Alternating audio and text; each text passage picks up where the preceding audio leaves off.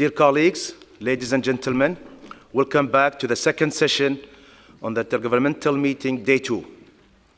Before we continue with the agenda item 5, please allow me to express my sincere gratitude to Japan for their generous contribution to ensure a successful delivery of this second session on the Intergovernmental Meeting. Yesterday, we kicked off with a day of vigorous discussions, and I hope everyone had a good rest after the meeting.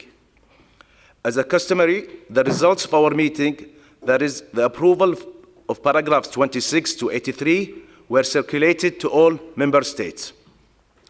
Today, we will resume with the policy area 5, environmental and ecosystems, starting with paragraph 84. Before we do so, I would like to reflect briefly on our experience yesterday.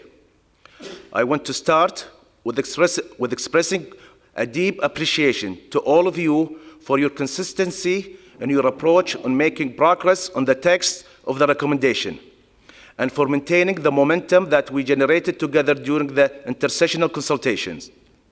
Yesterday, we witnessed a clear lack of appetite from the floor to reopen debates on paragraphs that represented a delicate balance of different viewpoints that we managed to achieve together. This balance was a result of a deep, comprehensive, and extensive discussions during the intersessional consultations.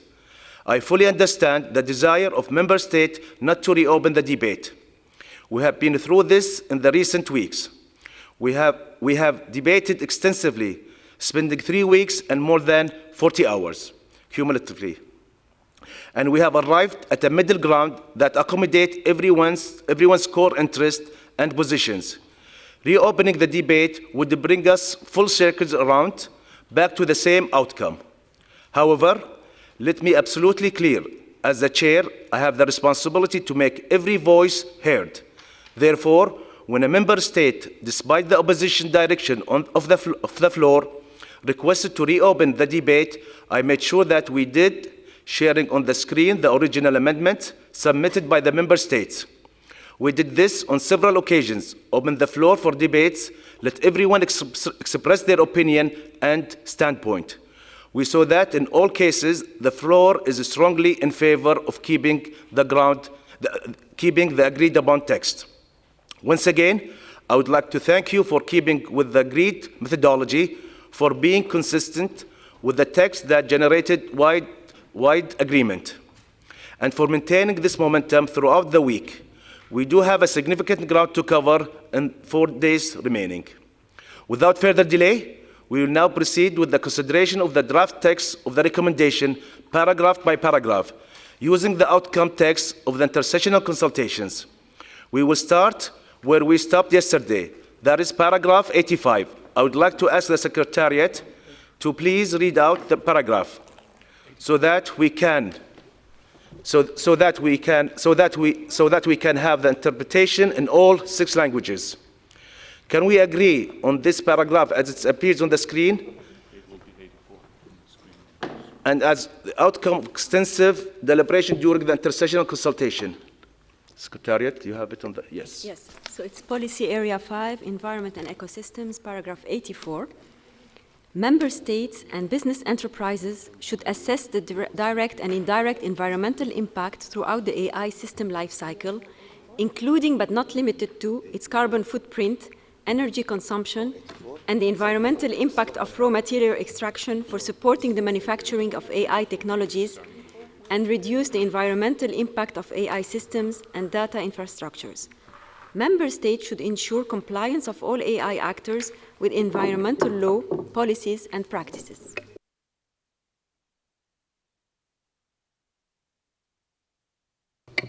So in this paragraph, we had 6 amendments, and after the discussion, the intersessional consultation, the member state had a consensus upon the text in front of us. Can we have consensus on paragraph 84? I see no objection, so paragraph 84 approved. And now we move to paragraph 85. Secretariat, please.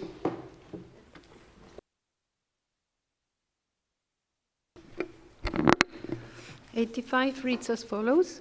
Member states should introduce incentives when needed and appropriate to ensure the development and adoption of right-based and ethical AI-powered solutions for disaster, risk resilience, the monitoring, protection, and regeneration of the environment and ecosystems, and the preservation of the planet. These AI systems should involve the participation of local and indigenous communities throughout the life cycle of AI systems and should support circular economy type approaches and sustainable consumption and production patterns. Such examples include using AI systems when needed and appropriate to A. Support the protection, monitoring, and management of natural resources. B. Support the prediction, prevention, control, and mitigation of climate-related problems. C. Support a more efficient and sustainable food ecosystem. D. Support the acceleration of access to and mass adoption of sustainable energy. E. Enable and promote the mainstreaming of sustainable infrastructure, sustainable business models, and sustainable finance and for sustainable development. And F.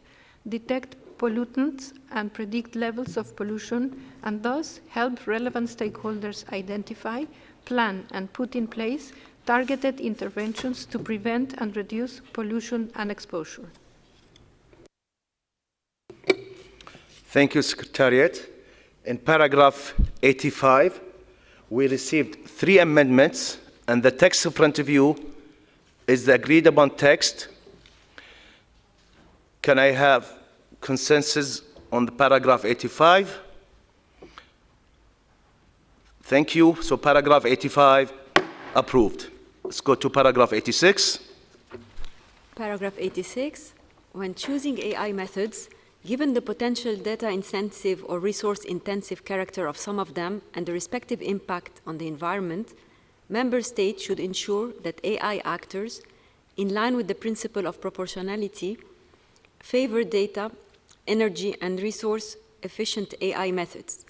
Requirements should be developed to ensure that appropriate evidence is available showing that an AI application will have the intended effect, or that safeguards accompanying an AI application can support the justification.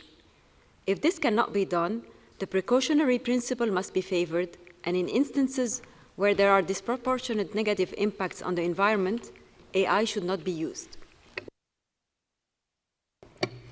Thank you. So, paragraph 86.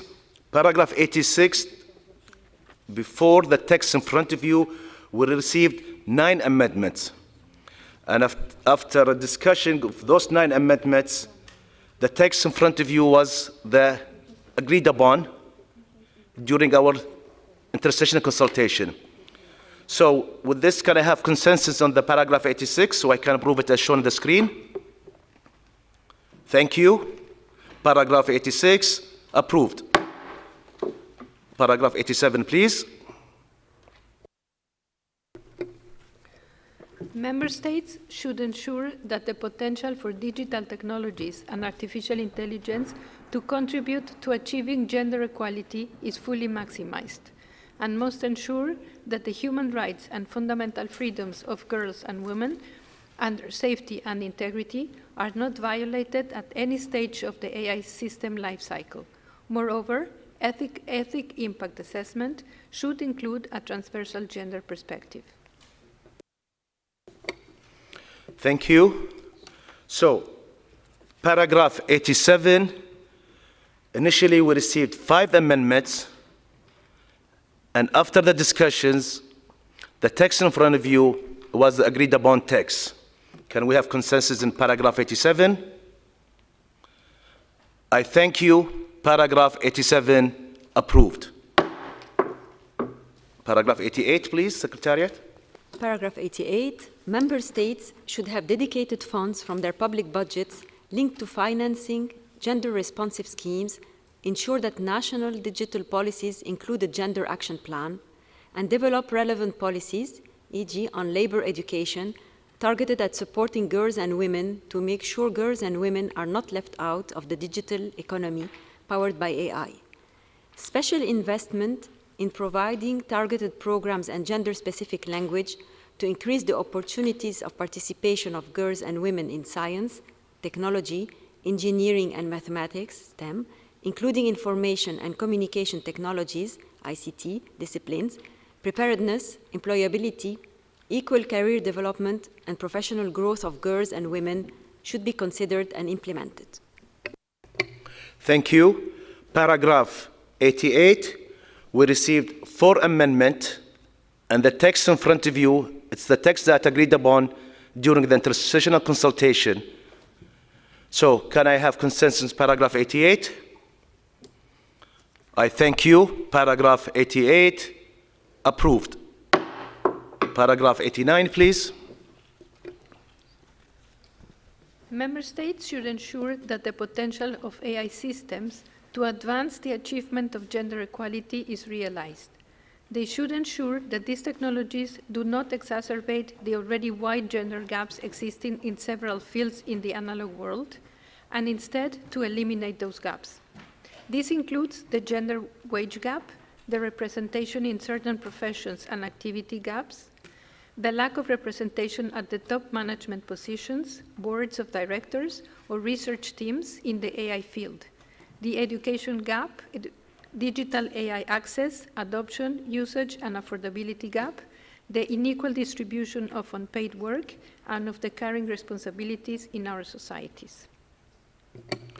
Thank you. Paragraph 89 is shown on the screen. First, initially, we received 2 amendments, and the text in front of you, that was the text after the intersessional consultation. Can we have consensus on this text? I thank you. Paragraph 89 is approved. Paragraph 90, please. Paragraph 90, member states should ensure that gender stereotyping and discriminatory biases are not translated into the AI systems, and instead identify and proactively redress these.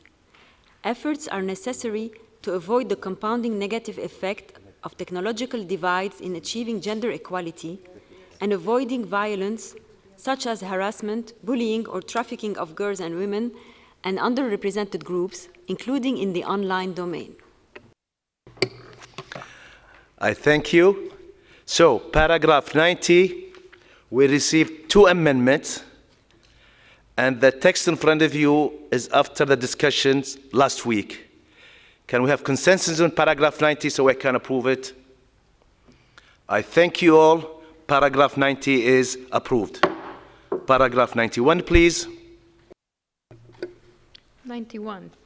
Member states should encourage female entrepreneurship, participation and engagement in all stages of AI system life cycle by offering and promoting economic, regulatory incentives, among other incentives and support schemes, as well as policies that aim at a balanced gender participation in AI research in academia, gender representation on digital AI companies' top management positions, boards of directors, or research teams. Member states should ensure public funds or innovation, research, and technologies are channeled to inclusive programs and companies with clear gender representation, and that private funds are encouraged through affirmative action principles.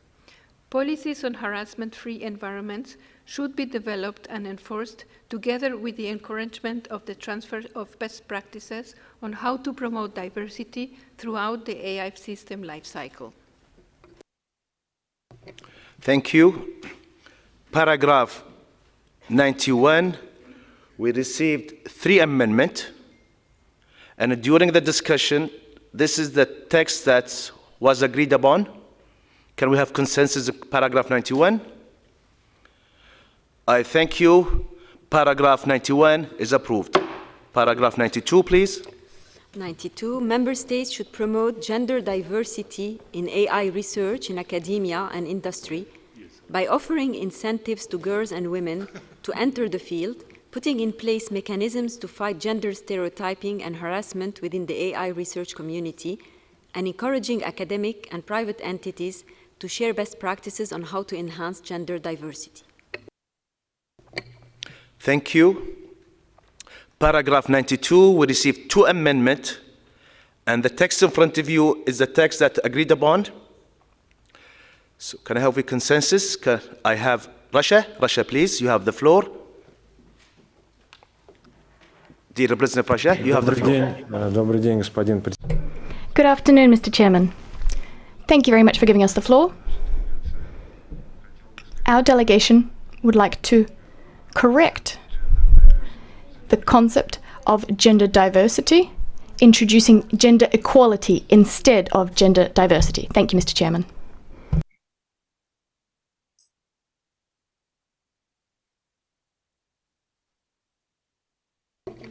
I will reflect the amendment in paragraph 92 that was submitted by Russia. So we see if he's want to open the floor on that amendment. Secretariat, could you please reflect the amendment? The original amendment but submitted by Russia. Let me read.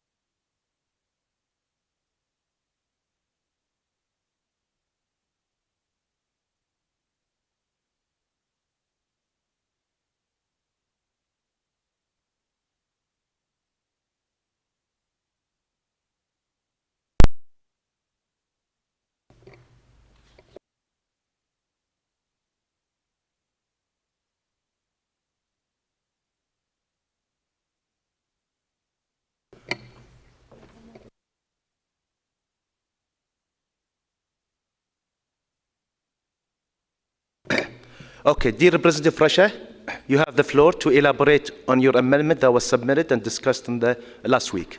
So you wanted to add boys and men. You have the floor. Could you please elaborate the reasoning behind this addition? Господин председатель. Mr. Chairman, we wanted to replace gender diversity by gender equality. You see, this amendment dates back to the middle of May, and since then we've had quite a few consultations. We've discussed this issue on numerous occasions. And as other delegations have rightly pointed out, as far as we know, gender diversity is not officially recognized by all delegations. This concept, gender diversity, is not applicable in all instances of promoting gender diversity as a duty of member states is not something that we can apply. We should take as our starting point the fact that gender equality fully meets the requirements of the paragraph. Thank you very much. Thank you, dear Representative of Russia. Again, like I said before, I will not open the floor for a new amendment. This is this is the rules, and this is the procedure that we are all agreed upon. I will reopen any amendment that's submitted and the member state, they are not happy with the outcome of the intersession consultation. So with that, dear Representative Russia, in this paragraph, the only amendment in front of me that came from Russia is adding boys and men. Russia, you have the floor.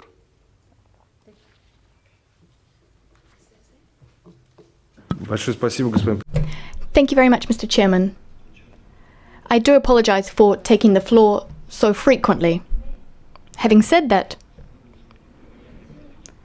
the situation which is appearing as we move through the text, well, it means that we have fragmented comments on the texts. We're in favor of the most constructive course possible so that we can move through the text and achieve the best possible result. However, despite our optimism, despite our constructive approach, we cannot but state that there's a situation on our hands. We have differences about the text which we cannot overcome. Very often, what has been introduced is completely at odds with our national legislation, or at least parts of our national legislation.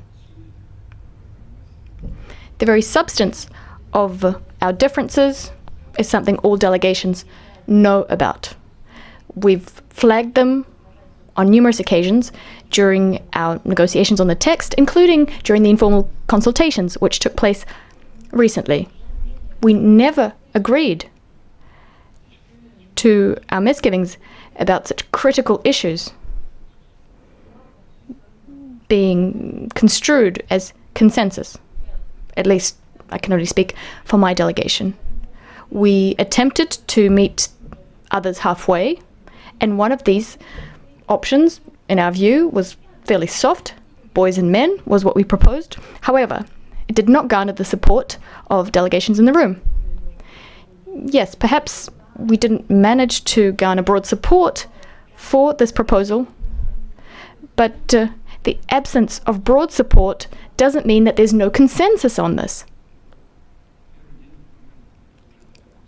On the very first day of formal consultations, formal this time, you have tried to transplant the same approach we took during the informal consultations and apply it here. And in fact, we now have the same situation on our hands. And perhaps you're right. We are getting a sense of déjà vu of what we experienced during the informal consultations. Following the first day of discussions, we have a number of other issues which give us cause for concern. Some delegations said in a very forthright manner that there are still former instructions which apply, and this means that we cannot work with the text. Some of our proposals were rejected on the grounds that they make no sense. They're pointless. Mr. Chairman, in the interests of trying to achieve the outcome we all seek, that is, of course, the adoption of a text which is universally applicable, we're of the view that a potential way forward is to try and find other ways of garnering consensus. Other scenarios which will allow us to uphold the principle of leaving no one behind, no one left behind.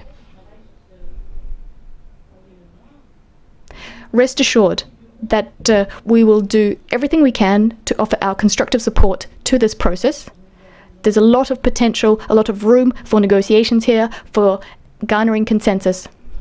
However, perhaps we should do our utmost to avoid a situation whereby we exhaust all of our delegated authority, all of the authority we've been granted to conduct these negotiations. I don't think we should escalate these differences to a higher political level, meaning that our superiors would have to resolve these issues which we are unable to resolve at this level. Once again, rest assured that you have our full support as we endeavour to iron out the remaining differences. Thank you, Mr. Chairman. Thank you, Russia. Again, for me to be consistent, like I said from day one, if Russia had an amendment, or any member state had an amendment in any other part of the paragraphs, to ensure no one leaving behind, we would have discussed it in the intersessional consultation. We would have discussed it again today. And by that, to me, again, every member state has a chance to submit their amendment in each word. And in that specific paragraph, Russia submitted the amendment in front of me. And after a long discussion, and I appreciate the flexibility of Russia for accepting the member states' point of view and removing the boys and men. Yet again, if you want to reopen it again, out of matter of transparency and matter of no leaving anyone behind, I will be more than glad to open it and to go along with the room decisions. So to me, again, There is the only thing in front of me that from Russia, and that para is the amendment in front of us. Saying that, I'll give the floor to Burkina Faso, followed by Cuba. Burkina Faso, you have the floor.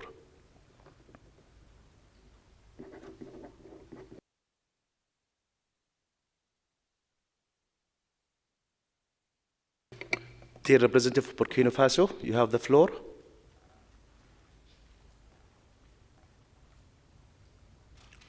Okay, we'll wait for Burkina Faso. I'll give the floor to Cuba, followed by... sorry. Monsieur Yes. le Président. Yeah. Chair, thank you for your guidance. We believe that the methodology is commendable. However, regarding our consensus seeking, I think that there are exceptions.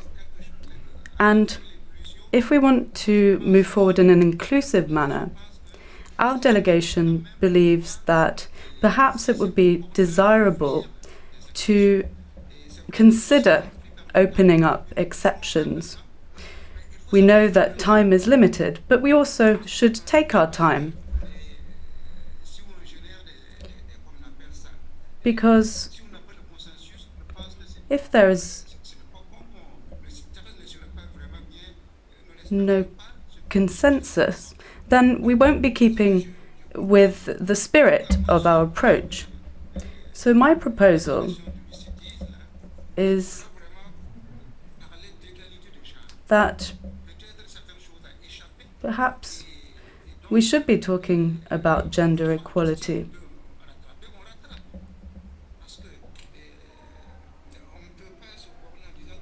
We can't simply state that this is how things are. We need to be open-minded. I think we need to consider our methodology. We're seeking consensus, so we need to take a balanced approach. Thank you. Thank you, Burkina Faso. Again, it's the approach we are having, it has not anything to do against the consensus. We are putting a system and presenting the argument and the discussions. And there was a time frame, so every member state have a time to go through their, the documents as whole, a time where they can submit any amendment. Like I said, there is paragraphs where I had more than 9, 10 amendments, and we went through all of them. So all member states had the time. I did not leave anyone behind. That's why if I have any amendment that member states submitted and they think it was not to the, they did not feel comfortable with the outcome of the intersession consultations, I'm reopening it again. And this is what we're doing for the last month, and I'm gonna be as a chair, so I can make sure I move forward efficiently and constructively, is to continue with the same way. Saying that, I'll give the floor to Cuba, followed by Australia. Cuba.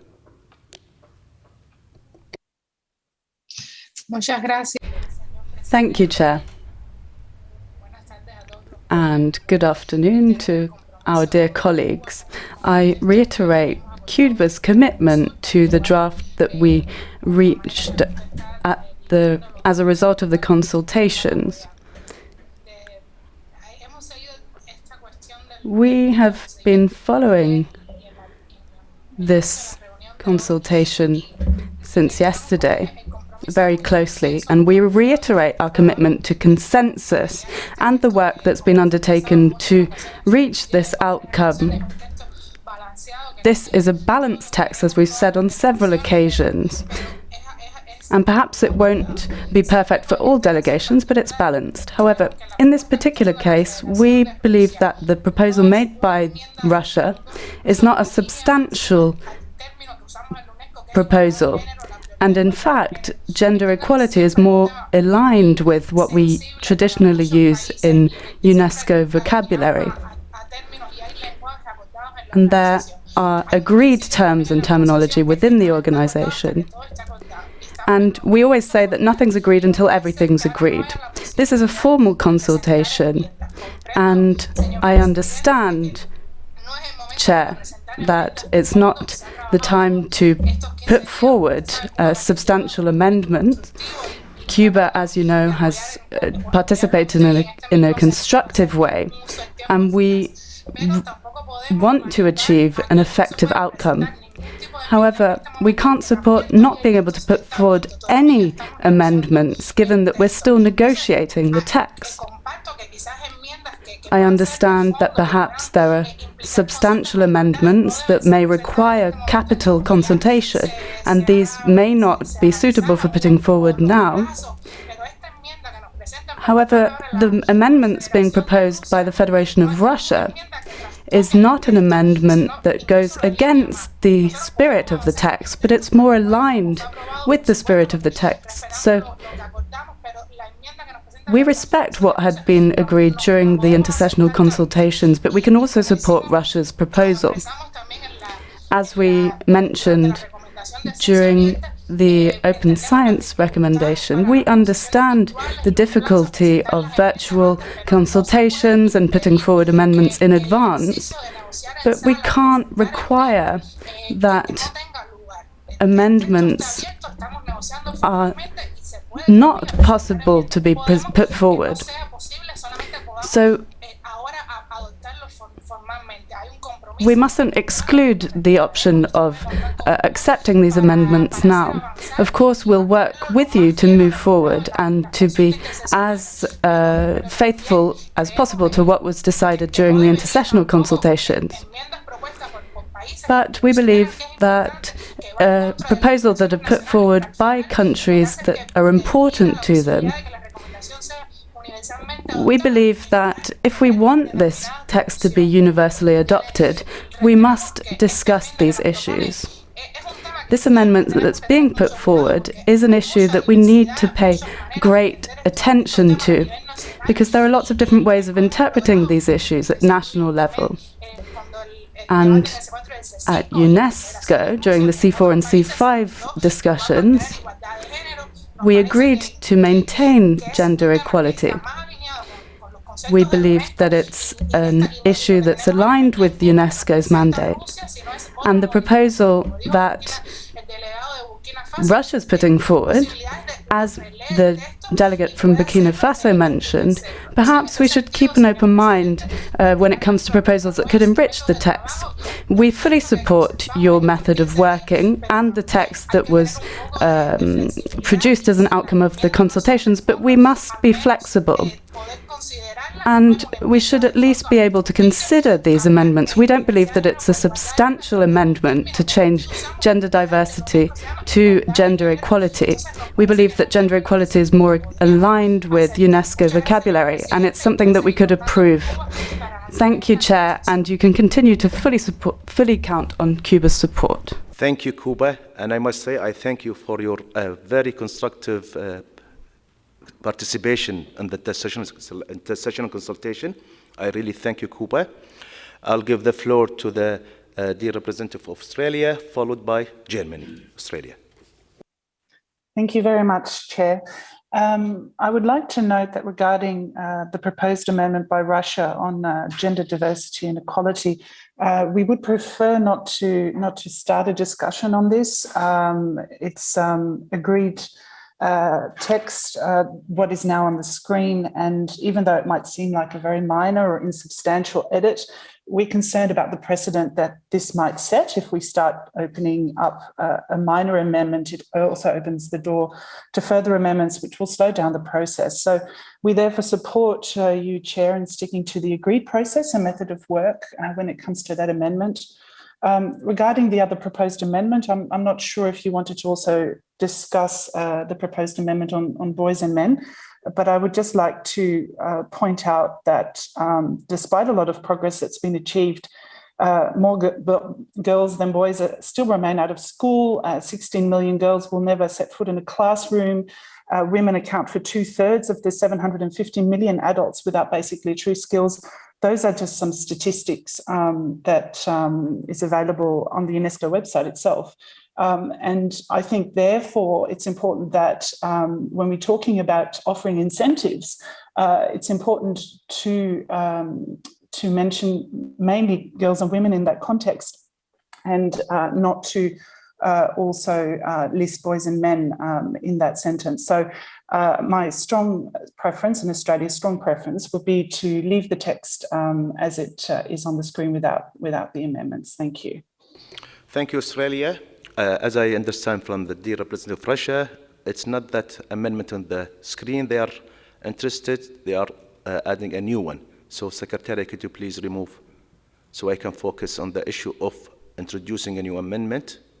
And again, I will listen to everyone, but the system that we are all agreed upon, even if it's not a major amendment, some countries see it's a major. So this is a very fine line to reflect which is, a major or a minor or substantial or not substantial, because every member state have their own way of interpretation any amendment. Saying that, I'll give the floor to the dear representative of Germany, followed by Venezuela. Germany, you have the floor. Thank you, Mr. Chair, and good afternoon, colleagues. It's a pleasure to work with you again. I have two brief points to make. First, in support of what you said and what a number of colleagues have said on our procedure. We value the work we put into this consensus text within the last month, and we want to preserve as much of it as possible. And in that sense, we urge colleagues to really stick to the procedure and to stick to the rules we set ourselves. I personally do not think that it is helpful to accuse colleagues of a closed mindset in this context. Having spent 4 weeks on the discussion of this text is very much a demonstration of indeed our openness of mindset. As regards the amendments Russia put forward, again, and looking at the point on and their argument made with regard to boys and men and their changing interpretation of what is now marked as gender diversity, I would like to highlight 2 points. First, this is a term that was contained in the draft, if I remember correctly, from the beginning. So this is something that our capitals have seen for a long time. Second is, if you prepare one amendment because you're not happy with the preparation of this one, either you prepare a way out and you argue your way out, or you don't. And if you don't, the outcome is not that you reopen and return to your initial position, but that you look at the facts and consider the fact that you have either not well prepared or you have not well convinced your colleagues. This is one point of it. It is clearly not a transgression or a weakness of our procedure. That's the first point. And then I would like to remind colleagues that indeed this paragraph is not about discrimination. There is a reason why the term diversity is used in this paragraph. And it is most notably to describe that what is important is a richness of perspectives. It speaks about stereotyping, about closed views. And it is a paragraph that does mainly aim to support and to strengthen a diversity of perspectives in AI research. So this is not about protection against discrimination. This is about the views you need to do proper and good AI research and comprehensive AI research. So in this spirit, and we need to be quite precise in this regard, not everything that is about gender is about discrimination. The way anybody contributes to society is more than just the fact whether they are treated equally or not. And this is why it is important to be quite precise and use the term diversity, because this paragraph is about the diversity of views, which is a point that was discussed when we discussed the Russian amendment. And however, we did reach a different compromise, and Germany continues to stand firmly behind this compromise, as do a number of member states, taking the floor and expressing themselves in the chat. Thank you. Thank you, Germany. Again, before I give the floor to Venezuela, let me elaborate one thing. If I had an amendment from any member state on that sentence where it says gender diversity, and even though if we had an amendment and we have a thorough discussion and it was not accepted and the member state want to reopen it, I will reopen it. But now I'm talking about the principle, not about the content. So with that saying, I'll give the floor to Venezuela, and please, let's focus on the principle of opening a new amendment. And my point of view, we reach this way by sticking to the agreed roadmap of having no new amendment, so everyone can have enough time to look at those amendments. Saying that, I'll give the floor to Venezuela, followed by Austria, then France. Venezuela, you have the floor. Thank you, Chair. Venezuela has always been in favour of a constructive approach in these discussions, as you know. However, we must support what was indicated by our distinguished colleague from Cuba. We can accept the proposal for gender equality because it's an issue that consists of already agreed language within UNESCO. This being said, I understand the concerns about reopening or opening new amendments and paragraphs that have already been discussed. However, we believe that nothing is agreed until everything is agreed. And here, this is not necessarily about approving what's been discussed during the consultations, but rather enriching the text when this is valid. We're spending significant resources on these meetings, so we want to be able to enrich these paragraphs. We believe that this is not a substantive change, but a change that would align the paragraph with other documents of UNESCO. Therefore, we could support this amendment to gender equality. Thank you. Thank you, Venezuela. Thank you, Maria. Again, let me also thank you for your constructive and very enriched discussion the last week. I'll give the floor to Austria, followed by France. Opa. Sorry. Sorry. I have a bit problems with my camera. If you allow me to speak without camera right now. I'd like to, Austria would like to strongly support you, Chair, in upholding the approach and methodology we have agreed upon from the start. And that means 2 months ago, if I'm not wrong. And just reiterate that we've made extremely good headway because we all stick rigorously to an approach we all agreed upon. Member states had months, not 1 month, months to look at the text. In particular, member states had ample time to look at those texts that are difficult for them. We have to note that Russia did not introduce an amendment at that time. We discussed the whole section on gender extensively. This is not a first discussion on gender we had in the context of this instrument. We're discussing it everywhere. So it's not that this has not been amply discussed, and the positions of the membership is pretty clear. So now we've got this text. And we would strongly urge to keep with the original text. And if you look in the chat, this is a position shared by a whole lot of member states from all regions. I saw Malaysia, I saw Tanzania, I saw Kuwait, Saudi Arabia, if I'm not wrong. So we would strongly urge, for the sake of keeping the momentum we've reached, that we stick to it. I feel that the arguments that we heard so far for changing that rule are not convincing at all. We've spent so much time in the intersessional negotiations where everybody had really ample time. I didn't hear anything on this point. So I think this is not how the way forward. Thank you very much. Thank you. Thank you, Austria. Again, let me elaborate one thing. So also I'll be fair to what happened yesterday. They were member state. They wanted to introduce new amendments. And thank to you. And I did not accept that proposal. So I cannot also go back again today and do the opposite. So yesterday there was member state who wanted to reopen a new amendment. And that did not happen.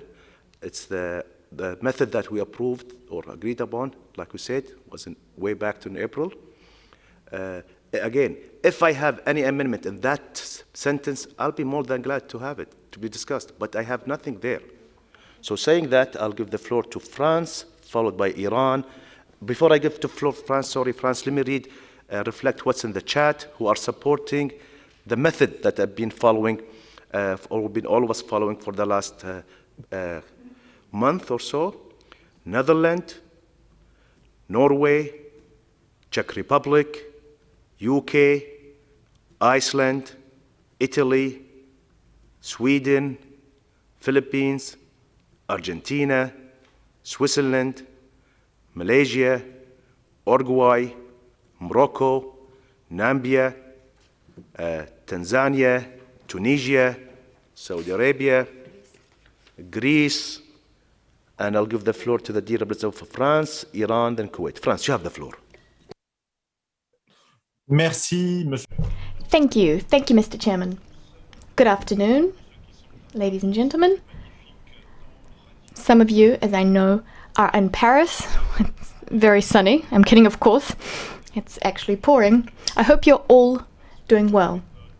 Mr. Chairman, we should like to reiterate our full support for the method we endorsed. Mr. Chairman, we're not here to discuss the substance of these amendments, nor are we here to decide whether this is a superficial amendment or one that speaks to the substance. We're not trying to figure out whether we should emphasize women and girls rather than men and boys because they face greater threats. Furthermore, it's not about gender equality. We all support gender equality. That's not what we're talking about here, Mr. Chairman. In fact, what we're trying to figure out is whether your method, which was endorsed by a very large number of delegations, is the right one. And it's also up to us to decide whether we do want to spend so much of our precious time. In fact, we do not agree to squandering our time because your method is the right method. We have some fundamental issues at play and we need the green light from our capitals. We're acting on the basis of instructions, and those instructions are to follow your method and not to consider new amendments, as you yourself said, Mr. Chairman. Thank you very much. Thank you, France. I'll give the floor for the dear representative of Iran, followed by Kuwait. Iran, you have the floor.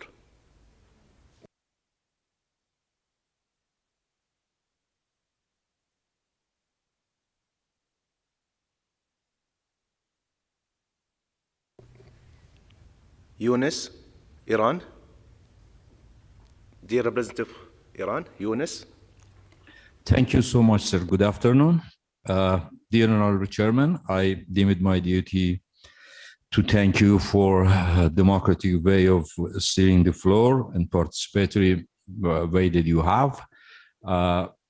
We support the concerns and understand the concerns of Russia, Cuba, and Burkina Faso. Just I wanted to remind us, all of us, that we have the term gender equality in preambulatory part of the recommendation in PP4. We have gender equality. Thank you so much, sir. Thank you. Thank you, dear representative of Iran, for your insight and your constructive comment. Saying that, I'll give the floor, please. And please, try to focus not the content of the amendment, more the principle of to have or not to have any new amendment to be opened. So I'll give the floor to Kuwait, followed by Brazil. Kuwait, you have the floor. Thank you, Mr. Chair. Actually, this is what I'm more focused on. Let's not be touched by the content itself, as we always might have different opinion, and this is what we reached consensus before. It's not necessary that every amendment that Kuwait has submitted has been approved. but still we have reached consensus. It's about the concept of adding a new amendment at this stage. This is violating and penetrating everything we've done before that we have agreed on from day one.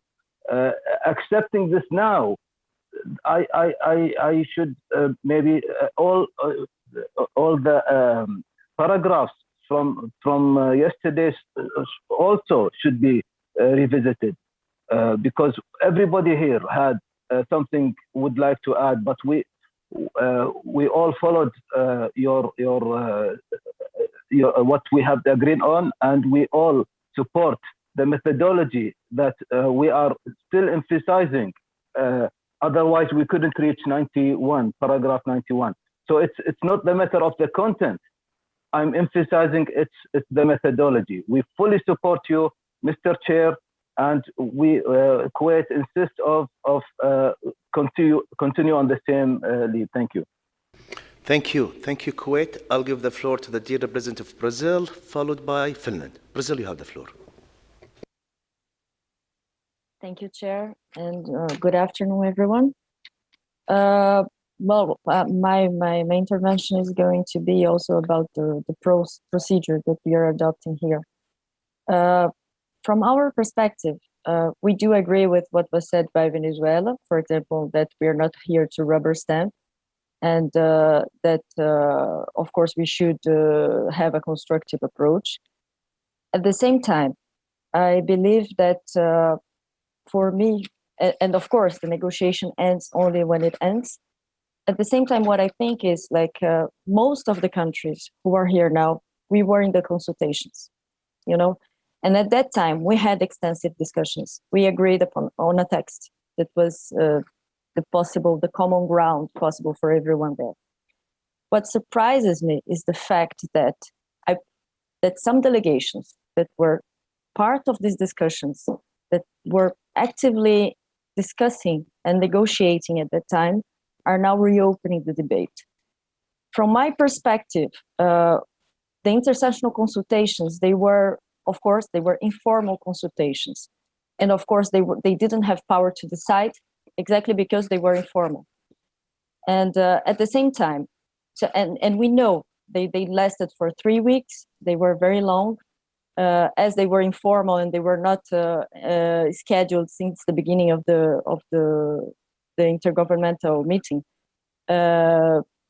Many countries didn't have time to organize themselves to participate in the negotiations, and that's why they were informal. So from my perspective, it would be absolutely understandable if now some delegations that for one reason or another could not participate in the intersessional consultations, if they had questions, they could raise them now, because we are arriving with a new text in which they did not participate actively.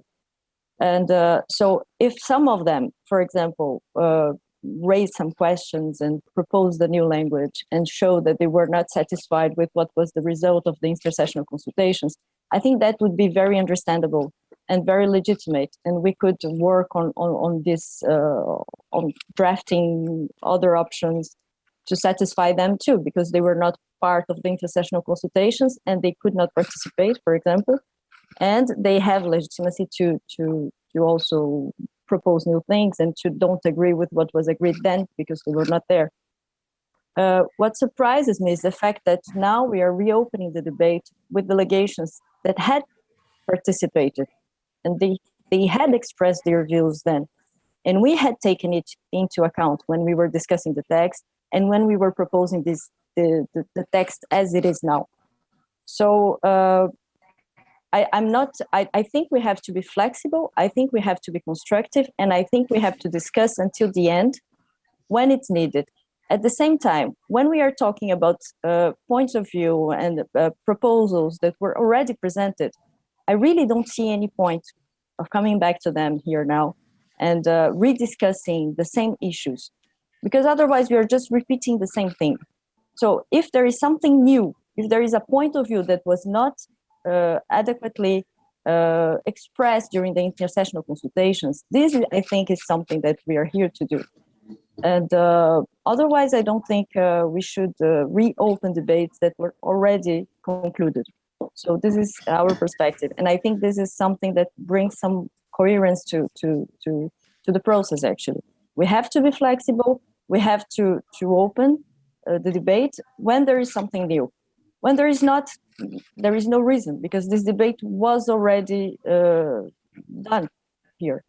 And that's why we are seeing many times since yesterday that we are repeating the same arguments here, because these debates, they already took place here.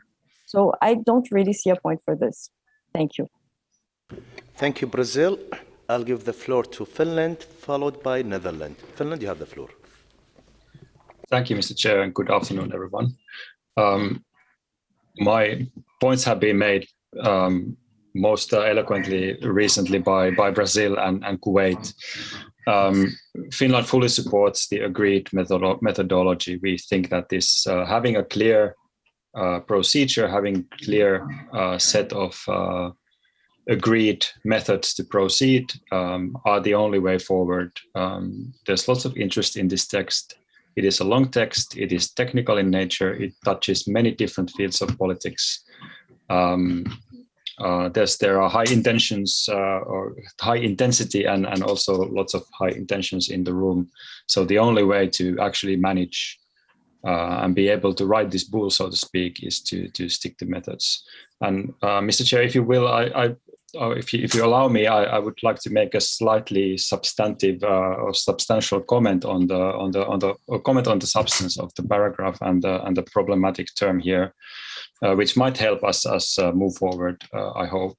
So I just wanted to point out that when this we are all often reading text with a certain filter, so we pick up certain terms that we like or certain terms that we don't like, and then when we find a term we don't like, then we ask it to be removed. Here, however, if you read this, we shouldn't read this in the context as we have done in other places where we are looking at gender identity and sexual orientation, etc. This is not about that. I mean, here we can read this multiple ways depending on your background. However, when you read it literally, it is just saying that we should promote gender diversity in AI research in academia and industry. If you think there are only two genders in the world, which you are fully free to think so, then this can be read as yes, currently AI research in academia and industry are being dominated by men extremely heavily. So this is just meaning that, you know, out of the two genders, we would like to have not just one, but also the other one involved. However, if we have another interpretation of what gender means and what that means, then you can read that in your way. So in this sense, I think that this mention here, when we are talking about diversity, we are just meaning that there should be more women in these fields, and that is already clear. So I'm just kind of hoping that this would maybe put some delegations into ease that have had understandable issues with gender-related terminology, and it would allow us to move forward. As said before, this text has been there for months.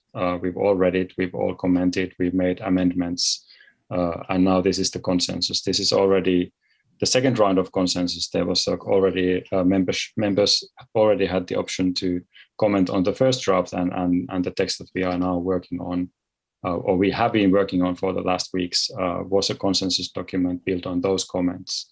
And now this is already a consensus built on consensus built on consensus. So we should definitely be able to accept this and move forward. Thank you, Mr. Chair. Thank you, Finland. Before I give the floor to Netherlands, will it be okay with the Russia to reflect their point of view? Again, after we heard from the floor, would it be okay with the Russia to reflect their point of view on the report so we can have a constructive discussion and move forward?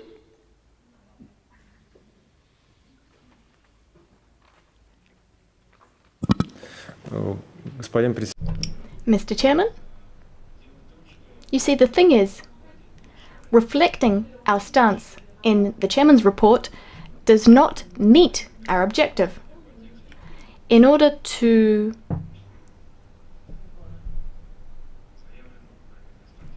in order not to prevent us from moving through the text using the constructive approach we've adopted, we suggest using the formula we used in previous consultations. The Russian Federation cannot agree to the wording of this paragraph as it stands.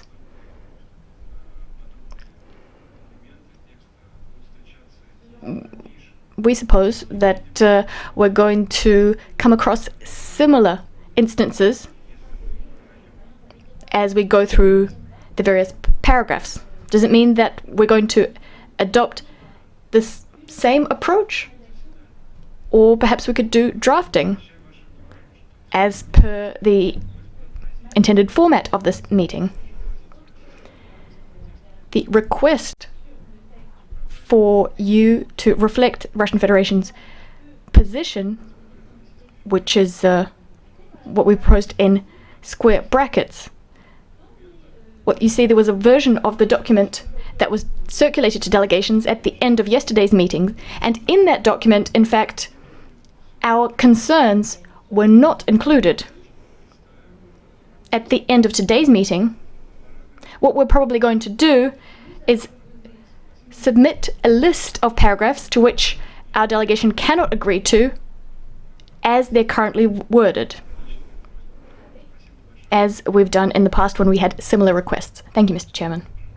Thank you, Rasha. Again, we wanted to focus on the topic in paragraph 92, so we don't lose the member state.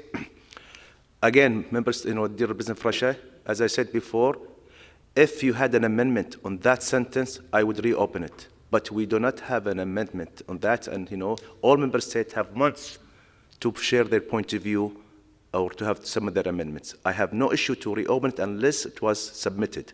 Saying that, I'll give the floor to the dear President of Netherlands, followed by Norway, then Algeria. Netherlands, you have the floor.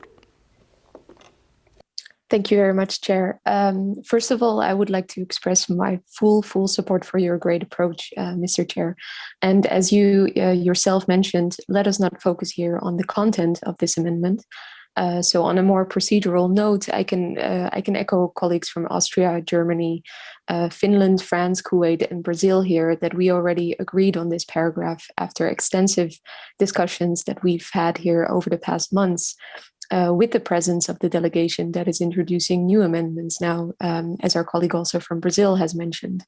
At the same time, these amendments are not new, as we've already discussed these issues quite extensively previously. So again, this is a new amendment that is being proposed here, and we do not want to change the endorsed method, nor do we want to water down the recommendation as we agreed upon this language in front of us. So in sum, we would prefer to move forward following the approach as proposed by you, Mr. Chair, and also endorsed by all the member states, as we still have a long way to go. So let us all remain constructive and also move forward efficiently. And I would like to appeal to our distinguished Russian delegation to be flexible and stick to previously achieved consensus. Thank you very much. Thank you, Netherlands. I'll give the floor to Norway, Algeria, Mexico. Norway, you have the floor. Thank you, Mr. Chair. I mean, from the Norwegian side, we'd very much like to echo the points of view from Germany, Austria, Australia, France, Kuwait, Brazil, Finland, and the Netherlands. I mean, we all know how many hours, how many days we have spent discussing the various aspects of this recommendation. It's been challenging, and one of the challenging aspects where it has been hard to reach consensus has been on wording in relation to gender. We've been able, in Norway's opinion, to find a delicate, fine balance on consensus. And this consensus has also been reached with member states in the room, in which now wants to open the discussion on this point again. So we would very much like to ask the Russian Federation to reconsider their approach and to take in also the discussion in which they were part of in the last few weeks. And to sum up, Norway fully supports the chair's point of view on the methodology that we want to agree on in this room. Thank you very much, Mr. Chair. Thank you, Norway. I'll give the floor to the dear Representative of Algeria, followed by Mexico. Thank you, Mr. Chairman. We did say yesterday that we fully support your approach, but our concern is that we're kind of reaching some kind of dead end.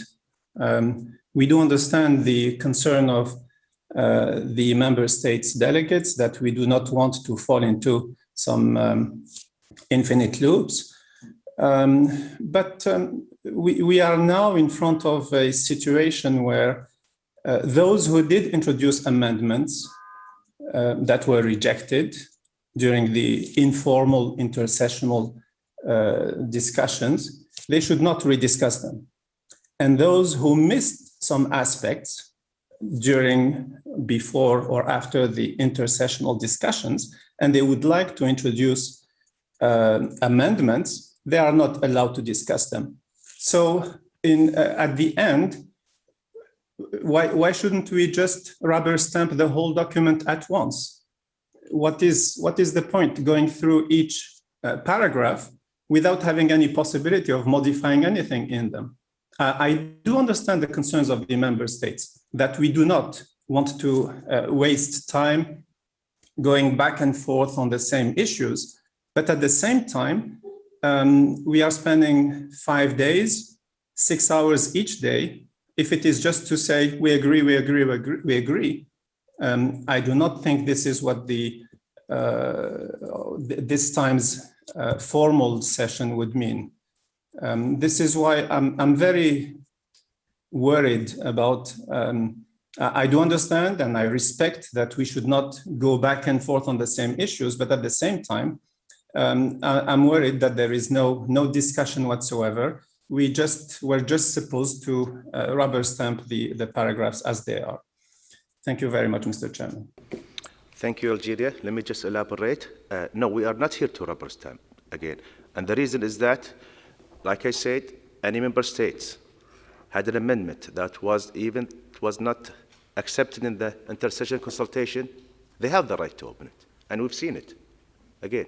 And it's up to the member state to accept it or not again.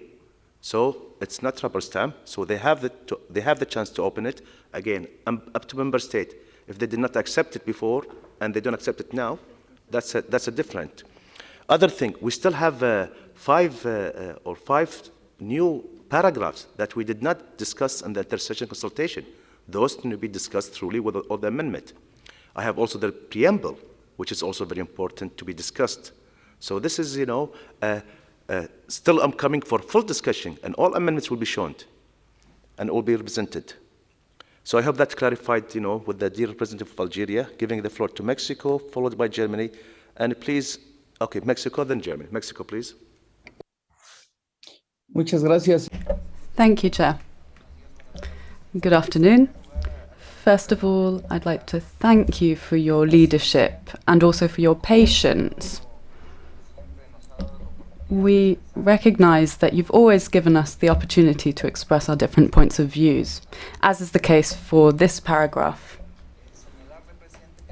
I'd like to signal that we could support the original text, that is to say, the one displayed on the screen, for two reasons. The first is a procedural, methodological reason. The text that we see on the screen is the result of many hours of work, and it shows a balanced approach. It's a fragile balance, perhaps, but it is a balance which reflects different points of views expressed by different delegations. And secondly, Chair, because regarding the content, in previous discussions, we've understood how sensitive these issues can be, gender identity, sex, etc. And by this I mean that something which could be considered by one delegation as a minor change, for another delegation may be a substantive change, which may break consensus. And that's why we support your approach, Chair. We prefer to maintain the text on the screen. Thank you. Thank you. Mexico. Before I give the floor to Germany, I'll give the floor to Singapore and Morocco because it's the first time they had the floor. So Singapore followed by Morocco. Singapore. Thank you, Chair. We've listened to this debate both yesterday and today. It's been quite extensive and unfortunately repeated many times. We honestly don't think there is very much point in continuing in this direction, and maybe it would be easier to focus on the solution rather than just airing views. So my suggestion is this. Now, we've spent a lot of time on this text, 3 weeks, hours, late nights for people like us in Singapore and our part of the world. And we strongly would appreciate not to reopen every single amendment that member states had put up that was not accepted. However, we do understand that some delegations have raised concerns that there is some text that they really cannot agree on. So perhaps a way forward would be for the room to reach a new agreement, which is that as far as possible, all delegations will avoid reopening text. But if there are texts that are deal breakers for certain delegations later on, not every single minor amendment, but deal breakers, to flag these, and we can try to accommodate them. But to do it this way, which is to reopen every single text, would perhaps undermine the credibility of such arguments if they are put forward later on.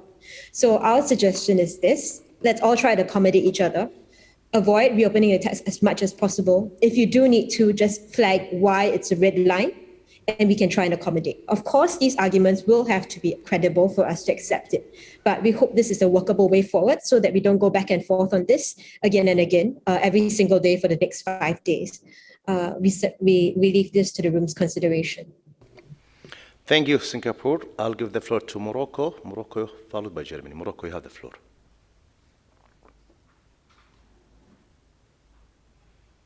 شكرا السيد الرئيس والسادة الأعضاء ممثل دول الأعضاء.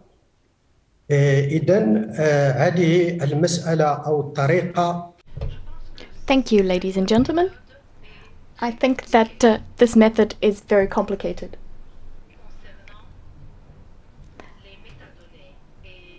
I'm referring to metadata and data collection. Artificial intelligence. Yes, we can have recourse to artificial intelligence to resolve this issue, negotiations and dialogue. But given the fact that we do not have AI available to us today, this method that you're proposing is intelligent and we support it. On the other hand, we understand the position of other advanced countries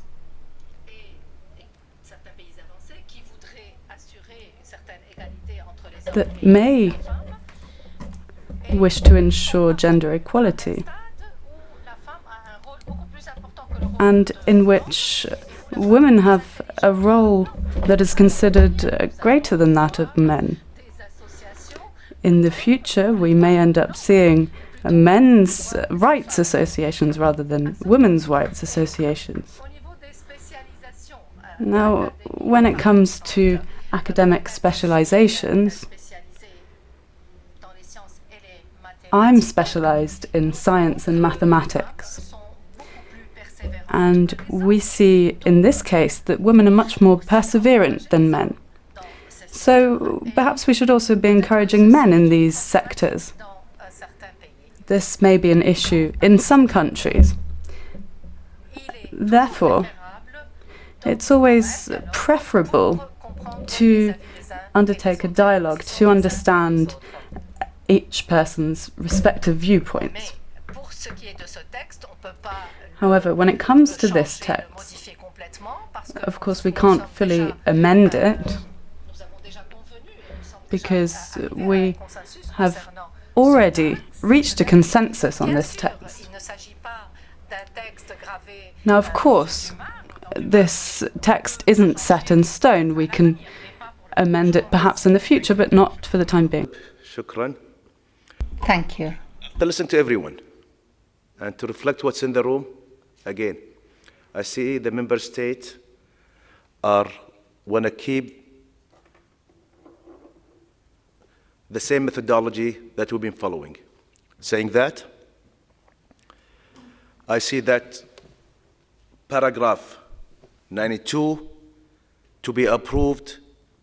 Again, I see no appetite to change anything in paragraph 92 to keep the original amendment, and also I did not see any support or appetite for to open a new amendment. Saying that, paragraph 92 is approved. Can we go to paragraph 93? Again, before I go to paragraph 93, so from now forward, please, so we don't repeat the same argument and hear the same discussion over and over, let's not open any amendment. So as a chair, and after listening for today and yesterday, to move forward, we will not able to be, I will not allow to open any new amendment. I will open any amendment that was submitted before. I'll be more than glad to reopen any amendment that the member state, they think they can change the floor with their argument. Again, that's their right, and I respect that. But in order to move forward, please, no new amendment. So next paragraph, please.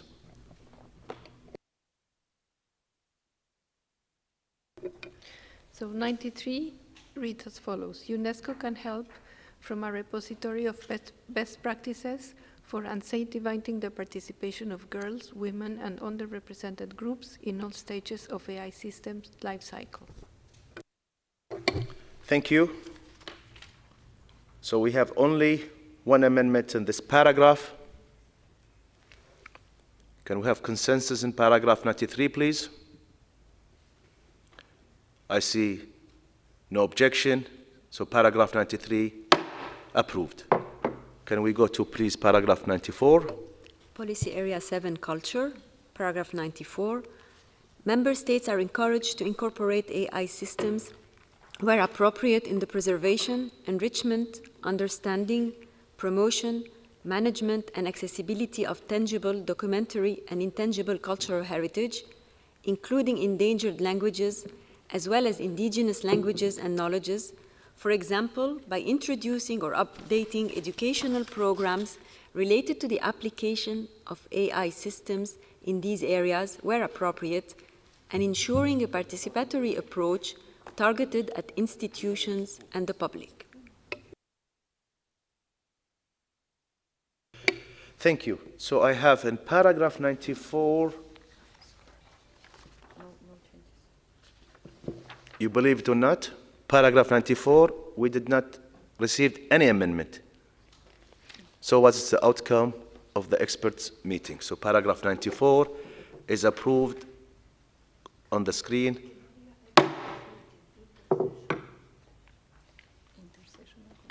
As paragraph 94, as was agreed upon in the intersessional consultation. So it goes to paragraph 95. Member states are encouraged to examine and address the cultural impact of AI systems, especially natural language processing applications such as automated translation and voice assistance, on a nuance of human language and expression.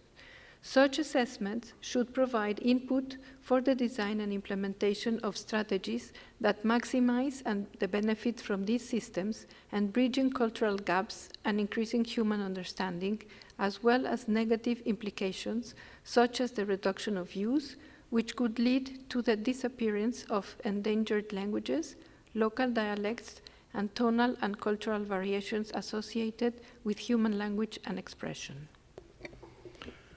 Thank you. Paragraph 95, also we did not receive any amendment, so it's shown as the outcome of the intersessional consultation. So see, have consensus in paragraph 95. Paragraph 95 approved. We'll move to paragraph 96. Paragraph 96, member states should promote AI education and digital training for artists and creative professionals to assess the suitability of AI technologies for use in their profession and contribute to the design and implementation of suitable AI technologies, as AI technologies are being used to create, produce, distribute, broadcast, and consume a variety of cultural goods and services, bearing in mind the importance of preserving cultural heritage, diversity, and artistic freedom.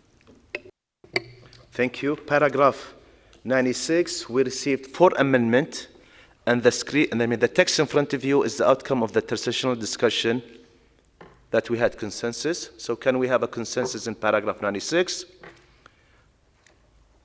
Paragraph 96, approved. Paragraph 97, please. Member States should promote awareness and evaluation of AI tools among local cultural industries and small and medium enterprises working in the field of culture to avoid the risk of concentration in the cultural market. Thank you. Paragraph 97, we had no amendment, so the text in front of you is the outcome of the intersessional consultations.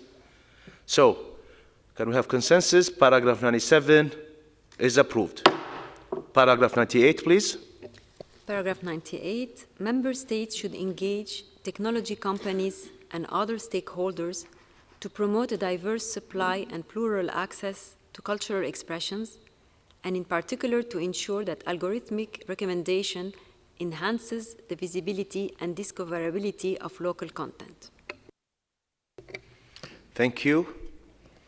Paragraph 98, we received 2 amendments, and the text in front of you is the outcome of the intersessional consultation. We have consensus, paragraph 98. I thank you. Paragraph 98 is approved. Paragraph 99, please. Sure. 99 reads as follows. Member states should foster new research at the intersection between AI and intellectual property, IP, for example, to determine whether and how to protect with IP rights with the works created by means of AI technologies. Member states should also assess how AI technologies are impacting the rights of interest of IP owners whose work are used to research, develop, train, or implement AI applications. Thank you. Paragraph 99, we received 5 amendments on that paragraph, and the text in front of you is after the discussion and the intersessional consultation. Have a consensus on paragraph 99. I thank you all. Paragraph 99 is approved. Paragraph 100, please.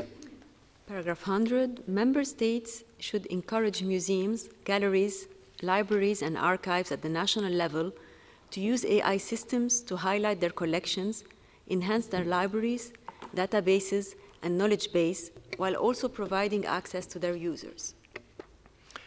Thank you. Paragraph 100, we received 1 amendment, and the text in front of you is the outcome of the intersessional consultation.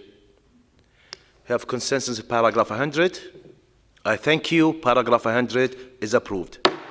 We'll go to the next section, Policy Area 8, Education and Research, paragraph 101, please. Member states should work with international organizations, educational institutions, private and non-governmental entities to provide adequate AI literacy education to the public on all levels in all countries in order to empower people and reduce the digital divides and digital access inequalities resulting from the wide adoption of AI systems. Thank you. Paragraph 101, we received 6 amendments that was discussed in the intersessional consultation, and the text in front of you reflects the outcome of that discussion. We have consensus in paragraph 101. I see no objection. Thank you. Paragraph 101, approved. Paragraph 102, member states should promote the acquisition of prerequisite skills for AI education, such as basic literacy, numeracy, coding and digital skills, and media and information literacy, as well as critical and creative thinking, teamwork, communication, socio-emotional, and AI ethics skills, especially in countries and in regions, areas within countries where there are notable gaps in the education of these skills. Thank you. Paragraph 102, we did not receive an amendment, so we have consensus in paragraph 102. Paragraph 102, approved. Paragraph 103. That reads, Member States should promote general awareness programs about AI developments, including on data and the opportunities and challenges brought about by AI technologies, the impact of AI systems on human rights and their implications, including children's rights. These programs should be accessible to non-technical as well as technical groups. Thank you. Paragraph 103, we did not receive an amendment. So paragraph 103, you see, as the outcome of the intersessional consultation, we have consensus. Thank you. Paragraph 103, approved. Paragraph 104, please. Paragraph 104, Member States should encourage research initiatives on the responsible and ethical use of AI technologies in teaching, teacher training, and e-learning, among other issues, to enhance opportunities and mitigate the challenges and risks involved in this area. The initiatives should be accompanied by an adequate assessment of the quality of education and impact on students and teachers of the use of AI technologies.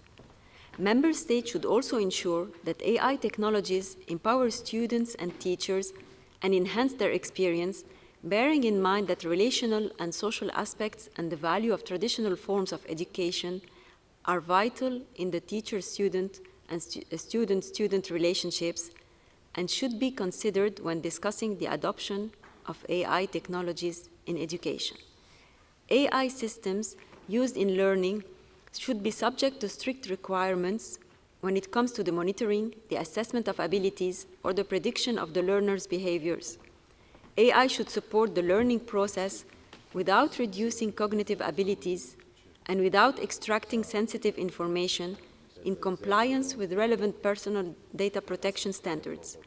The data handed over to acquire knowledge collected during the learner's interactions with the AI system must not be subject to misuse, misappropriation, or criminal exploitation, including for commercial purposes. Thank you. As you know, this lengthy paragraph, in that paragraph, we had 9 amendments. 9 amendments, and after the third discussion, you see the text in front of you as the outcome of the discussion of the intersessional consultation. So we can have consensus approving paragraph 104. I thank you all. Paragraph 104 approved. I see an observer would like to take the floor regarding paragraph 104. It's the IAUPL. Please, as an observer, as we are agreed, the observers, they have the floor for 1 minute. Please.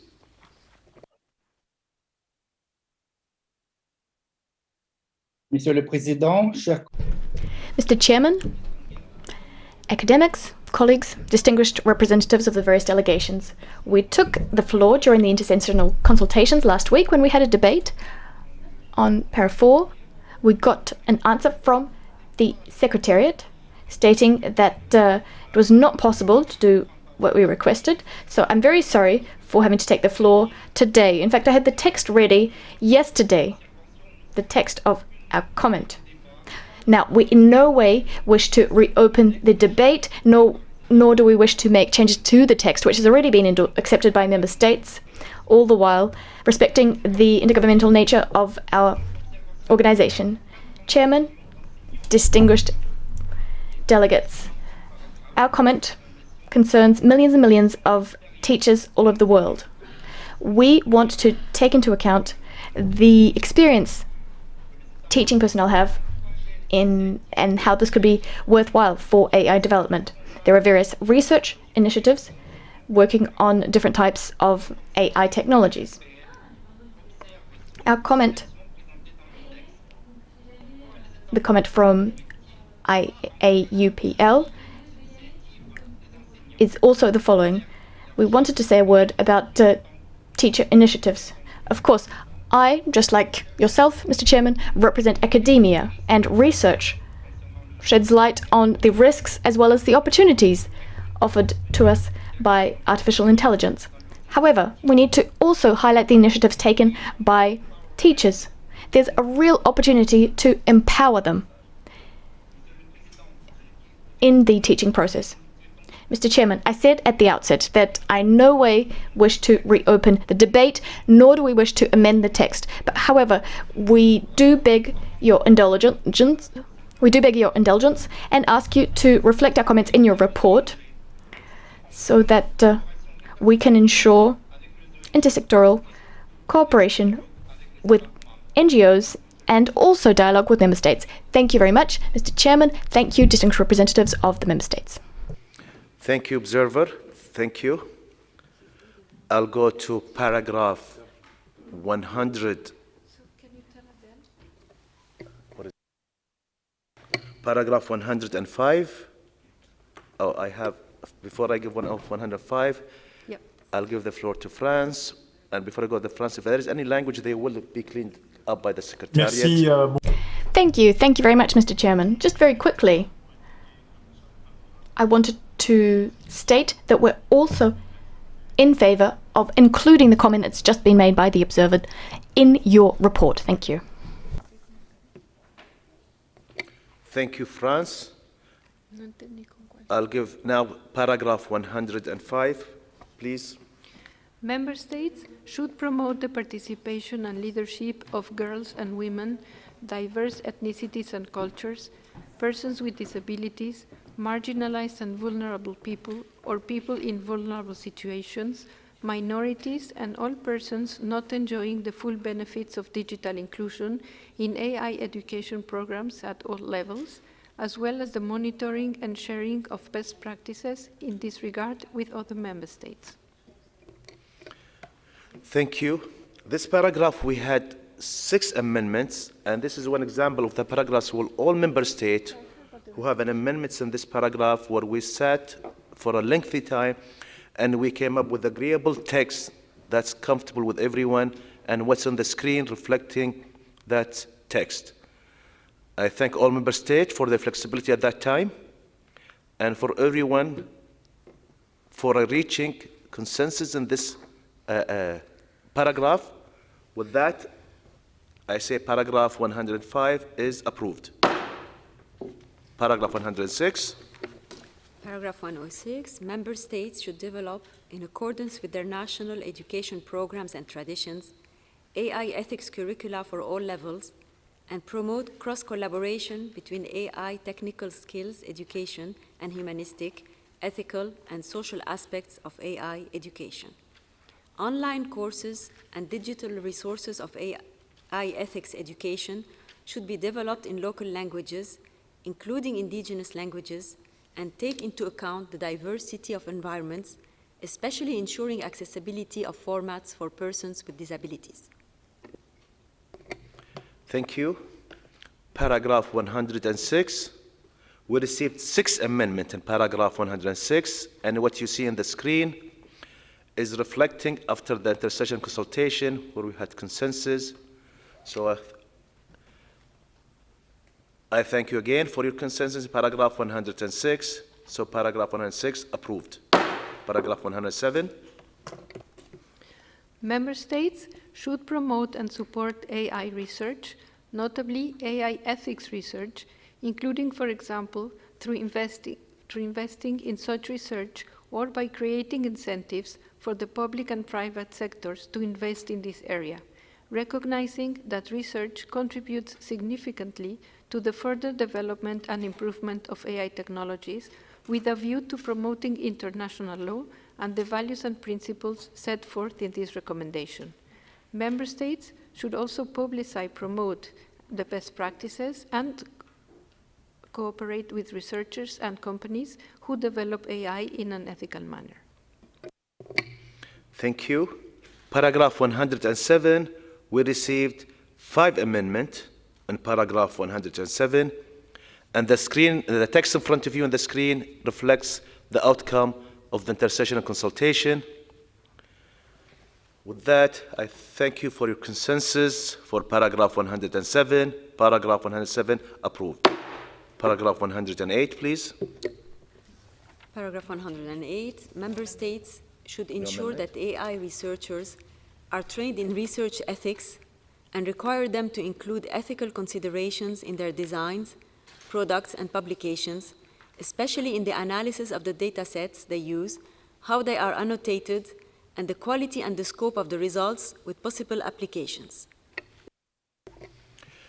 Thank you. Paragraph 108, we did not receive any amendment from any member state. So the text in front of you is the outcome of the intersessional consultation. Paragraph 108, we have consensus. I thank you all. Paragraph 108 is approved. Paragraph 109. Member states should encourage private sector companies to facilitate the access of scientific community to their data for research, especially in LMICs, in particular LDCs, LLDCs, and SIDS. This access should conform to the relevant privacy data and data protection standards. Thank you. Paragraph 109, we only received one amendment, and the text in front of you is the outcome of the intersessional consultation. We have consensus in 109. I thank you all. Paragraph 109 approved. Paragraph 110, please.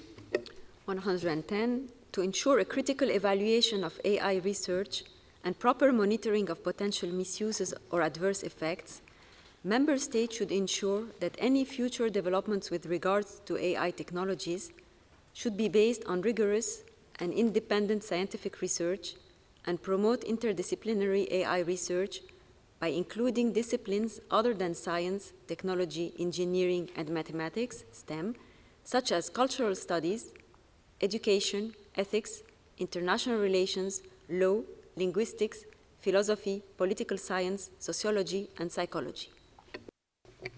Thank you. Paragraph 110 will receive 3 amendments, and the text in front of you is the outcome of the intersessional consultation. I thank you for the consensus. Paragraph 110 approved. Paragraph 111. Recognizing that AI technologies present great opportunities to help advance scientific knowledge and practice, especially in traditionally model-driven disciplines, member states should encourage scientific communities to be aware of the benefits, limits, and risks of their use. This includes attempting to ensure that conclusions drawn from data-driven approaches, models, and treatments are robust and sound. Furthermore, member states should welcome and support the role of the scientific community in contributing to policy and in cultivating awareness of the strengths and weaknesses of AI technologies. Thank you. Paragraph 111, we received 2 amendments, and the text in front of you reflects the outcome of the intersessional consultation. So we have consensus in paragraph 111. I thank you. Paragraph 111 approved. We go to the next section, Policy Area 9, Communication and Information. Secretariat, please. Paragraph 112. Member states should use AI systems to improve access to information and knowledge.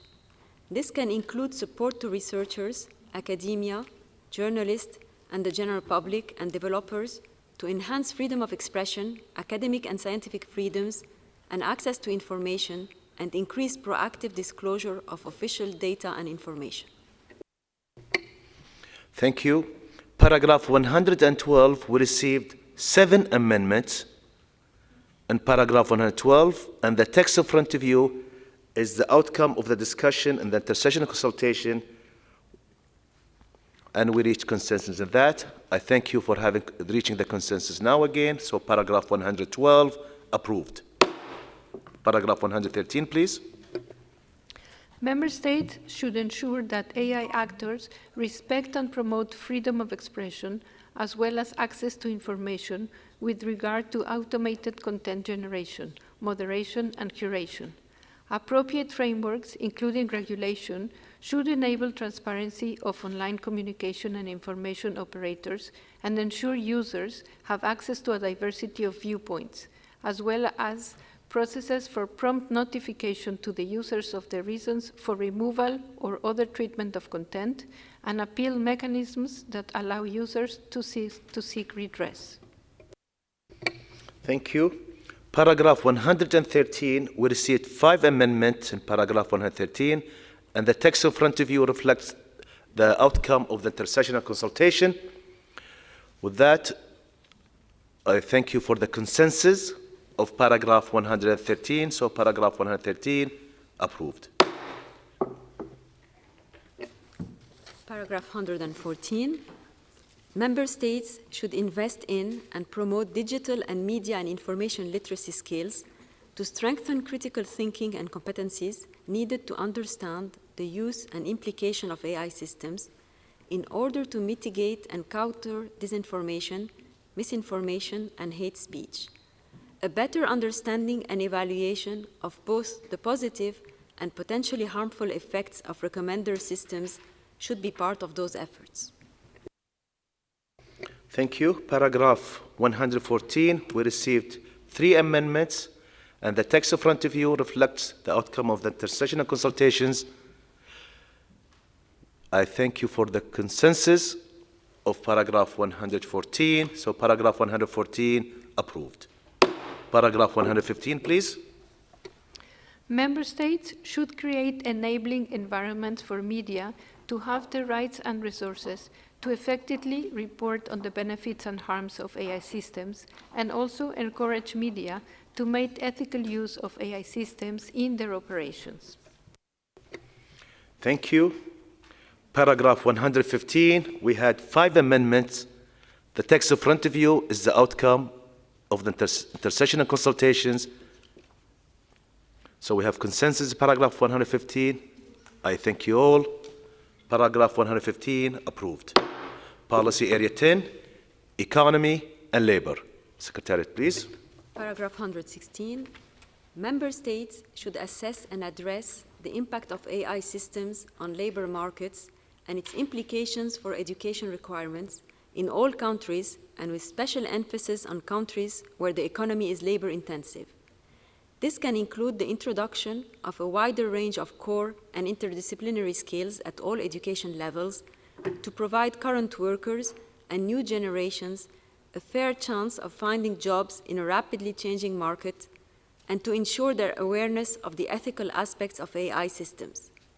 Skills such as learning how to learn, communication, critical thinking, teamwork, empathy, and the ability to transfer one's knowledge across the domains should be taught alongside specialist technical skills as well as low-skilled tasks. Being transparent about what skills are in demand and updating curricula around these are key. Thank you. Paragraph 116, we received 2 amendments, and the text in front of you is the outcome of the intersessional consultations. We have consensus on this paragraph. I thank you all. Paragraph 116, approved. Paragraph 117, please. Member states should support collaboration agreements among governments, academic institutions, vocational education and training institutions, industries, workers' organizations, and civil society to bridge the gap of skill sets requirements to align training programs and strategies with the implications of the future of work and the needs of industry, including small and medium enterprises. Project-based teaching and learning approaches for AI should be promoted, allowing the partnership between public institutions, private sector companies, universities, and research centers. Thank you. Paragraph 117, we had 2 amendments, and the text in front of you is the outcome of the intersessional consultations.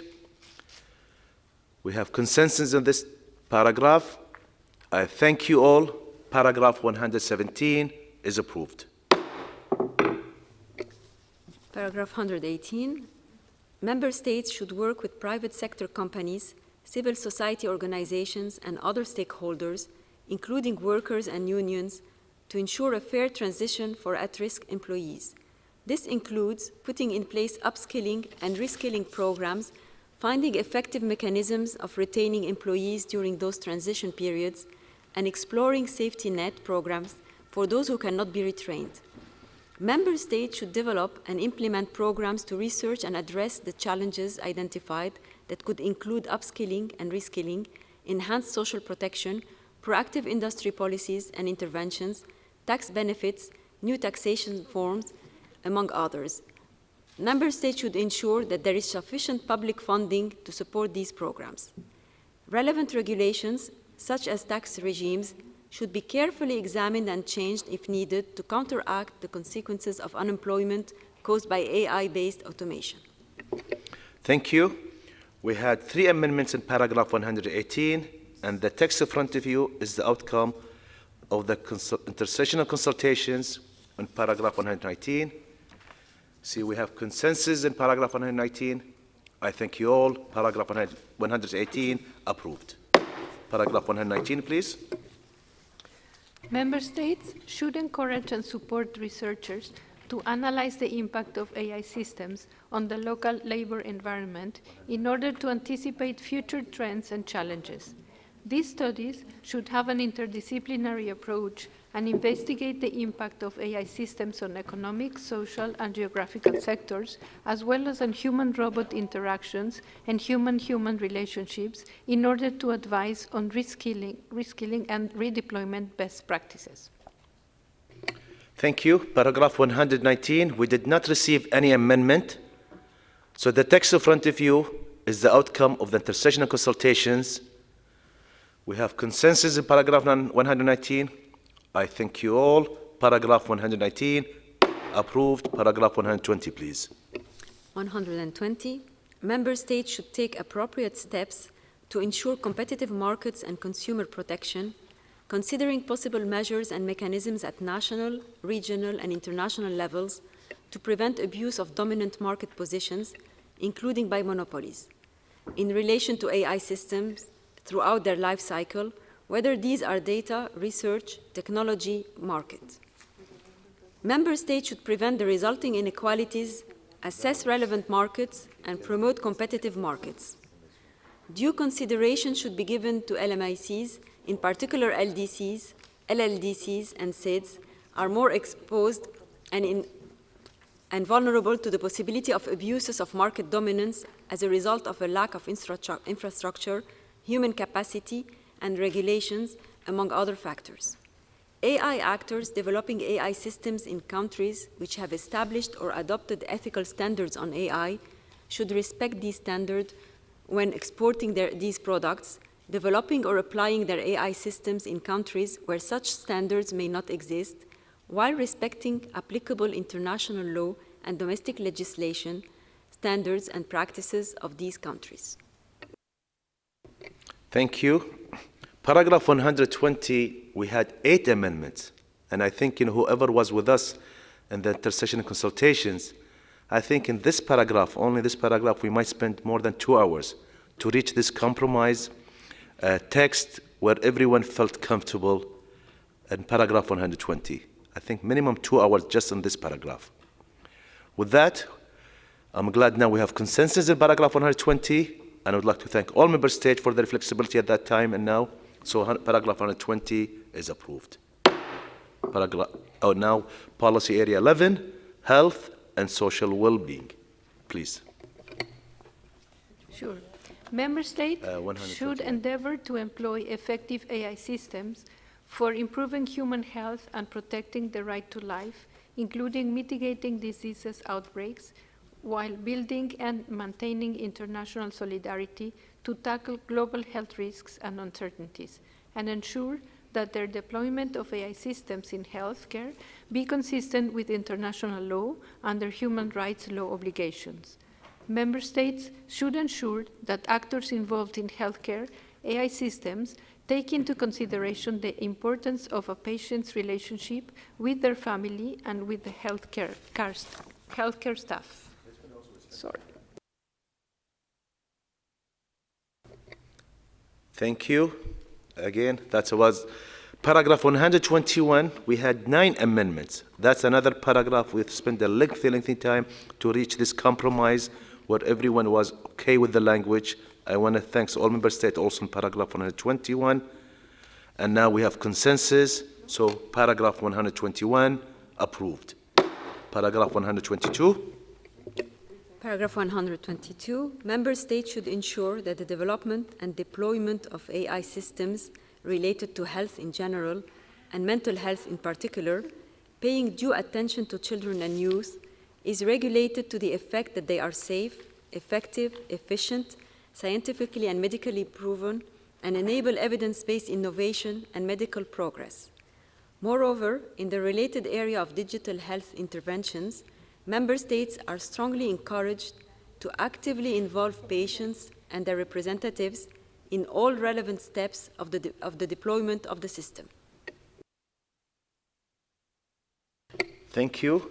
Paragraph 122, we had 5 amendments, and the text in front of you is the text that we agreed upon in the intersessional consultation. So paragraph 122, we have consensus. I thank you all. Approved. Paragraph 123. Member states should pay particular attention in regulating prediction, detection, and treatment solutions for healthcare in AI applications by A. Ensuring oversight to minimize and mitigate bias. B. Ensuring that the professional, the patient, caregiver, or service user is included as a domain expert in the team in all relevant steps when developing the algorithms. C. Paying due attention to privacy because of the potential need of being medically monitored and ensuring that all relevant national and international data protection requirements are met. D. Ensuring effective mechanisms so that those whose personal data is being analyzed are aware of and provide informed consent to the use and analysis of their data without preventing access to healthcare. E. Ensuring the human care and final decision of diagnosis and treatment are taken always by humans, while acknowledging that AI systems can also assist in their work. And F. Ensuring, when necessary, the review of AI systems by an ethical research committee prior to clinical use. Thank you. Paragraph 123, we had 11 amendments in paragraph 123. So the text in front of you on the screen is the outcome of the intersessional consultations where the consensus we reached. So we have consensus now. I thank you. Paragraph 123, approved. Next one, please. Yes. 124. Member states should establish research on the effects and regulation of potential harms to mental health related to AI systems, such as higher degrees of depression, anxiety, social isolation, developing addiction, trafficking and radicalization, misinformation, among others.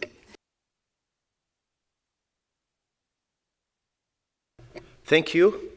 Paragraph 124, we had 1 amendment, and the text in front of you is the outcome of the intersessional consultations where we reached consensus, and now we also have consensus, so paragraph 124 is approved. Thank you.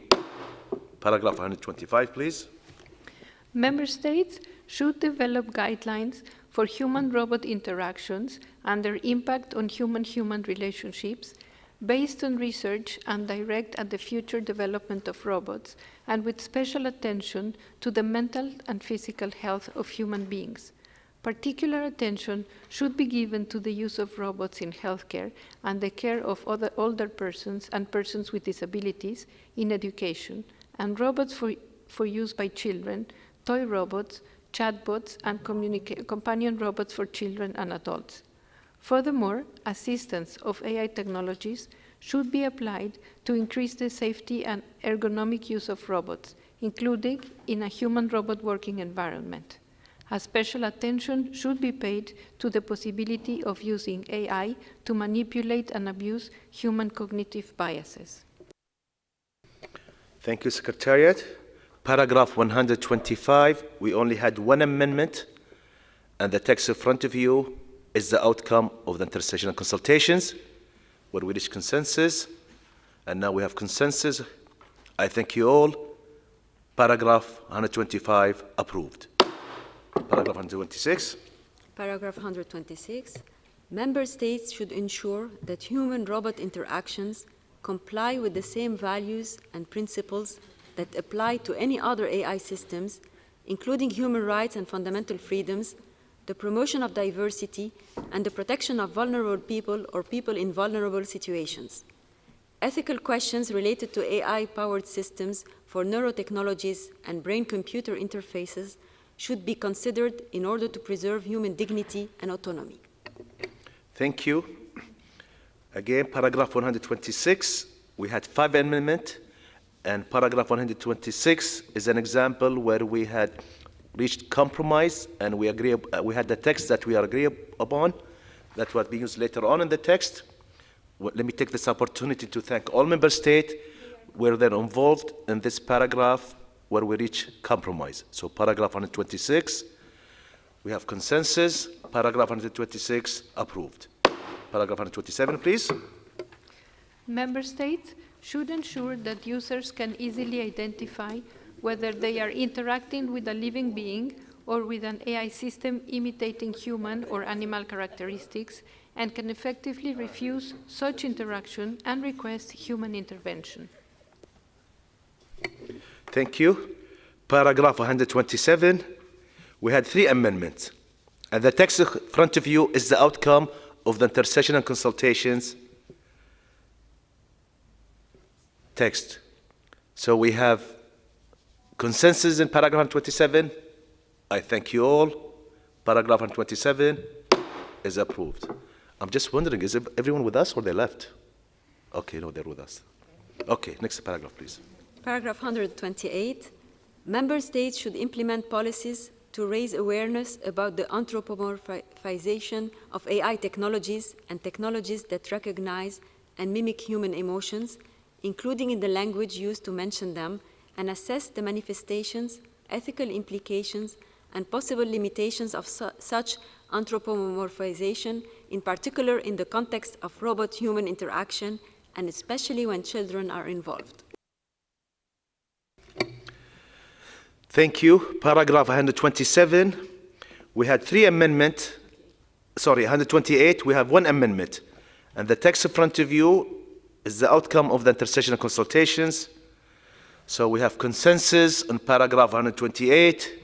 I thank you all. Paragraph 128 is approved. Next one. 129. Member states should encourage and promote collaborative research into the effects of long-term interaction of people with AI systems, paying particular attention to the psychological and cognitive impact that these systems can have on children and young people.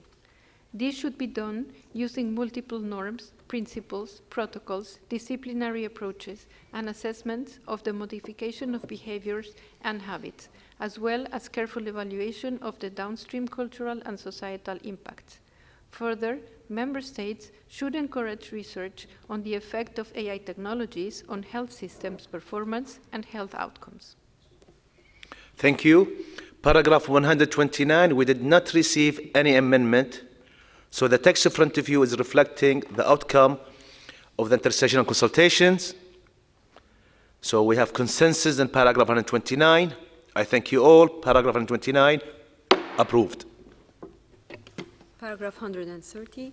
Member states, as well as all stakeholders, should put in place mechanisms to meaningfully engage children and young people in conversations, debates, and decision-making with regards to the impact of AI systems on their lives and futures. Thank you. Paragraph 130, we had 3 amendments, and the text in front of you is reflecting the outcome of the intersessional consultations. See, we have consensus. Paragraph 130, I thank you all. Paragraph 130, approved. Next section, which is monitoring and evaluation. Paragraph 131, please. Member states should, according to their specific conditions, governing structures, and constitutional provisions, credibly and transparently monitor and evaluate policies, programs, and mechanisms related to ethics of AI, using a combination of quantitative and qualitative approaches. In support to member states, UNESCO can contribute by A. Developing a UNESCO methodology for ethical impact assessment of AI technologies based on rigorous scientific research and grounded in international human rights law, guidance for its implementation in all stages of the AI system lifecycle, and capacity building materials to support member states' efforts to train government officials, policymakers, and other relevant AI actors on the ethical impact assessment methodology. B. Developing a UNESCO readiness assessment methodology to assist member states in identifying their status at a specific moment of their readiness trajectory along a continuum of dimensions. C. Developing a UNESCO methodology to evaluate ex ante and ex post the effectiveness and efficiency of the policies of AI ethics and incentives against defined objectives. D. Strengthening the research and evidence-based analysis of and reporting on policies regarding AI ethics. And E. Collecting and disseminating progress, innovations, research reports, scientific publications, data and statistics regarding policies of AI ethics, including through existing initiatives to support sharing best practices and mutual learning and to advance the implementation of this recommendation. Thank you. Surprisingly, this paragraph 131, we had 14 amendments. And that's also one of the paragraphs. And before I go approve it, I have my dear representative of Russia would like to take the floor. Dear representative of Russia, you have the floor. Thank you very much, Mr. Chairman. As before, we feel that in this paragraph, there is too much emphasis on evaluation, and in our view, this is not quite appropriate because this is the role of the state and other bodies, including UNESCO, regarding monitoring provisions. We base our view on the proposal to delete A, B, and C from the paragraph. That is subparas A, B, and C, and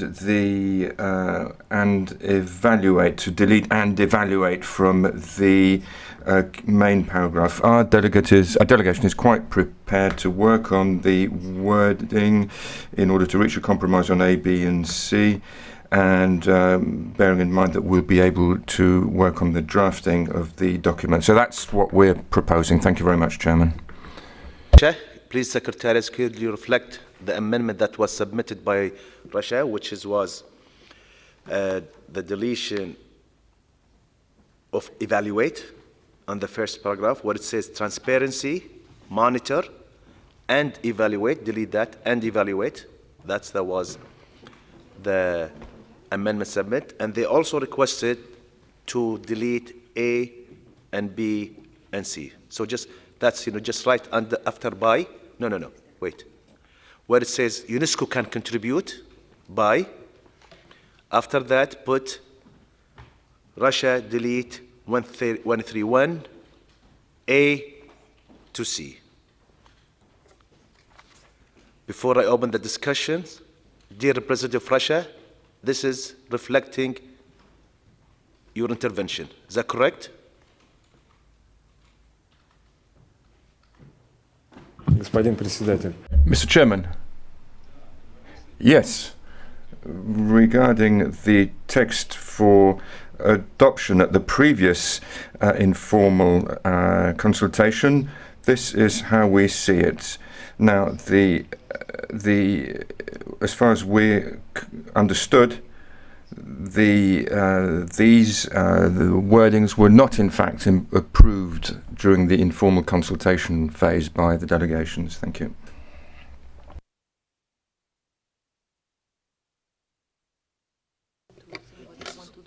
Okay, so just to put all the member states on the picture, this is the amendment was submitted by Russia and was discussed in the intersessional consultation, but was not approved. and the delegation of Russia would like to reopen the floor to discuss it.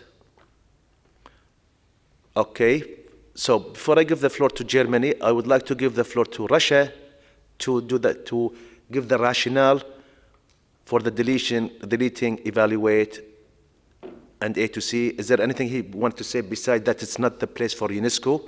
Would you like to elaborate before I open the discussion, Russia? Mr. Chairman, well, many will have heard what was said during the informal consultation. In our view, this part of the text is part of the mandate of UNESCO, which is basically for examination by the governing bodies. It's a mandate which is adopted by the member states in the appropriate forum. Now, perhaps the best approach would be to consider these paragraphs in a preliminary resolution, which should in fact confirm the mandate which will be submitted for approval at the General Conference. This particular section, in its current wording, and bearing in mind the sub-paragraphs and the subsequent paragraphs regarding the contribution of UNESCO to this work, is a text which has not been encountered in earlier documents or earlier recommendations.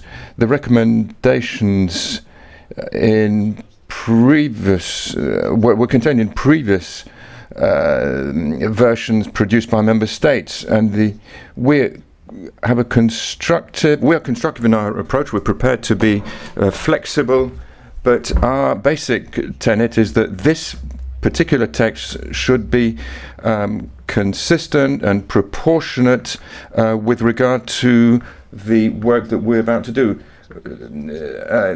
Basically recommending from the outset that the member states should base their work on the recommendations of UNESCO. As far as we're concerned, it's premature because we've not yet had the full contribution of the experts, and in particular what we're going to come up with in terms of methodology, which we have not yet decided upon. So we're not very happy with the fact that the document which is to be put out by UNESCO in subpara A, it suggests that we're already heading for specific implementation. As we explained earlier, there is reason to believe that a definitive document in this regard in various areas of AI should first of all be submitted as a preliminary resolution with the program, or it should involve an intergovernmental work with the contribution of relevant bodies. So I think we can move ahead, but for the time being, we're not prepared to agree with the document in its current wording. The setting for the activity of this meeting is such that we're prepared to work on this text. In other words, we would leave the essential format so that other delegations can have a clear idea of what we're aiming for, but we do voice this basic concern. So that's our approach to this particular section of the document. Thank you. Dear Representative Russia, before I give the floor to the Germany and Austria, again, to remind all our colleagues, the member state, this is a recommendation. It's a non-binding document. So, let's put that in mind. With that, I'll give the floor to Germany, followed by Austria. Germany, you have the floor. Thank you, Mr. Chair. Yes, now my video is working. Thank you, Mr. Chair, and I would like to thank our Russian colleagues for his very specific explanation. This really helps to move us forward. Germany, unfortunately, does not quite share this perspective. I would like to explain clearly why, but we are indeed looking forward to moving to a consensus. I am pretty sure this is absolutely within the reach of this meeting.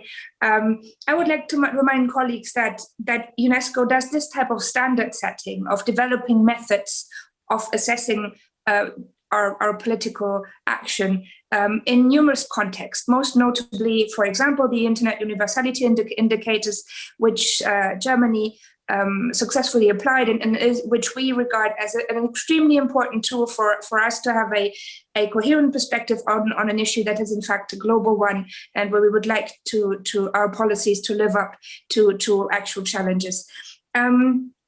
We also need to keep in mind that what we will need is a support infrastructure to handle very complex issues.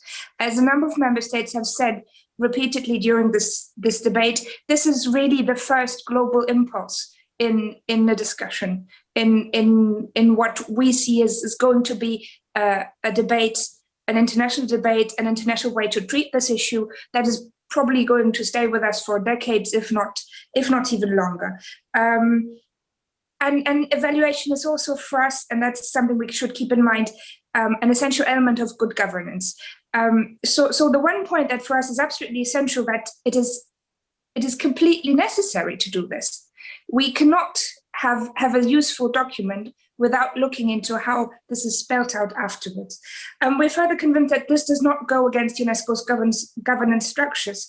First, as you outlined, Mr. Chair, because it is a non-binding instrument, it is further using non-binding language. UNESCO can contribute. All this does is saying that these are fields where UNESCO can make an important contribution.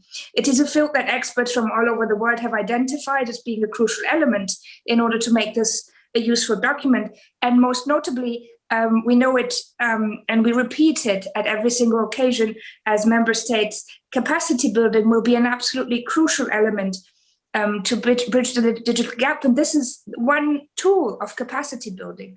This is the element that will eventually allow us to monitor, to make an assessment, to evaluate, to get an idea of what we're doing, what others are doing differently, to identify best practices, and to develop on that basis the tools of support and the tools of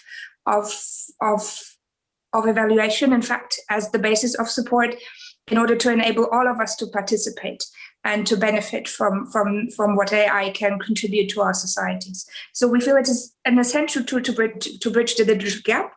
It is in line with the structure of the document, which starts with very general standards, which then follows up to definitions, to specified wording. And then in that part, we are now working on operationalizes what we want to do. This is the part where we really spell out how what has been set out in a more general term needs to be done. And among the actors that should be acting, it is UNESCO, of course, and is the Secretariat as the ones who can provide very important support in this regard, as we have seen, for example, in the field of education during the pandemic, and it should be in the field of AI with a view looking forward.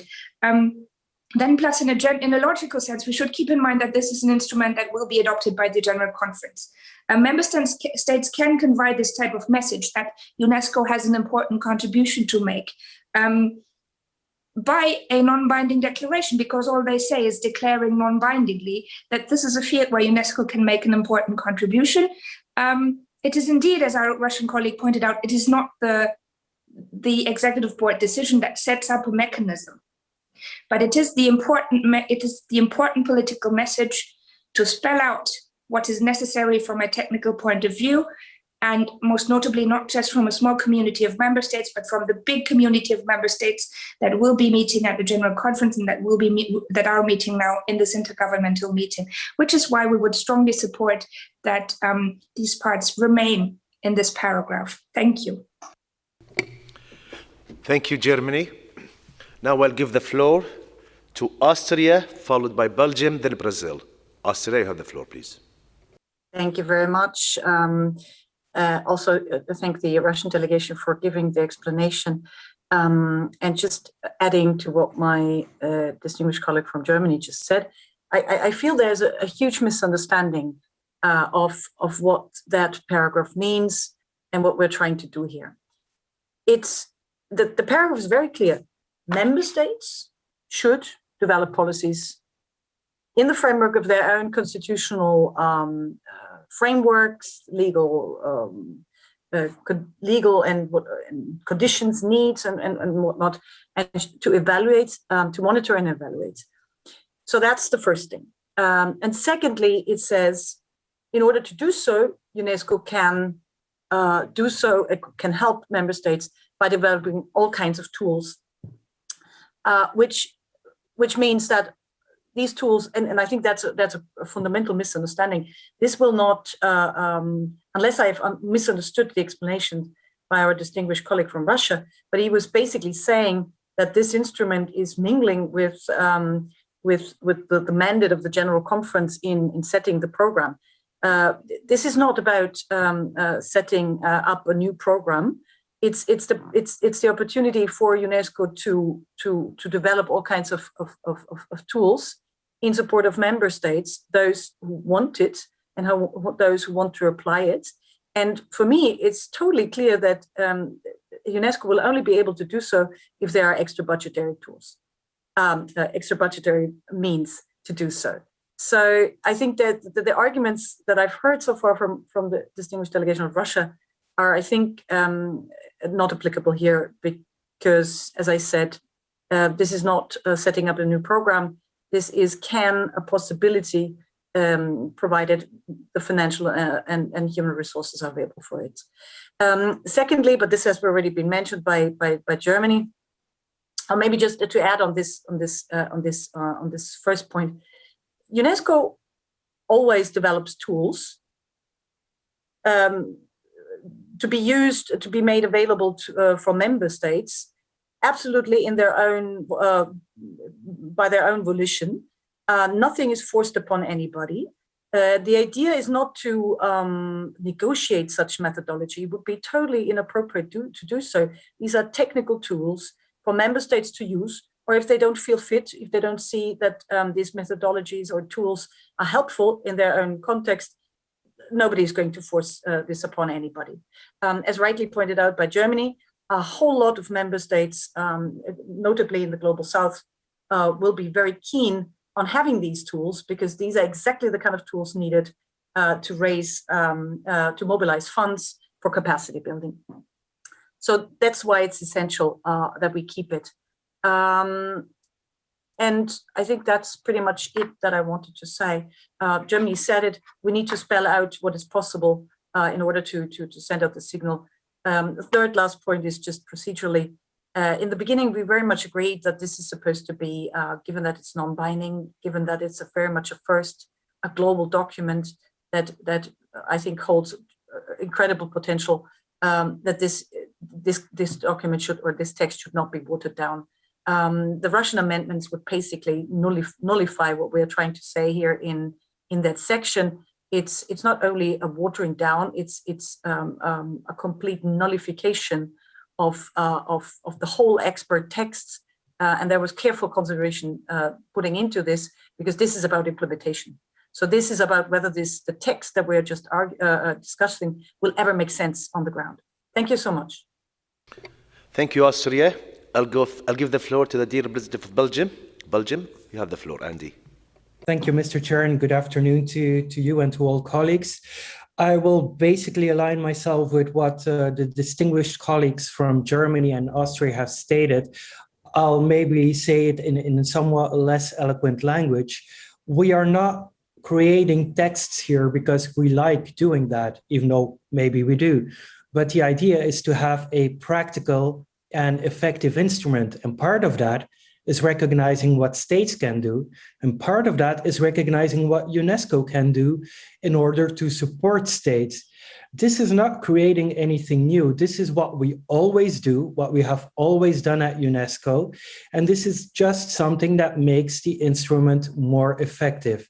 So not only, as the distinguished ambassador from Austria has mentioned, not only the text would be watered down, but also the effectiveness of the instrument should we delete these parts of paragraph 131. So in conclusion, of course, Mr. Chair, we would also argue to keep this language in. Thank you. Thank you, Belgium. I'll give the floor to Brazil, followed by Netherlands, then France. Brazil, you have the floor. Thank you, Chair. Yes, I would like to agree with what was said previously by other colleagues. From our perspective, especially for developing countries, it's very useful to have these three sub-items here.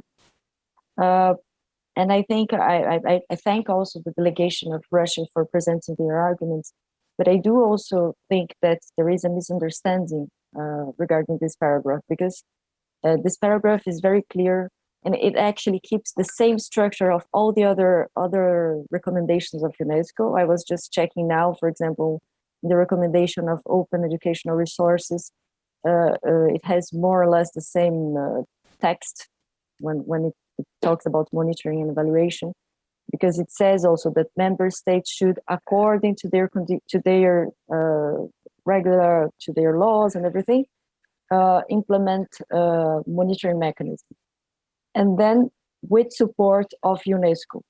The difference of this recommendation is that we are actually giving more detail about what kind of support UNESCO will give to member states. But this is not. But the idea in itself is not so new. It's not so different from what is the practice already in UNESCO, as my colleagues previously just said. UNESCO is going to help member states.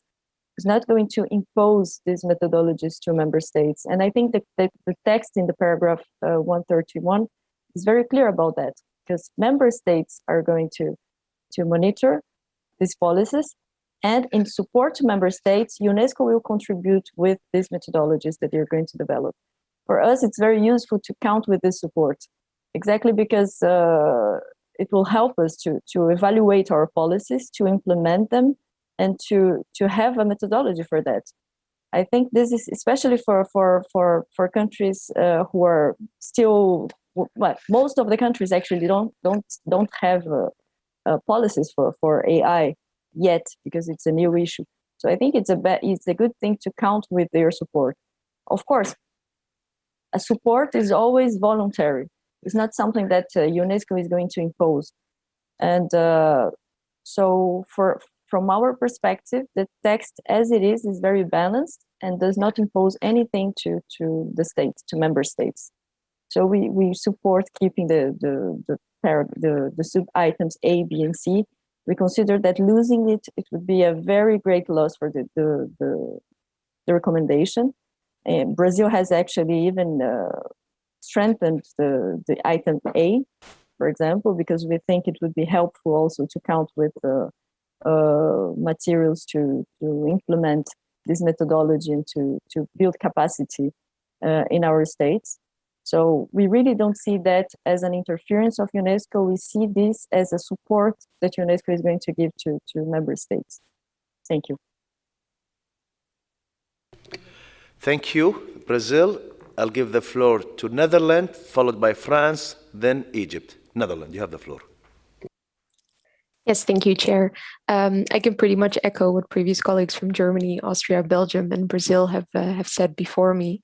I would like to underline the importance of this recommendation as a normative instrument that is broadly shared by all of us, all member states. However, this recommendation is obviously only meaningful when it has impact, and therefore monitoring and evaluation are both crucial to make this recommendation impactful. It will therefore also be important for UNESCO to provide results-oriented monitoring tools to further the implementation of this recommendation, especially for developing countries that do not have such frameworks in place, to assist these member states, but also to measure progress and impact And the list of suggested monitoring tools in this paragraph is just to make the text clearer regarding the type of support that UNESCO can provide without imposing anything on these member states, just as our colleague from Brazil has just outlined.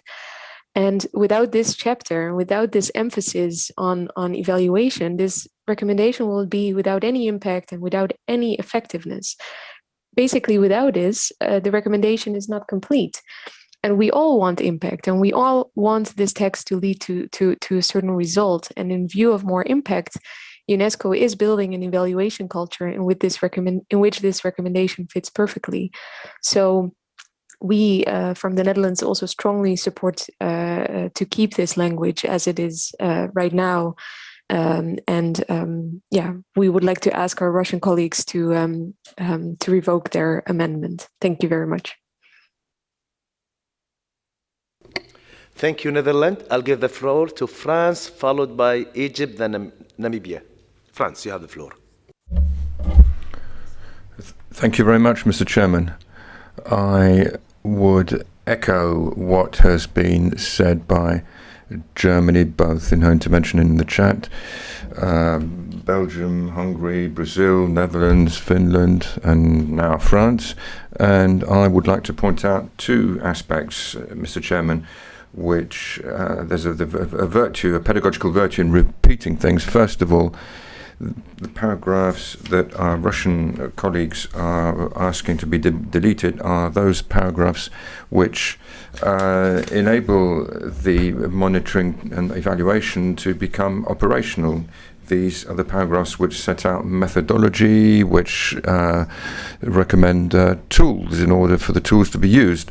And if one is to use the tools, then that covers the whole recommendation, which unfortunately, I should say, it's not a binding instrument, it's only a recommendation. The member states will either use it fully or not, and on that basis, we would ask our distinguished colleagues from the Russian Federation to withdraw both of these amendments, because we feel that the text as it stands lends the full, gives strength and the operational impact to the recommendation, and we would not wish this recommendation to be weakened. To the dear representative of Egypt, followed by Namibia. Egypt, you have the floor. Thank you, Mr. Chair.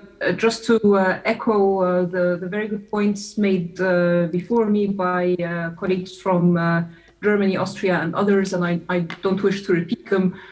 Just to add that this was an explicit request coming out of the regional consultations that of which Egypt hosted one for the Arab countries.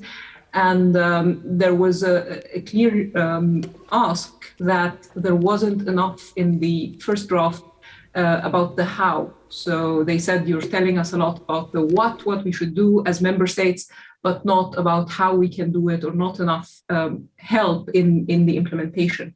And so paragraphs like this one, of which I have to say there aren't many in the recommendation, are absolutely essential from our point of view to help countries, especially developing countries, also develop the tools and the methodologies, and they help them to spell out what help they might need and what support they might need from organizations such as UNESCO. So I would plead to please keep this paragraph in as it is. Thank you very much.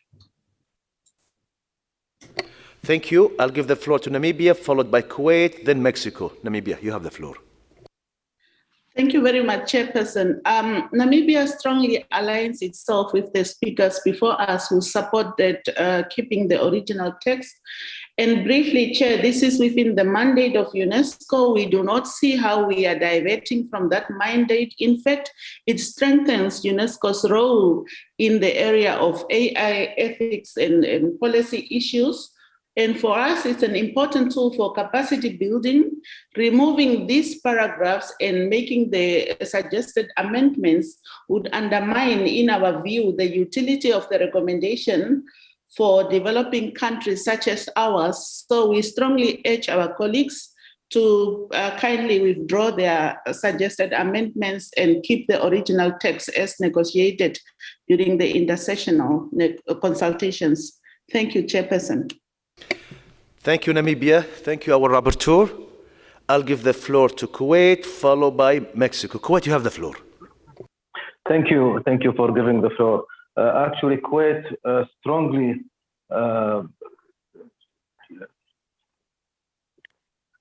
agrees on the original text as we have approved in the amendment.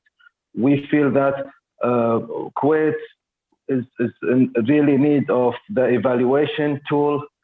Otherwise, monitoring without having to evaluate or self-evaluate will take us behind of other implementation, especially when the era of AI is super fast in moving. So we feel that the evaluation tool is so important, and Kuwait strongly recommend that we keep it not striking out, since it's not a binding.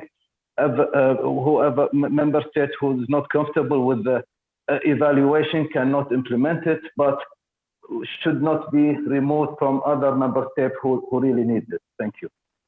Thank you. Thank you, Kuwait. I'll give the floor to our last speaker, the representative of Mexico, Javier. Please, you have the floor. Muchas gracias, señor presidente. Creo que estas Thank you very much, Mr. Chairman. Well,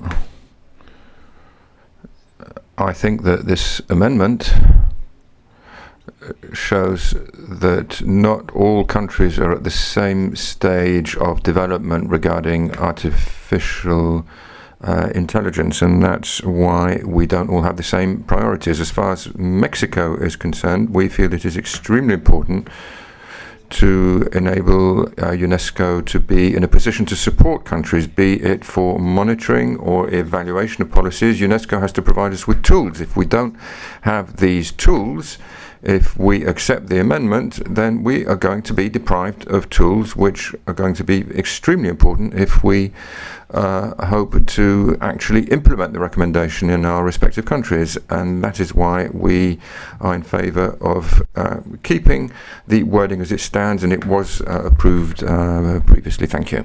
Thank you, Mexico. Again, to reflect, also from the chat, we see supporting, member states who want to keep these tools, want to keep the original text.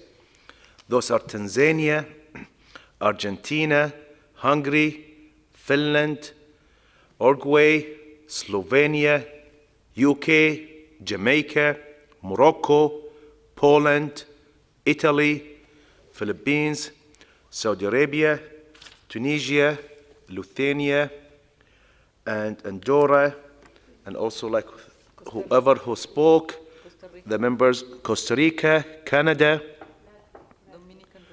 Dominican Republic, Algeria, Congo, the Republic Democratic of Congo,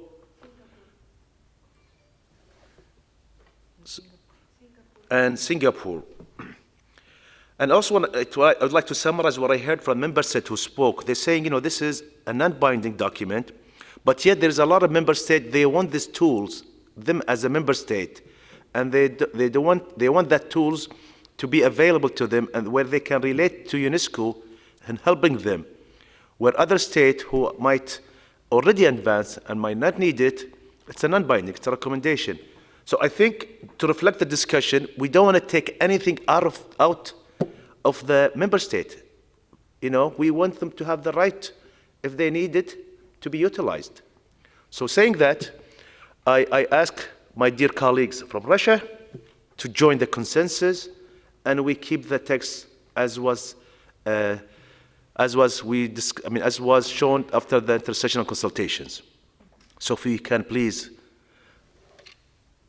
bring it back to the Secretariat to the original text. And I'll give the floor to the dear representative of Russia. You have the floor, Russia. Please. Thank you very much, Mr. Chairman. We would point out before we have the same happening with other paragraphs in the text, we would point out that at present we do not have any information regarding previous precedents regarding compliance with UNESCO mandates and on recommendations or thematic recommendations. The only recommendations adopted from 2015 to 2019 on open educational resources and concerning technical TVET, and there's no reference to monitoring in those. There's a reference to monitoring. So the approach is, we feel, not consistent with the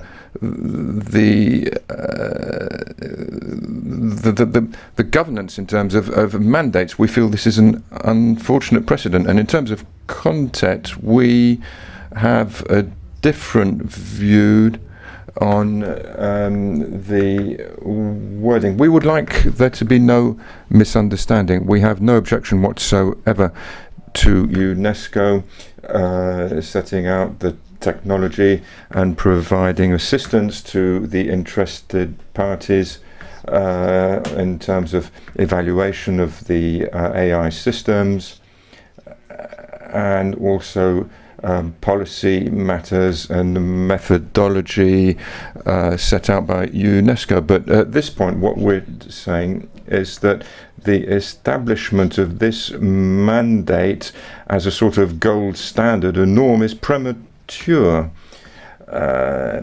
We can consult with interested member states at some point, and what we're saying is that this is providing a service. What we would be grateful if you could point out or specify the position of the Russian Federation on this particular matter. Thank you, Chairman. Thank you. So just to be clear, so Russia want me to reflect that on the report? Is that what you said, dear Representative Russia?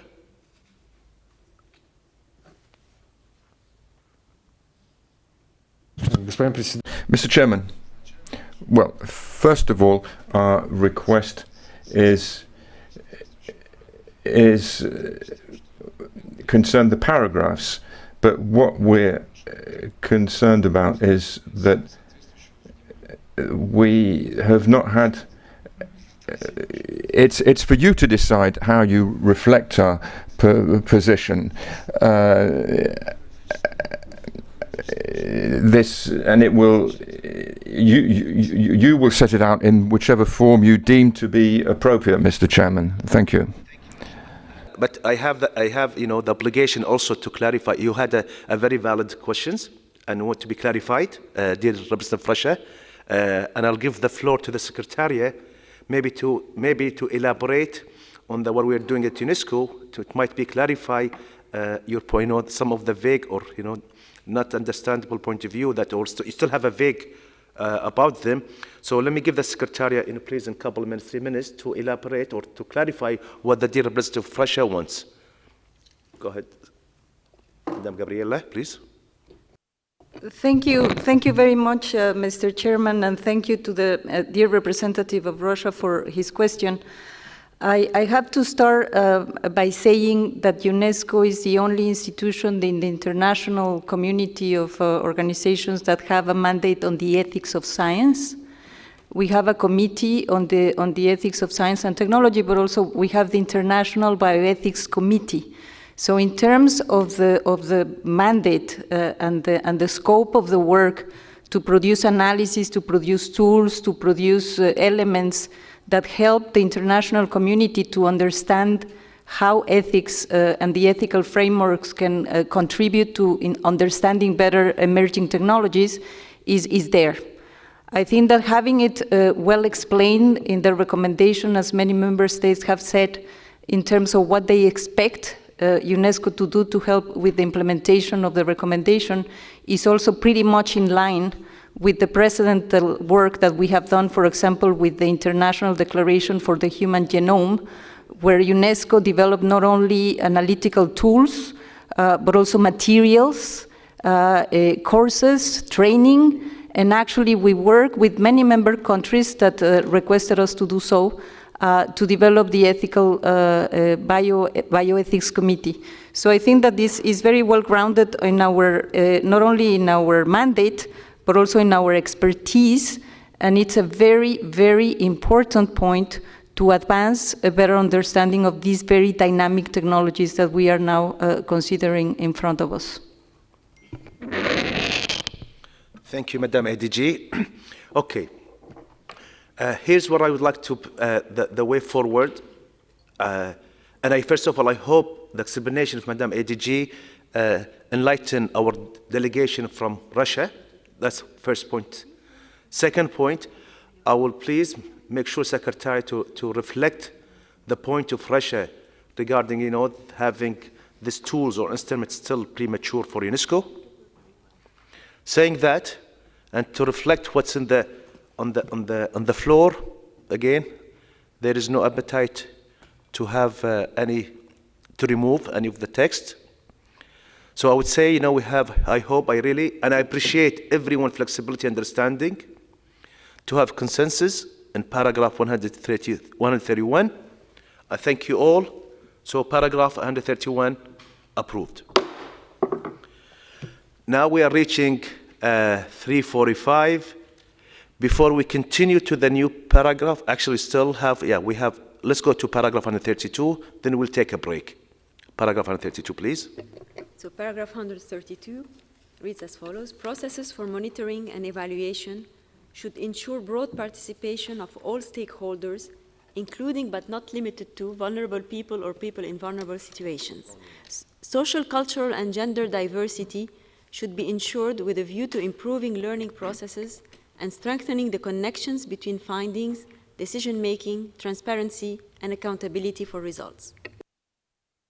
Thank you. In paragraph 132, we have one amendment, and it was one of the examples in the paragraphs where we have a language that after lengthy discussions we agreed upon, and it was used in this paragraph.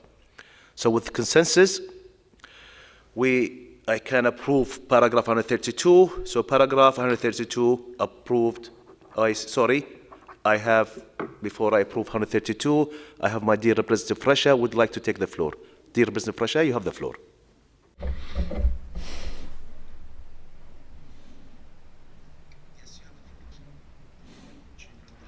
Very briefly, Mr. Chairman. Mr. Chairman, very briefly, we would like to reserve our position on this particular paragraph, 132. Thank you. Thank you. So could you please note of that, the dear President of Russia would like to reserve their point? Okay, well taken. Thank you. So I have paragraph 132 approved. With that, can we have 15-20 minutes break so everyone can stretch their legs? And please, we can come back at 4:05. I thank you all, and we'll see you in a little bit. Thank you.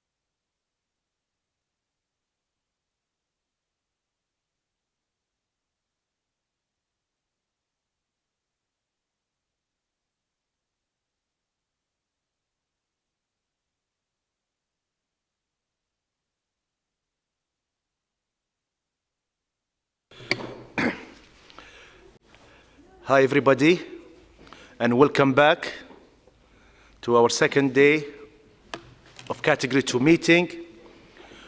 We will move forward to paragraph 133. Let me just give you a little bit brief in paragraph 133.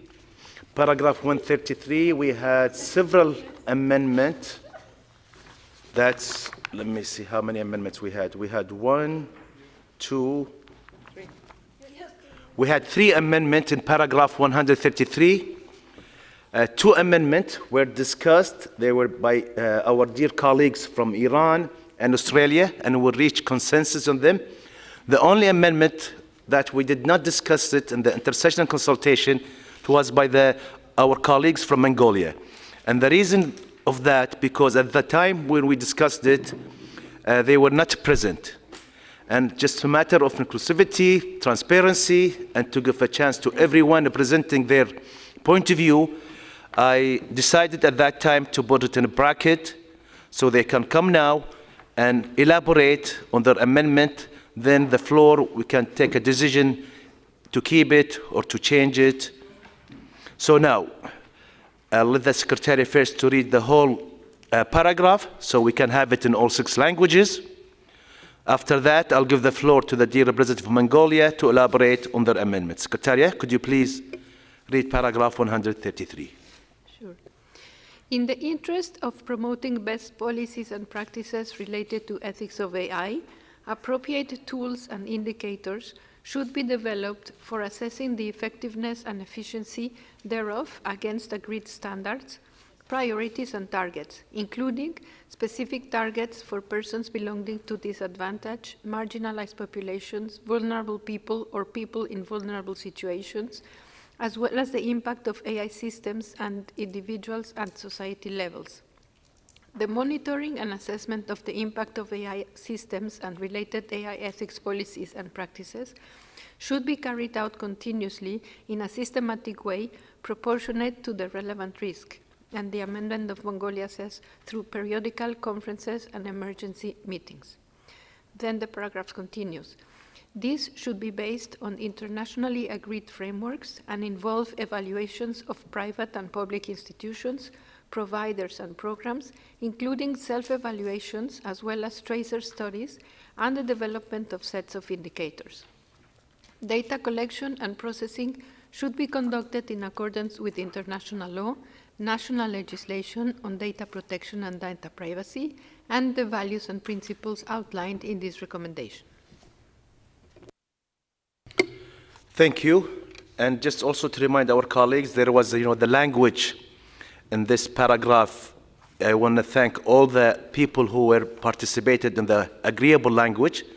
So we use this agreeable language within the text in paragraph 133, where it says, let me read, for persons, yes, belonging to disadvantages, marginalized populations, vulnerable people, or people in vulnerable situation. This is the text was agreed after several hours of discussions.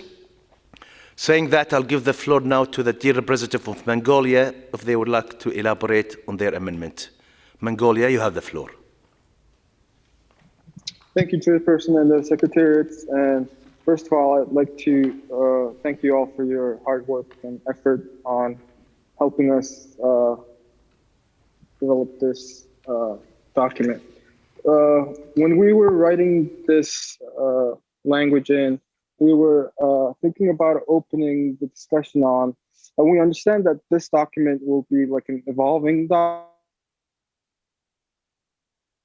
So we wanted to start the conversation of how would the updates and the revisions would go at what kind of periods, and what would happen in case a country would want to make amendments and such. So we're not persistent on adding this exact language, but we wanted to open up the discussion of what the time frame and protocol would be going forward.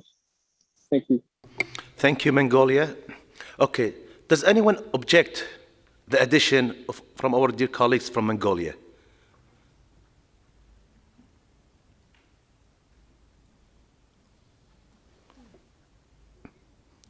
I see no hands risen. No hand? None. Okay, no. I see plenty now. I'll give the floor as we received. First, I'll give it to Singapore, followed by Austria, then the UK. Singapore, you have the floor, please. Sorry, Chair, we're a bit confused with Mongolia's amendment because this is referring to tools and indicators that could be developed by people, I think. So we're not sure why we are talking about the review of the recommendation here. So we're a bit confused as to where this amendment is going. Thank you. Thank you. I'll come back to Mongolia, but let me first hear the dear representative of Austria, followed by the UK, then Brazil. Yes, thank you very much, Chair. Pretty much in the same line like Singapore. We feel that it doesn't really make sense to put it here. It is just not the right place, and it totally changes the meaning of that paragraph. And because of this, and also in line with the methodology we used, not to try to beautify the text or adding things that don't really add value. In that sense, it's not only that it doesn't add value, it's rather confusing, and particularly emergency meetings doesn't make sense to me at all. So we would rather, with all due respect, ask with the indulgence of the distinguished delegation of Mongolia to consider withdrawing this because it doesn't really help. It just adds to the confusion. Thank you very much. Thank you, Austria. I'll give the floor to the dear representative of UK, followed by Brazil. UK, you have the floor. Thank you very much, Chair. And I express my thanks to the delegate from Mongolia for their proposal and for providing their explanation. I'm afraid that as the UK, we would not be able to support the amendment as it is formulated here. I agree with my earlier colleagues that it's not entirely clear to us how this relates to the sort of topic of this paragraph and the sentence specifically. And the concept of emergency meetings isn't really clear enough for us to be able to work with the amendment. So we would prefer to revert to the text without this amendment. Thank you very much.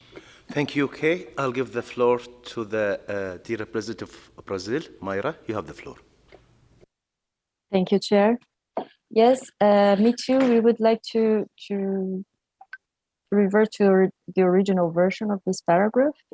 We thank the Mongolian delegation for presenting this amendment, but we don't think this is the right place for mentioning this because here we are talking about monitoring and assessment. And from our perspective, monitoring and assessment is not done through conferences or meetings. It's just a procedure that we do with policies and indicators. So tools and indicators, as it is mentioned in the beginning of this paragraph. So we don't see why we should add this amendment here. So we would prefer to stick to the original version of the paragraph. Thank you. Thank you, Brazil. I'll give the floor to the dear representative of Mexico. Mexico, you have the floor. Thank you, Chair. As the previous speakers, I'm afraid we don't support this amendment because in our view, this amendment narrows the scope of the text. So we strongly support the original text. Thank you. Thank you. Thank you, Mexico. Do I see anything in the chat so I can reflect? I see Nambia also supporting the original text. With that, also Morocco supporting the original text. And Qatar also supporting the original text. Jamaica also supporting the original text. Algeria also favoring keeping the original text. Same thing as Kuwait, want to keep the original text. Lebanon also want to keep the original text. Egypt wanted to keep the original text. With that, Australia, same thing, want to keep the original text. Should I give the floor to our dear colleagues from Mongolia, if they are okay to keep in the original text so we can reach consensus? Dear Representative of Mongolia. Yes, as I said earlier, we're not persistent on keeping these exact wordings, and we do accept the other delegations' proposal to keep the original text. So, I thank Mongolia for their flexibility and going along with the consensus. Thank you so much, Mongolia. And also just let me reflect, I see Netherlands, Latvia, Poland, Czech, Saudi Arabia, Latvia are also in favor of keeping the original text. With that, I think we have consensus in keeping the original text. Secretary, could you please reflect that on the screen so we have the text without the addition from our dear representative of Mongolia. So with that, we have, I see Oman would like to take the floor. Oman, you have the floor. Thank you, Your Excellency. It's just a very minor thing. At line 7, there's something not reading very well. I'm not sure what's missing, but marginalized populations, it should be either a comma after that or and. I don't know if you can, if we can refer to this wording where it appeared somewhere else in the text. So I don't know if it should be a comma or and in after populations. Thank you very much. Thank you. Thank you, Oman. We will clean up if there is any typo or mistake.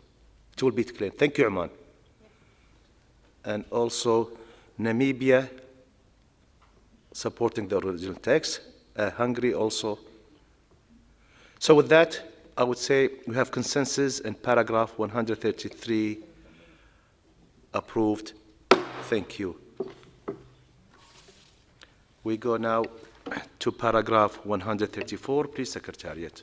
Paragraph 134, in particular, member states... sorry, Secretariat, I have Oman, their hands is up. Oman, you want to take the floor?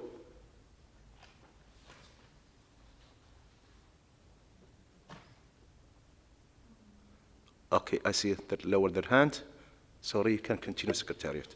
In particular, member states may wish to consider possible mechanisms for monitoring and evaluation, such as an ethics commission, AI ethics observatory, repository covering human rights compliant and ethical development of AI systems, or contributions to existing initiatives by addressing adherence to ethical principles across UNESCO's areas of competence, an experience sharing mechanism, AI regulatory sandboxes, and an assessment guide for all AI actors to evaluate their adherence to policy recommendations mentioned in this document. Thank you. In paragraph 134, we had 6 amendments, and the text in front of you is reflecting the outcome of the intersessional consultations, where we reached consensus over there. So I think we have consensus now on paragraph 134. So I say paragraph 134 is approved. Thank you. Next paragraph, please. Yes, so now we have 4 or 5 from the previous. Now we go, there is several paragraphs. They were pending since April sessions. And as we agreed in the adopted agenda, following the consideration and approval of the outcome text of the intersessional consultations, we will move to the consideration of the text that was left in bracket during the first session of the Intergovernmental meeting in April. These paragraphs are paragraph 2, 13, 14, 19, and 25. So coming back to these bracketed paragraphs, I would like to note that we are at much more advanced stage of agreement on the language of this instrument as compared to the April session, where we were only starting our journey. Therefore, having already reached an agreement on similar passages, concepts, and ideas elsewhere in the documents, I hope that finding an acceptable language for this part will be straightforward. So we go to paragraph 2, and Secretary, if you please read the paragraph 2. And actually, the only thing that we have pending is where it's in the yellow, as you see, technological system. But let me, again, read it so they have it in the 6 languages. So paragraph 2, this recommendation does not have the ambition to provide one single definition of AI, since such a definition would need to change over time in accordance with technological developments. Rather, its ambition is to address those features of AI systems that are of central ethical. Therefore, this recommendation approaches AI systems as, and the bracketed text is technological systems, which have the capacity to process data and information in a way that resembles intelligent behavior and typically includes aspects of reasoning, learning, perception, prediction, planning, or control. 3 elements have a central place in this approach. Thank you. So,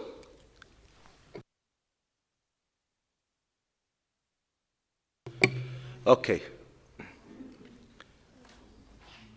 Is everyone okay where we had AI systems in bracket as technological system? With that, I'll start.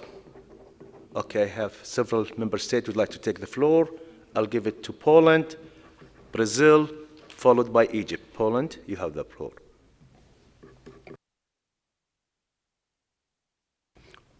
Poland, you are muted. Actually, you are not muted, but we cannot hear you. This is the same time as the problem. So what I'm going to do, I'm going to ask you to restart your PC. I'll give the floor to Brazil, followed by Egypt, then we'll come back to Poland. Brazil, followed by Egypt. Brazil? Thank you, Mr. Chair. We don't have any opposition to keeping this term as technological systems. I don't really remember what was the original version saying, if this was already a proposal of someone else. But in principle, we don't have any opposition to that. But I would like to note that actually the phrase just before that doesn't make sense. I think one word was cut, probably was removed in the end of the phrase, because rather its ambition is to address those features of AI systems that are of central ethical concern or something like this.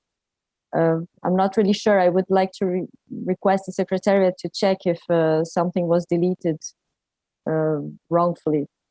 Relevance, yes, maybe this is. And regarding as technological systems, we don't have any hard feelings. It's okay for us.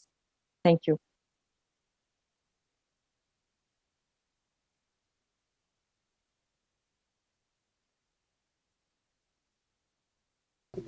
Thank you. I'll give the floor to Egypt, followed by the representative of Iran. Egypt, you have the floor. Thank you, Mr. Chair. It was actually the same comment as Brazil, so it's taken care of. Thank you. Thank you, Egypt. Dear representative of Iran, Yunus, you have the floor. Thank you, Excellency. Excellency, we previously proposed that as social technological systems and this section, and then again we wanted to repeat the same position because as a system focused on human factors as well, so it has an added value, and it's also based on the realities that we take it. We mentioning the social and technological issues as the human factors are important, and we send such a kind of message that social technological factors or systems is important. And we propose that before technological, we can go with the proposal, but our proposal is that we add social technological system. Thank you, Excellency. Thank you, Iran. I'll give the floor to the UK, please. UK, you have the floor. Thank you, Chair, very much for giving me the floor. This is just a small observation that I believe that in the last discussion, we had agreed to delete the phrase "and on which there is a large international consensus." So agree with colleagues that we should insert back in ethical relevance, but I think that, yeah, that part we'd agree to strike. Thank you very much. Thank you. I'll give the floor to France, followed by Burkina Faso.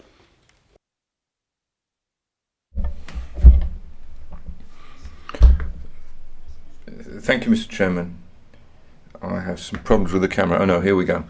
Thank you, Chair, and congratulations for the work completed so far on the introduction of socio-technological systems. We don't agree because artificial intelligence go well beyond the social aspect. We have economic systems, medical systems, which do not only reflect social considerations, but are relevant to other areas. So the broadest possible definition we feel is technological systems. We would like to stick to that. Thank you, Chair.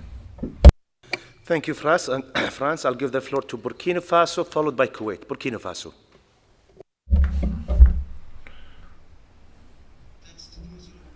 Thank you, Mr. Chairman. We feel that artificial intelligence has an IT aspect and a technological aspect. So we feel that this can be an IT plus technological system. In other words, these are the two main features which best define IA. That's our view on the matter. Thank you, Chairman.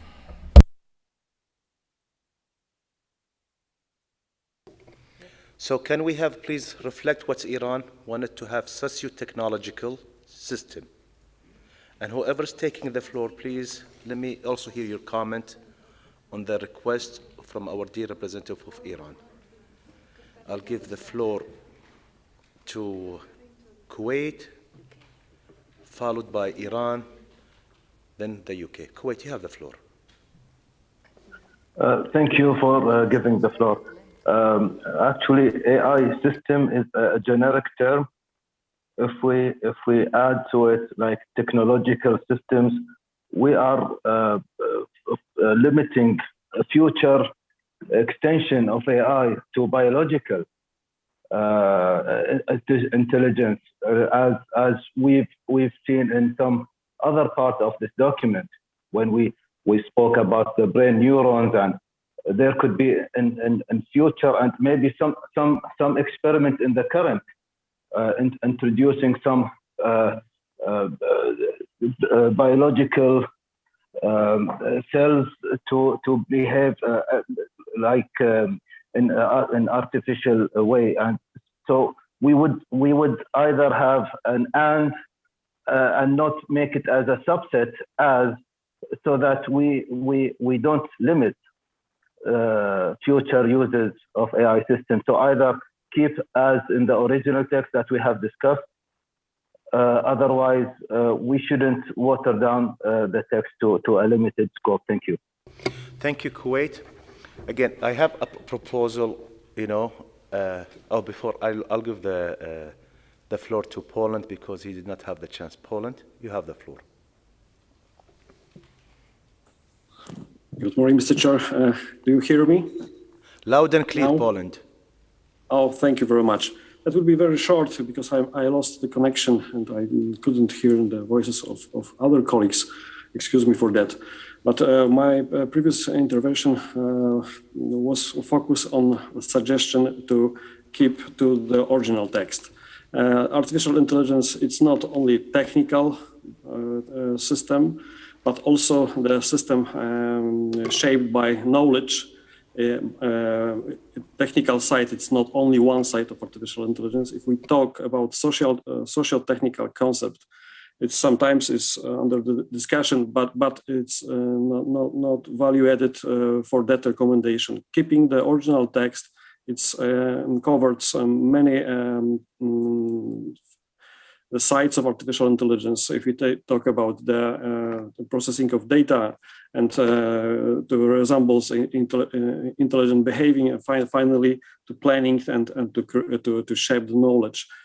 And because of that, we support to keep the original text. Thank you very much. Thank you, Poland. I'll give the floor to the UK. UK, you have the floor.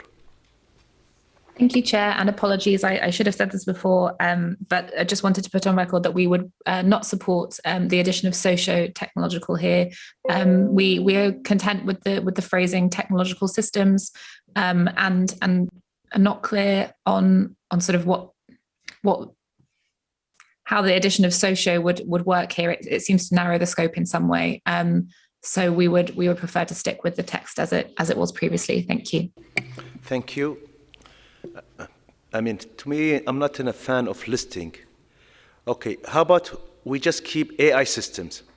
Can we just unstrike everything? Can we live with that? We have it a general term. Can we live with that, please, with AI system?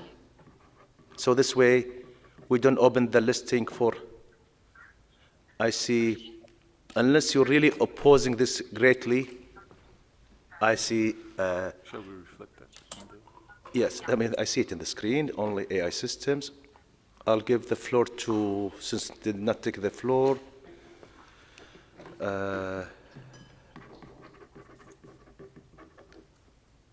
I'll give the floor to Jamaica. Jamaica, you have the floor.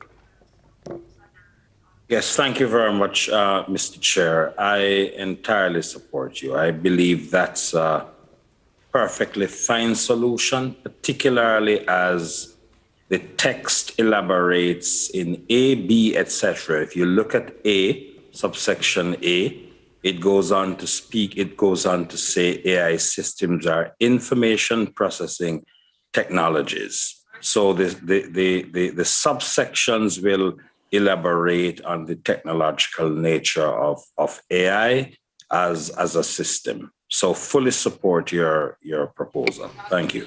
Thank you, Jamaica. Before I give the floor to the next speakers, may I give the floor to the UK? Again, English is not my mother tongue, the approach. So my dear colleagues from UK, if you can help us in the grammar. Thank you, Chair. I'm happy to, but I also think my Brazilian colleague made a good proposal quicker than me. So I think it would read, this recommendation approaches AI systems as systems which have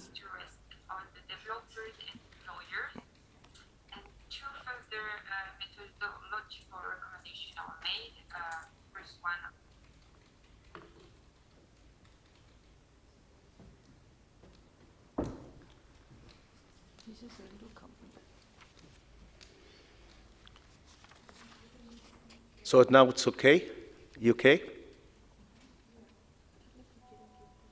It looks fine to me, yeah. I thank you. Okay, so I see Qatar, Kuwait, Algeria, Lebanon, Poland, Brazil, Slovakia, Singapore, Oman is okay with this approach. Saudi Arabia, Serbia, Egypt,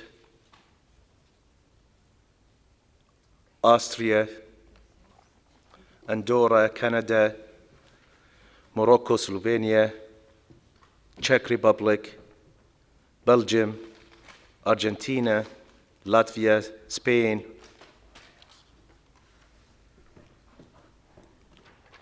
Costa Rica, Finland, Tunisia, Brunei, UK, Dominican Republic, all in favorite. Again, Tunisia. So with that, I can say paragraph. I thank everyone for the flexibility and understanding. And I think because we went so far in the document, it's become also Malaysia, so I don't forget anyone. It's become easier now to adapt or to understand the language. With that, Burkina Faso also support? Okay. I see Iran would like to take the floor. Iran, you have the floor, please. Then, Excellency, I go with the proposal mentioned with the other colleagues. But I have a question. I think that this sentence grammatically has a problem because the sentence do not have any verb. Then whenever, so we cannot have a sentence without verb. If I read the paragraph, not the paragraph, just the sentence.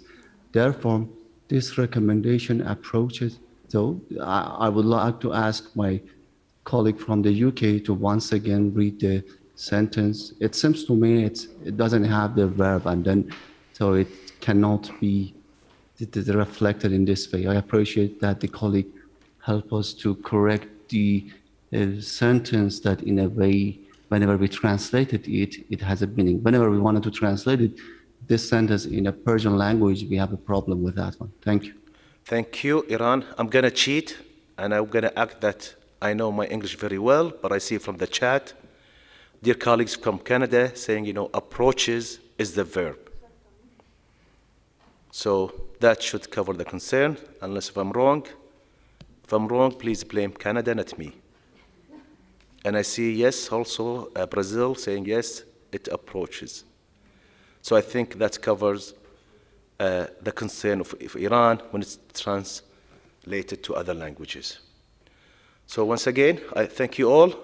We can say paragraph 2, we have consensus, and it's approved. Paragraph 2. With that, let's move to paragraph 13. That's still pending in bracket. Paragraph 13, please. Yes. Wait, let's have it on the screen, please, Secretary, so the people can follow. Before you start, go to paragraph 13. Okay. No. Yeah. Yes. Yes, that one. Okay. Yes, they are. Yes. The inviolability and inherent dignity of every human constitutes the foundation of the universal, indivisible, and this is an amendment, inalienable, interdependent, and interrelated system of human rights and fundamental freedoms. Therefore, respect, protection, and promotion of human dignity, and there is an addition, and rights as established by international law, including international human rights law, is essential throughout the life cycle of AI systems. Human dignity relates to the recognition of the intrinsic and equal worth of each individual human being, regardless of race, color, descent, gender, age, language, religion, political, and it was also crossed other opinion, national, added origin, ethnic origin, striked out indigenous or social origin, striked sexual orientation and gender identity, property, and added economic or social condition of birth or disability, striked age, and any strike other, strike status, and added grounds. Okay. So let me clarify or bring your memory. This was in April when we have discussion, and we reached, I think, after a working group that we formed. Then that working group, the drafting working group, agreed on the text that's in front of you. But once we wanted to approve it, there were still some member states. They still did not have comfortable with it, so we have it in bracket. Then we moved on in the intersession consultation, and the same member states came along, and they agreed upon the text in front of you, and then we use it later on in all other paragraphs where they're suitable. So the text in front of you is agreeable with all member states who participated in the April and also in the intersessional consultations. So after your permission, we had consensus on this language and we use it throughout. If you allow me to have a consensus now and approve paragraph 13, please? I see no objection. I thank you all. So paragraph 13 is approved. Paragraph 14, please. So paragraph 14 is put in bracket. The first sentence is completely deleted, and it starts with, throughout the life cycle of AI systems, amendment, human beings should not be harmed, but rather their quality of life of human beings should be maintained or enhanced, while the definition of quality of life should be left open to individuals or groups, while respecting relevant laws, as long as there is no violation or abuse of human rights and fundamental freedoms, or the dignity of humans in terms of this definition. Okay. We have two ways to go through this. Either we go with the original text, or we give the floor again for the continued discussion between the UK and Egypt. I see UK has their hands up. UK, you have the floor. Thank you very much, Chair, for giving me the floor. I think just to set out the UK's position on the language that we have in front of us at the moment, we would be happy with the vast majority of what's on screen in front of us, apart from the reference to respecting relevant laws. And I think that's largely in line with the discussion that we've had over the last few weeks, that we've aimed to be consistent in how we refer to international legal frameworks and sort of consistency in that regard. So what we would propose here is to adapt this language to while respecting international law. That would be okay with us, or some other formulation. I don't know if other colleagues have a better option. I'm sort of scrolling through my various documents with the agreed language, and I can't seem to find a good example now, but that would be our suggestion, and welcome other colleagues' views. Okay, so put that in my secretariat that the UK are, instead of relevant law, they wanted to international law or something along that line. Saying that, I'll give the floor to Egypt, Austria, then Brazil. Egypt, you have the floor. Thank you, Mr. Chair, and thank you to our colleague from the UK for outlining this. Actually, if I remember correctly, it's been a long time now. We had quite a bit of discussion around this, and we decided to go with relevant laws because, I mean, I generally understand, yes, that we've used the term international laws or law or international legal frameworks throughout the document. However, in this particular instance, we are talking about changing definitions of things like quality of life that can be open to individuals or groups. So we can't kind of specify and then generalize from, you know, certain groups will be able to define what this means, but they, you know, can only look at international law, if that makes sense. So I believe that the addition of relevant clause was a compromise to say that this is something all-encompassing that includes international law or international legal frameworks, as well as local and national laws, so that it caters to this kind of nuance within the text. So we would very much like to keep the text as is, if that's okay with our friends in the UK. Otherwise, we can continue the discussion. Thank you. Thank you, Egypt. I'll give the floor to the dear representative of Austria, followed by Brazil. Austria, you have the floor. Thank you very much. I'm thankful to the distinguished delegate of Egypt for having explained the rationale behind this, because looking at the text, I feel that we don't need any of that reference. Because, I mean, that was our understanding of the group. We have very amply referenced that anything that, you know, concerns this text has to be within the remit of international law. And we've all clearly said, well, national laws are always applicable in that sense, and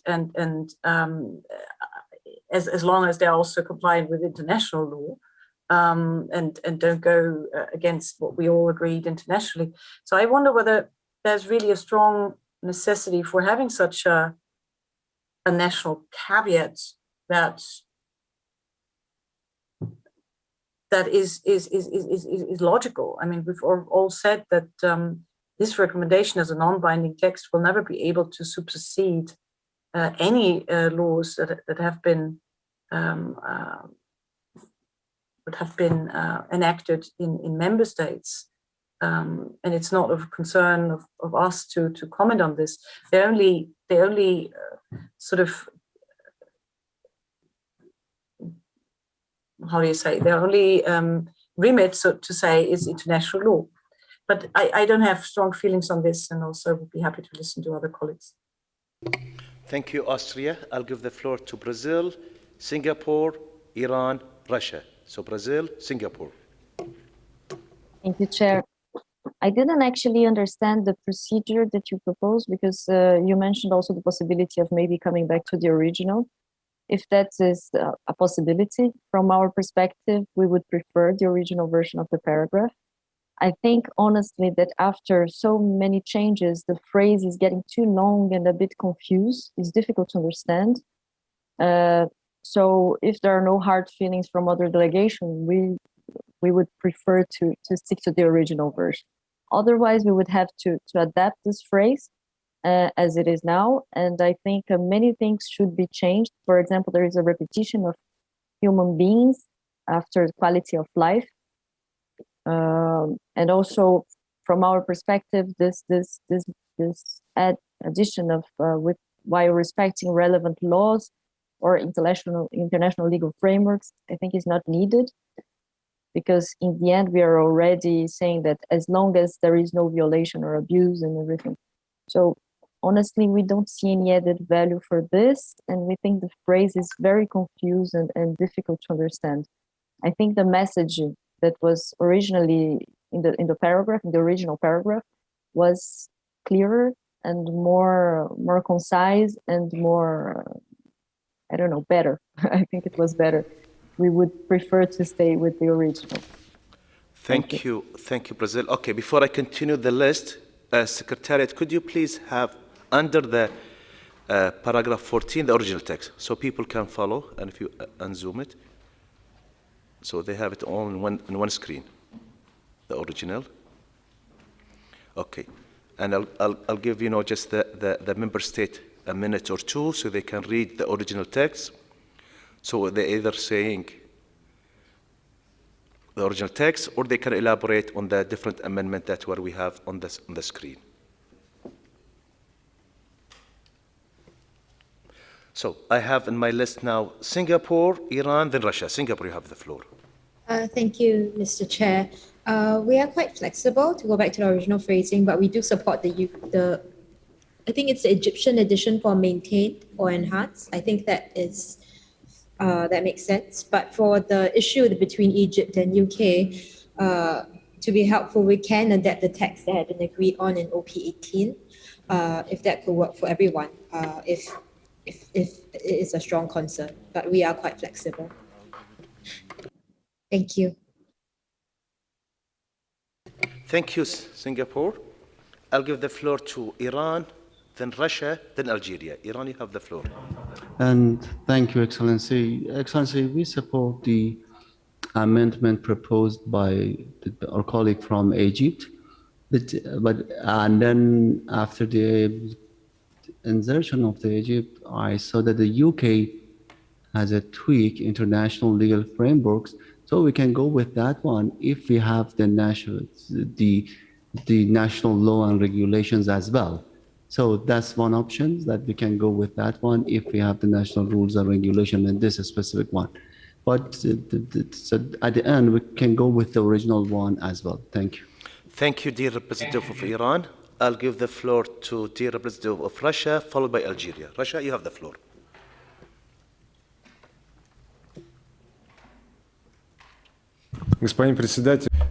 Thank you, Mr. Chairman. We would like to endorse those who have supported the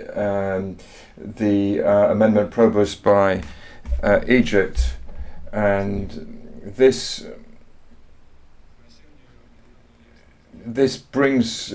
We don't quite understand which individuals or which groups are being referred to in terms of the definition, for example, of the quality of life. We feel that the corresponding legal framework here is not only covered by international agreements, but is also dependent on national legislation, because the individual aspects of people's life is simply not governed by international. So the quality of life, to a large extent, we feel is an extremely broad concept into which you can put many, many things. If we're going to strike a balance here, we would like to go along with what was proposed by Egypt. Thank you, Mr. Chairman. Thank you, Rasha. I'll give the floor to the dear representative of Algeria, followed by the UK.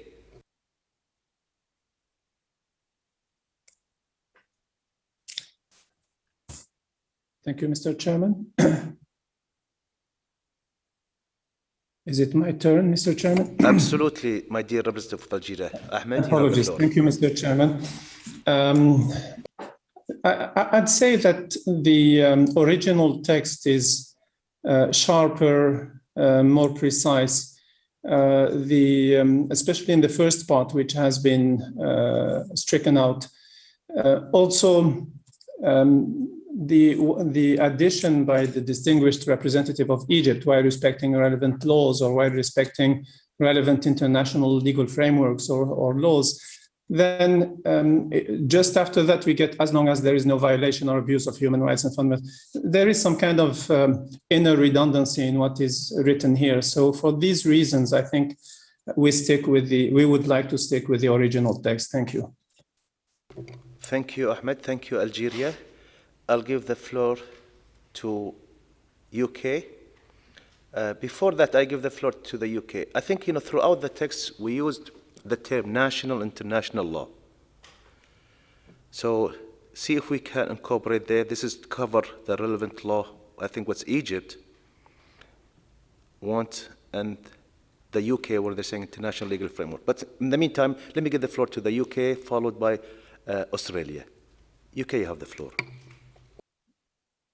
Thank you, Chair, for giving me the floor. I have to say I'm not following entirely when colleagues are suggesting that they support the original, meaning the sort of full original, so the lines harmed and subordinated, physically, economically harmed, etc. So I just wonder if we can maybe be a little bit clearer on that point, whether it's the sort of original meaning, the paragraph that we had left on the table at the end of the last sessions, or the actual original paragraph. That being said, I do want to stress that for the UK, I believe we had quite a long debate in the last, when we did last discuss this paragraph, that some of the terms in the original text were in some ways a little unclear on quite broad terms, and we weren't comfortable with the concept of sort of social subordination or sort of economic harm as quite unclear concepts, where the threshold of what would constitute a harm of that nature wasn't entirely clear. So we would have real difficulty reverting back to the original entirely for that first sentence, and that's why we kind of ended up with the compromise in that's shown in the paragraph above. And I believe a number of delegations had shared those concerns at the time. In terms of what's on the screen at the moment, I would agree with colleagues who mentioned that reading the text again, it's perhaps not necessary to have that clause in the middle to say either respecting relevant laws or international legal frameworks, because of the language at the end referring to as long as there's no violation or abuse of human rights and fundamental freedoms in general. So if that sort of more streamlined approach, rather than trying to insert references to multiple different frameworks, that might help things along. And we would be okay to go with that approach. Thank you very much. Thank you, okay. And what I meant about the original, I don't know if you see it on the screen at the bottom, that's the original text, what it says original. So the people want to saying, you know, they want to prefer the original text is, I don't know if you can see it, the UK, it's under the, could you please highlight it? So yes, this one. Yeah, got it, thank you. Okay, so,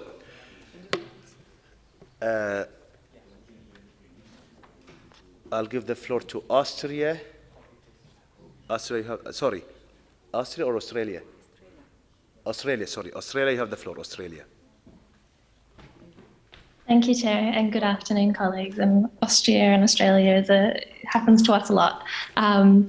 In terms of the paragraph, I think what we would propose as a way forward, and this goes to the comments just made by my colleague from the UK, in reference to the first part of the paragraph, we recall there being quite significant discussion on that sentence, which I think, you know, will lead us down a bit of a difficult path. But what we would consider a good way forward is the original text from throughout the life cycle of AI systems and then continuing to the end of the paragraph. So to that end, we would encourage colleagues to maybe consider some of their contributions to the second half of the paragraph, because I think that the best way forward is keeping the original text of the second half of the paragraph and striking the first half, as that was the subject of much heated discussion in the last discussions we had in April. So that's what we would propose as a way forward, and we hope that colleagues can consider that as a compromise that hopefully not everyone gets what they want, but we all get a little bit of what we want. Thank you, Chair. Thank you, Australia. I'll give the floor to Egypt. Thank you, Mr. Chair. And yes, just to remind everyone, Egypt did actually have a problem with the original text. We only introduced amendments in response to the initial amendment proposed by the UK, who had a problem with the first sentence. We would quite happily go back to the full original text. We do believe it's stronger. It adds a lot more specificity to what we mean here, which is, you know, listing different types of harms and making sure that this is addressed adequately. We do feel that the complete removal of that first sentence would water down the text. However, if that's the way the consensus goes, we would be happy to go with that as well, instead of getting into a discussion around which laws should we insert and things like that. So first preference is to keep full original text. If that's not possible, then yes, we'll go with the Australian suggestion. Thank you. Okay. Can we strike the first sentence before I continue this? Okay, I suggest we strike this one, and it's like, you know, if it's okay with everyone, I'll give the floor to the Kuwait, followed by Iran. Kuwait, you have the floor. Yes, thank you, Mr. President. Kuwait is very comfortable with the original text as shown in front of us on the screen. Thank you. Thank you.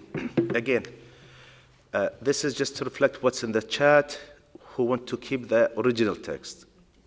Austria, Morocco, Argentina, France, Burkina Faso, Germany, Bulgaria, Algeria, Malaysia, Czech, Italy, Poland. So with that, also Jamaica, Oman, Andorra, Namibia, Singapore, keeping the original text, right? Saying that, I'll give the floor to the UK. UK? Thank you, Chair. I believe maybe my colleague from Kuwait was ahead of me, but He took the floor. He's done. Oh, okay. Apologies. It would be helpful if we could maybe look at sort of one compilation. I'm not sure if I completely followed what the proposal Okay. Can we? was. Sorry. Can we go to the where it says original text? We'll go from there. Just go down, please. Yes. Just focus on this. So we have two options. Either we strike the first sentence as our dear colleague from Australia, or keeping the original text, meaning not striking the first sentence. So, is that clear, UK? Would you like to take the floor? Yeah, I'm okay. Could we actually scroll up just so I can see what we've lost, just to kind of understand the bigger picture? Because I do entirely sympathise with colleagues that the sort of general concept of human beings should not be harmed would be a shame to be lost, and I can understand that. At the same time, we would have real difficulty with the slightly broader and less clearly defined terms in the text. So I wonder whether we could have a first sentence that just reads, no human being should be harmed during any phase of the life cycle of AI systems, and then follow on with the remainder of the paragraph. So rather than trying to define things that are not sort of, as I mentioned before, concepts which we're not entirely clear what they would mean, we could just have something a little bit more straightforward rather than losing that element. We were prepared to keep that in. So it would read, no human being should be harmed during any phase of the life cycle of AI systems. And then I also just wanted to add, I believe, again, in our last discussions, we did have quite a lot of support for the concept of adding the word maintained or enhanced, just because otherwise it puts quite a high standard on what we might expect AI systems to be able to deliver for us if they must always enhance our quality of life rather than merely maintain it at the very least. Absolutely fine with not diminishing or lowering the quality of life, but we do think that was an important element to also reflect. And I don't recall that any delegation had any issues with that previously in our last discussions on this. Okay, thank you, UK. If my dear colleagues from Algeria, he allow me to give the floor first to Italy, since they are the first time they're taking the floor. Italy, you have the floor, please, Italy. Yes, thank you, Chair.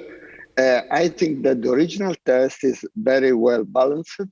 There are different nuances, and at the moment is the best solution we have on the table. So my support is for the original text. Thank you. Thank you, Italy, and once again, beautiful weather you have over there. I'll give the floor to Algeria, followed by Russia. Then I reflect my point of view on that. Please, Algeria, then Russia. Algeria.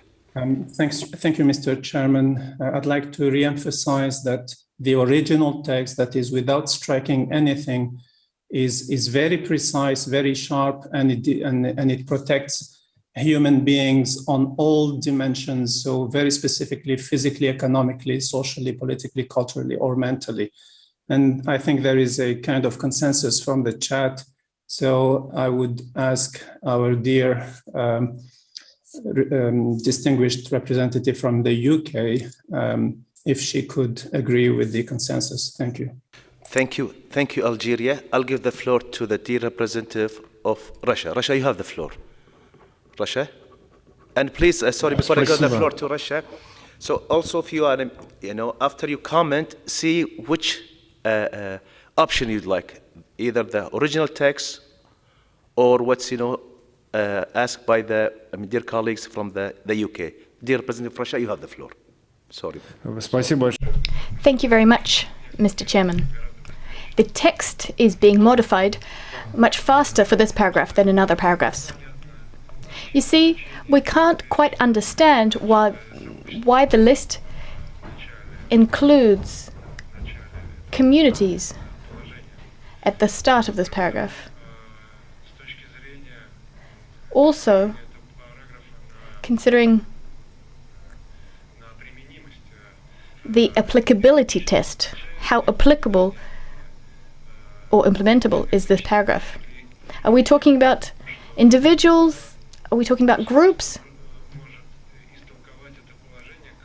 After all, member states might interpret this paragraph as requiring the appointment of specific people or specific groups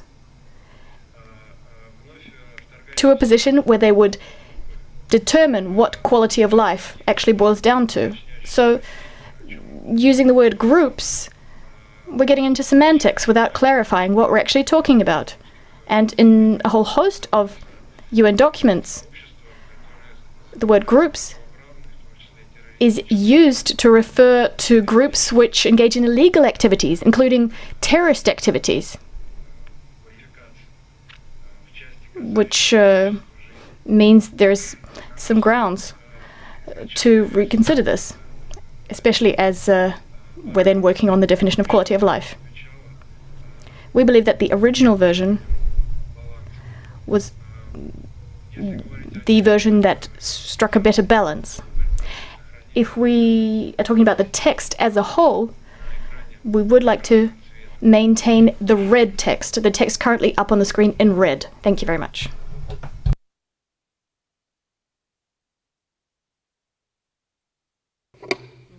Okay, I'll give the floor to the dear representative of Jamaica, followed by Venezuela. Jamaica, you have the floor.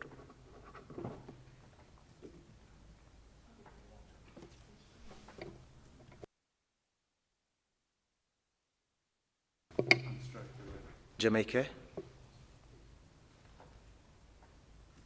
Thank you very much, Mr. Chairman. Jamaica supports the original text, but I would just wish to also make a comment on the UK suggestion. I understand entirely the explanation which was provided, and I'm very sympathetic to it. But I would want to suggest that if we suggest in this text that AI systems should maintain quality of life, for the vast majority of people in the world, that would be unethical, because maintaining existing quality of life for most people who are poor and impoverished is not realizing the purpose and benefit of this draft recommendation, which is to see AI as a possible rising tide to lift all ships, not to maintain people in a sunken position. I know that's not what was intended by the suggestion of maintained, but I would ask for reflection on its implication. Thank you. Thank you, Jamaica. Okay, I'll give the floor to the representative of Venezuela. Maria, you have the floor. Thank you, Chair. We go along with what just the delegate from Jamaica has said. We also prefer the original text, especially what was stricken out. We appreciate that it's included back in. And perhaps instead of maintained or enhanced, it could be should strive to enhance. That way, it's perhaps it's a way to kind of to ensure the connotation, the sentiment behind the text of obviously sometimes enhancing is not ensured, but that's the whole point, is that we are trying that this technology allows to enhance a way of living. Thank you.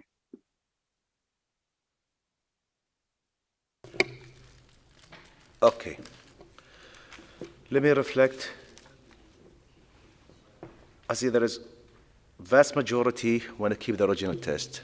I have here Venezuela. I hope this took the concerns of Jamaica and other member states. Is there any objection?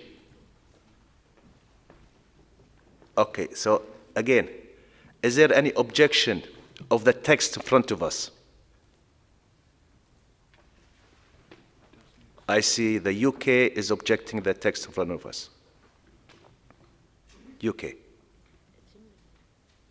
Thank you, Chair, and apologies for taking the floor again. I do understand the sort of strength of feeling in the room, and I'm trying as far as possible to be flexible, but I am having difficulty reconciling the views of the room with our views here. I think would colleagues be flexible to maintain the reference to harmed while striking or subordinated, noting that it's a term that we don't use anywhere else in the text, which we don't provide a definition for, and which is simply just a sort of unclear term. We would very much prefer to strike the types of harm that we're referring to here, again, noting that throughout the text as a whole, we only refer, I think, in other places to concepts such as physical safety and sort of psychological safety, which have a clear definition, and the sort of concept of political harm and social harm, cultural harm in the context of an AI system lifecycle. We're struggling really to think of examples of what's really meant here, and we are concerned that sort of the idea that we can commit to never harming somebody physically throughout an AI system lifecycle is simply unfeasible, because, for example, you may be able to qualify a denial of a loan on the basis of an AI system as a form of economic harm that it feels as though we're going beyond what's sort of reasonable for us to commit to. Noting that it's a very strong beginning to the phrase, no one should be harmed. So that's sort of where we're coming from here. It's, of course, we also do not consider that there should be any harm enacted through an AI system lifecycle, but it's simply that the sort of threshold of what constitutes a harm is not defined in the text, and we don't find it very clearly sort of set out here. So I'm trying to be flexible, and I really hope that we can, at the very least, remove the reference to subordinated. And I also really appreciate the reflections from the colleague from Jamaica, as well as the Venezuelan delegate's proposal. I think, apologies to come back to grammar, but I think we would need to perhaps reorder the sentence slightly for the idea of strive to enhance to work. And I think I can have a little think about how that could look like, but it might require quite a bit of reordering for that sort of additional verb to fit in the middle there. But I can have a go at that, but I may just need a few moments. Okay, thank you. I'll give the floor to Poland. Thank you very much, Mr. Chair. Thank you, colleague from United Kingdom, of explanation. From our side, we support the original text as was prepared previously, without deletion of subordinated. Why? Because the harm, it's a more legal-oriented concept. And harm creates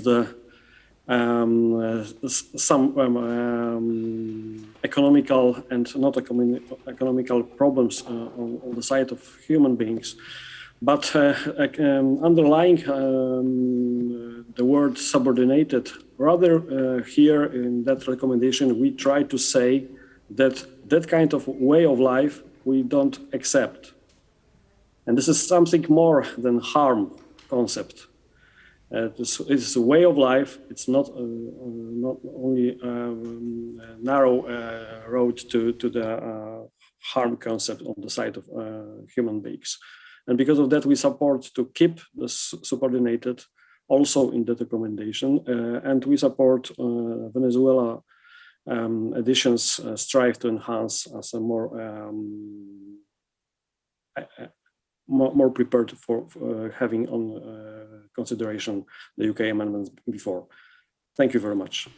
Thank you, Poland. Okay, let me again. I see there is a good support. I see Russia supporting now Poland, the addition of the amendment of Venezuela. But I see still, a lot of member states who want to keep the original text. So before I give the floor to Austria, please can you keep the or unstrike it? I'll give the floor to Austria, then followed by Mexico, so they are taking the first time, then Venezuela. Austria, you have the floor. Thank you very much, Chair. This is just to sort of improve the the grammar of the Venezuelan amendment, which is acceptable to us as such. I think it should rather say, without reordering too much, throughout its life cycle, and I just read it before, through its life cycle, and then AI systems should strive to enhance the quality of life of human beings. And I think then it would make sense. I saw in the chat a proposal by Algeria, all AI actors should enhance, but this is not what we mean in that paragraph. In that paragraph, the original meant actually sort of the reference was the systems itself should be used in order. I mean, this is what we said in the beginning all along, that for us, the Agenda 2030, the Agenda 2030 and its Sustainable Development Goals is basically the internationally agreed blueprint for quality of life. Be it, access to water, decent work, freedom of expression, and cultural diversity, in all the rest. So what we're trying to say is AI systems should not undermine the Agenda 2030, should not undermine, because that's, in the end of the day, what we all try to do here within the international legal system. All our policies are meant to enhance quality of life. I feel that's what politics is about. With that, maybe that is agreeable to everyone if we say it this way. I'll give the floor, thank you, Austria. I'll give that to Mexico, followed by Netherlands. Thank you very much. Sorry, can I just, excuse me, if I just come back? It should strive to enhance, sorry, excuse me, the grammar is correct. I'm sorry, I thought it was not well. Mexico, you have the floor, followed by Netherlands. Thank you, Chair. We can go along with the Venezuela's amendment. It's a good suggestion, but we will not support to delete this or subordinated. For us, this is a very important concept, and we strongly support to keep that words or subordinated. Thank you, Mexico. I'll give the floor to Netherlands. Netherlands, you have the floor. Yes, thank you, Chair. First of all, I'm having a bit of a difficulty because I lost my original text, so I don't have the original paragraph 14 anymore in front of me, but I think I can do it without. First of all, well, I actually have 2 points to make. First of all, we have a bit of difficulty with the amendment as proposed by Venezuela, because adding the word strive to actually weakens the text, which was originally stronger when it said should be enhanced. So we would be flexible, or well, we could accept the removal of maintained, as long as enhanced is in there. But I think the sentence overall doesn't really work this way, because AI systems don't strive to enhance. And I think we would actually like to propose to return to the original and have the sentence basically read, and I don't have the original text in front of me because of all these amendments, but I think it would be something like, throughout the life cycle of AI systems, the quality of life of human beings should be enhanced, rather than AI systems that should strive to enhance the quality of life of human beings. So I think that this just doesn't read. I think the sentence doesn't work this way. Yeah, that's all from my side. If I need to repeat the alternative, then I'm happy to do so. Okay. Before I give the floor to the next speakers, just to elaborate, what are you doing? So to Netherlands, the reason was Venezuela's Venezuela's amendment because the UK want to remove the enhanced and they want to add maintained, and Venezuela, it was more like a middle ground. And we're going to put the original text, so you don't need to look through your papers, and you can read it easier. This was the original text. So now, please, I need the original one, please, so everyone can look at it. Okay. So when I say original, this is what I mean, the original. No, please. Meanwhile, I'll give the floor to Venezuela, please. Thank you, Chair. Yes, just as you said, it was a little bit to react to the comments. The attempt to present the proposal presented by us. It's an attempt to find a consensus language because many member states have actually did not agree with including maintained because it would not really go along with the sentiment of the intended paragraph and what we're trying and attempting to do here. So we're trying, so in this sense, listening also to the concerns made by the UK that sometimes enhancing it's impossible to ensure the enhancement of the life of human beings. This is how we considered a way of approaching this with the possible challenges that everyone has been able to face. Obviously, we are able to amend this so it makes more sense grammatically in this form, and I think this is what the distinguished ambassador from Austria attempted to do, and I appreciate it greatly. So that was just kind of what we wanted to say, and also we do insist also that subordinated be included, and as well as everything that is listed. And I think we have discussed this before, and about the rise of AI as it can be even allow for autonomous being.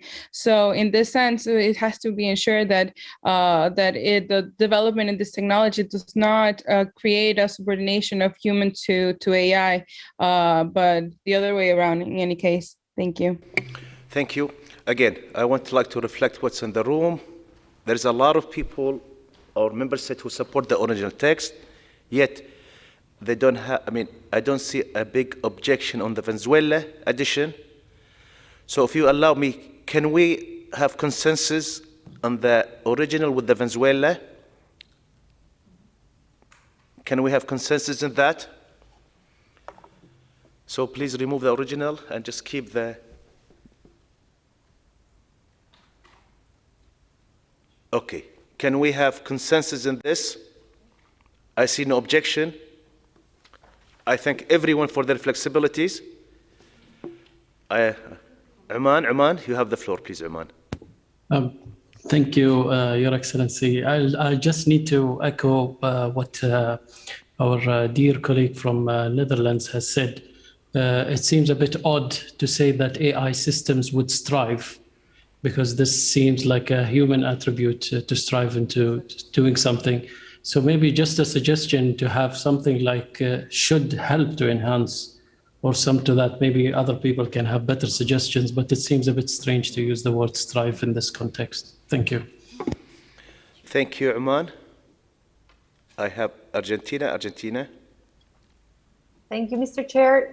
To echo what our colleague from Oman has just said, we would like to see for another word to put instead of strive. It doesn't really make much sense, the phrase. Put it like this. Thank you.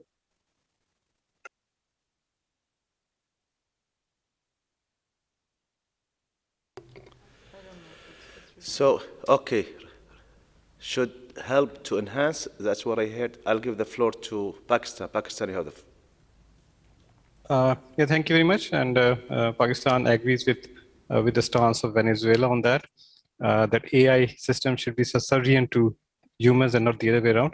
However, we suggest that if we write it like should be used to enhance the quality of human beings. Then if we use the word use, then probably we are sending the message that they are being used by the humans, and I think that would serve the purpose. Thank you. Thank you, Pakistan. Whoa, now we are getting.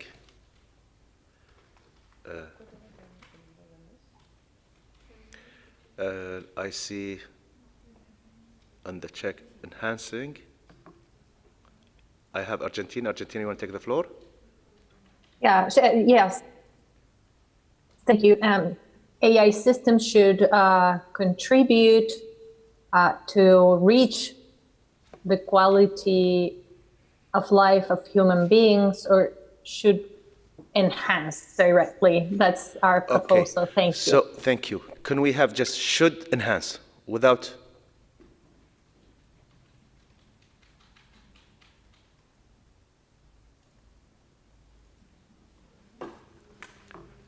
Should enhance.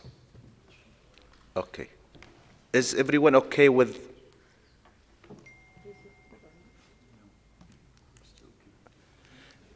Can we have consensus in this? Okay. I see Algeria followed by Pakistan. Algeria. Thank you, Mr. Chairman. I understand your suggestion should enhance, but this is a target to enhance, which is not sure that it can be achieved. I'd be more in favor of what our distinguished representative from Pakistan has suggested should be used to enhance something like this, but should enhance. So it has to be reached as a result. Otherwise, what? Thank you, Mr. Chairman. Thank you, Algeria and Pakistan. Okay, let's reflect what's Pakistan, so I can. Yeah, thank you, Chair. Should be. Sorry. Yes. I'm going to reflect your change. Should be enhanced. Sorry. Should be used to enhance. So remove help and strive, please. Okay. Is it okay with you, Pakistan? Is it? Yeah, thank you. Okay. Yeah, Pakistan agrees with you. Thank you. Okay. Can I prove that, please? Okay. I have Belgium. Belgium, you have the floor. Thank you, Mr. Chair. And I'm sorry, I felt better about the Argentinian proposal, actually, because I feel which should be used to enhance, we're shifting the focus from the AI systems to the users and the dependence on the attitude of the users instead. So we do not entirely feel that this has the same meaning as the original language. Thank you. Okay, so I see you guys give me the temptation to go to the original text. So, okay, before that, I'll give the floor to Netherlands. Netherlands, you have the floor. Yes, thank you, Chair, for giving me the floor again. Just very briefly, I think indeed also listening to the room that actually everyone would like to return to the original. And if I understood the UK well, it's only the word maintained that has to be removed. So I don't see why we don't return to the original and just have should enhanced. And I also added a proposal in the chat, which basically says throughout the life cycle of AI systems, the quality of life of human beings should be enhanced. So the word maintained is also not included, which is, by the way, not even on the screen anymore. So it's been entirely removed. But that's a side note. Anyway, so that would be my proposal, to stick to the original and have just maintained removed. Okay. Thank you. Okay, can we see that reflected on the screen, please?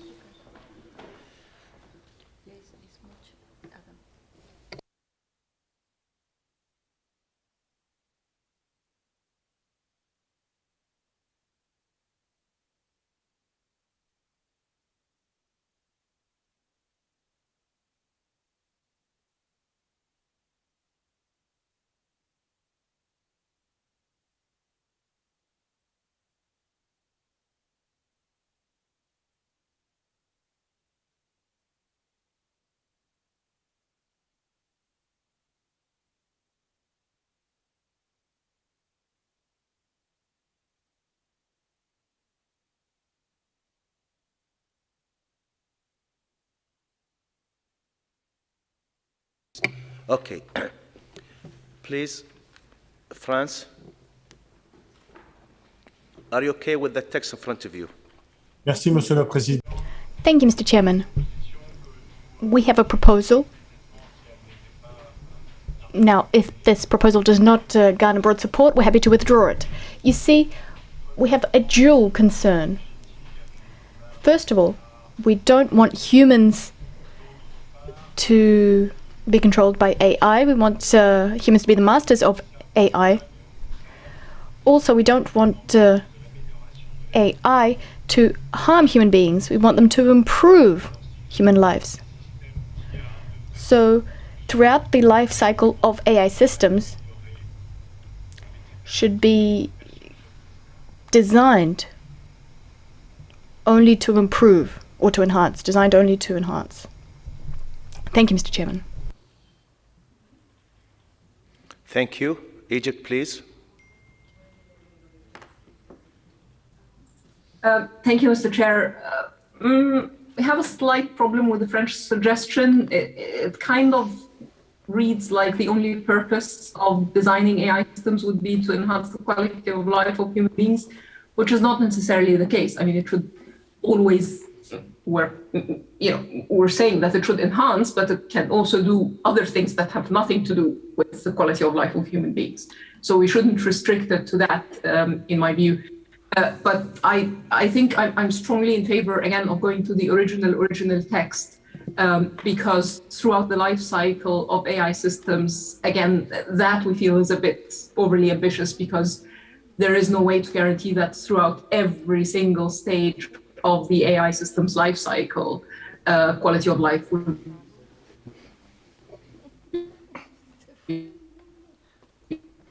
We lost you, Egypt. So rather, hear me now? Can you hear me now? Yes, now you're back. Sorry about this. I don't know how much you heard, but I was just saying that I think the spirit of the text is that the net effect or the net impact of an AI system in people's lives should be positive, which is not necessarily achieved throughout every single phase of the AI system life cycle. So in short, we would very much be in favor of going back to the original text. Thank you. Thank you, Egypt. Again, let me put, before I give the floor, to Pakistan, so we don't go back and forth, can we have the original text? Let me see. And again, I see a wide majority support of the original text. And I see that. Can you have the original text?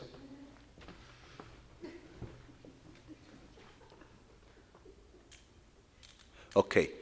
Unless you have a major objection, please, unless you have a major objection with the original text, and not to repeat your argument again. I see Pakistan. Pakistan, you have a major objection with the original text? Yes, thank you, Chair. Yes, we believe that this original text gives agency to the AI system and not to the humans. We do not. We are very flexible regarding the use of particular words, but we still believe that the agency should be given to the humans.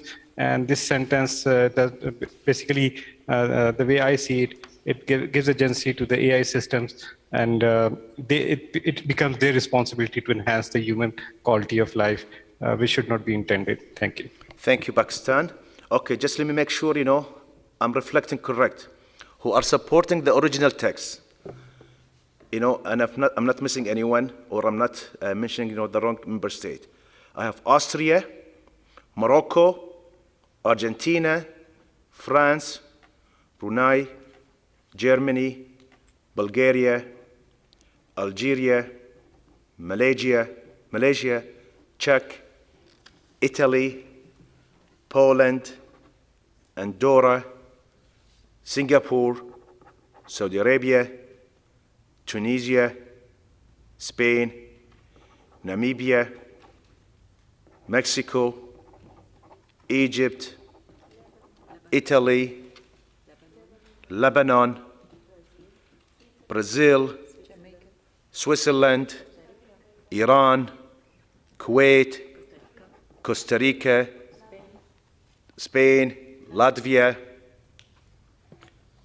So with that, and I'm hoping we are Dominican Republic and Burkina Faso. With that, may I have a consensus to agree upon the original text, and I might say paragraph 14 is approved. Thank you all. And now we'll go to paragraph 25, please. Sorry, 19.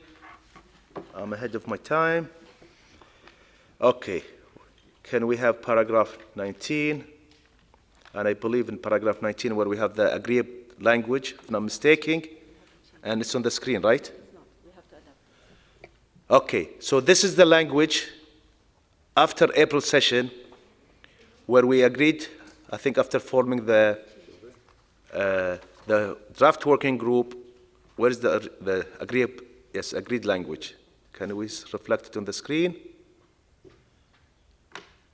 I'll give the floor to Russia, but before I give that, just let me put the agreed language, dear Representative Russia, so everyone can see this is the agreed language. Okay. Does anyone object the agreed language? I thought I seen Russia, their hands up. Dear Representative Russia, would you like to take the floor?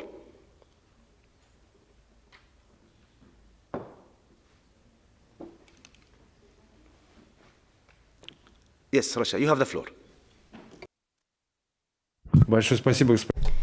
Thank you very much, Mr. Chairman. As we do have the opportunity to do some drafting on this paragraph,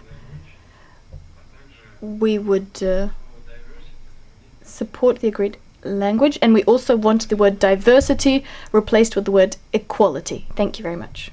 Okay, could we have that? Since this was open, where is instead diversity, equality. Okay. I have Austria, followed by Finland. Austria, have the floor, please. Thank you, Mr. Chair. May I ask you whether this is a new amendment? In my recollection, the question of diversity in this, it's even a section, I believe, has never been questioned by not one single member state, and certainly not by Russia, not in the formal negotiations, and certainly also, well, I'm not sure if we discussed it in the intersessionals. But so that's a procedural point. And second, it would totally change the whole meaning of the section, which was about diversity. And I think if everybody remembers well, we had throughout the negotiations, being formal or informal, very much a strong plea for cultural diversity, diversity in all forms. So this would totally change a major part of the recommendation. So with this, on both accounts, strong opposition to that, and asking with all respect the distinguished delegation of Russia to withdraw that amendment. Thank you very much. Thank you. I'll give the floor to Finland, followed by Belgium. Chair, could you maybe please answer my question? Is this a new amendment? The only reason, because the whole text, it was open for discussion. And that time, it was before the time where we requested amendment with a deadline. So this was in a bracket in April. Then, after that first session where we asked, every member state to send on the rest of the document. But at the only reason I'm open it because the whole paragraph was in a bracket, and it's up to the member state to discuss any word in that member state because the whole of it was open. And the time we opened this before the deadline when we said we requested from the amendments from the member states. That's my answer, Austria. I'll give the floor to Finland, followed by Belgium. Thank you, Mr. Chair. We agree with Austria the headline for this section is ensuring diversity and inclusiveness, and therefore we would prefer the original text on this beginning part of this paragraph as well, to say, as it used to say, diversity and inclusiveness. This is, as was said, here diversity and equality would be different things. Here, as we've discussed during these weeks in many points, one single, there's a specific threat that is coming, or that we have a special risk in AI systems. We've been discussing this in many different contexts and many different shapes, even that there's a domination or a monopoly of single huge companies, that there are systems that do not understand, or that somehow kind of undermine the diversity and the spectrum of human condition, etc. And this is one of the points where, as we are adding the agreed language, that has a long list of different characteristics, and any other grounds in the end to indicate that this list goes on. It is exactly the diversity that we are wanting to promote and to point out in this paragraph. So this of course, this also means that, equal treatment of all these groups and all, regardless of any of these characteristics is important. But this paragraph specifically needs to highlight that such diversity exists, and therefore we want to keep the original language in the beginning of this paragraph. Thank you, Mr. Chair. Thank you, Finland. I'll give the floor to the representative of Belgium, followed by Australia. Thank you, Mr. Chair. Just my full support for what has been said by distinguished colleagues from Finland and Austria. The Russian amendment changes the meaning of the paragraph and gives it a meaning that does not fit in this section. So we cannot agree with it. Thank you. Thank you. I'll give the floor. Thank you, Belgium. I'll give the floor to Australia, followed by France. Australia. Thank you, Chair. And just to echo the sentiments of my colleagues who've come before me, we couldn't support the change from diversity to equality. We think diversity is at the heart of this paragraph, and the change completely sort of changes the sentiment of what we're trying to achieve here. So again, just for the record, that we would prefer, or strongly prefer, the inclusion of the text diversity as is in the original paragraph. Thank you. Thank you. Australia, I give the floor to France, followed by Pakistan, the Netherlands. Merci. Thank you. Thank you very much, Mr. Chairman. It goes without saying that no one is completely and wholeheartedly opposed to equality. This is something we're fighting for. However, this is not the right place for the word equality. Therefore, we should like to invite our colleague from the Russian Federation to consider the fact that diversity is expressed in everything we do in our daily lives. It's what we buy, it's who we vote for. It might be other personal preferences that also reflects diversity. So this really is a paragraph about diversity.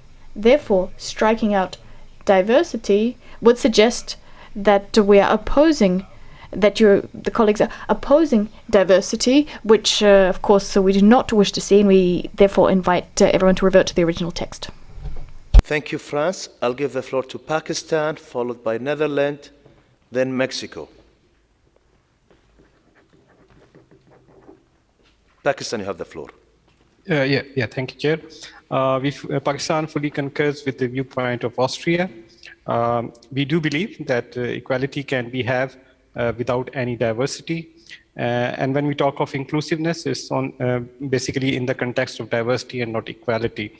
And especially when we talk about AI systems and the biasness they can have in the data set, that can only be removed through diverse data sets. So diversity is which comes natural when we talk about removing the bias in the AI systems. So we basically support the original text, and we would like Russian amendment to be removed, please. Thank you. Thank you, Pakistan. And if you allow me, dear Representative of Mexico, sorry, I have Germany first, then the UK. Sorry, Mexico. Germany, then the UK.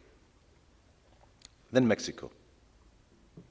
Thank you, Mr. Chair. I can fully support the point made by my colleague from Pakistan, because indeed, as he said very, very precisely, there can be full equality without being diversity. And what we need to convey in this paragraph is really that there is a diversity of views that is taken into account and a diversity of perspective. So in order to adapt this, and because this is not a reference that makes or that this is not a paragraph that has a reference to discrimination, the end should be characteristics and not grounds again, because regardless of characteristics at the very end, grounds is the word we need to use if we talk about discrimination. However, if we talk about a number of traits, it is characteristics that we used at another point. We discussed it yesterday. So characteristics would be the right term in this context to use. So against equality, for diversity, and characteristics in the end. Thank you. Okay, before I continue the floor, I would like to thank the dear representative of Russia to show their flexibilities, and I think they're saying on the chat they are withdrawing their amendment. Thank you, Russia. And thanks to everyone. So with that, does anyone would like to take the floor again? I still have left. I have Netherlands. No. I have Iran. Iran, would like to take the floor. Iran? Yes, Iran. Excellency, I take the floor, and then the listing that we have, we are not happy with that one, and nationally we do not support that one. But anyway, we do not open the floor for discussing that one. But the colleague before me asking the floor and adding a new concept here that never discussed in the room, though I would like to ask for deletion of that one, because that's not a concept that we agreed in the small group and breaking to the section. I wonder why Germany bring a new language at this moment to the room. So we it was accepted, although we cannot go with the list, such kind of listing. But again, we do not want it to open up. So I would like to send this message through you to the German colleague that do not open the discussion again. Thank you. Thank you, Iran. Again, I'll give the floor, very briefly for Germany to elaborate why characteristic, and I think, we had it before, where the context, when we're talking about data, if I'm not mistaken. Thank you, Mr. Chair, and thanks to my Iranian colleague for reminding us that this listing strikes indeed a very complicated balance to something that we're not entirely happy either. So I guess that describes a good middle ground. As for characteristics, I can just remind our Iranian colleague of the fact that we have in fact adopted this word at another paragraph. We discussed it yesterday afternoon, because it is just that a characteristic describes something like a ground, but it is from a different perspective. A ground is something when you speak about the concept of discrimination. If you just enumerate traits, ground does not make sense as a word. So at a different point, it is in the end of the recommendation. I do not maybe the Secretariat can remind us of the exact place. We adopted this very same list with the term characteristics at the end. This is not new language. This is just using a term that we have adopted at another occasion for the language to make sense, because ground in that position does not make sense. And we have had this discussion ad nauseum, frankly, at another point. So I would understand if my Iranian colleague would be upset, and I in no way opened the list I am far from doing so. This is just picking up on what is indeed in this context a correct reference. Thank you. Okay, can you, and any other, remove please, ground. Okay, before I give the floor to the next speakers, so just to ensure our dear colleagues of Iran, can we go to paragraph 74 before I open the list? Can we go paragraph 74, please? That we approved. Okay. So make sure you put color.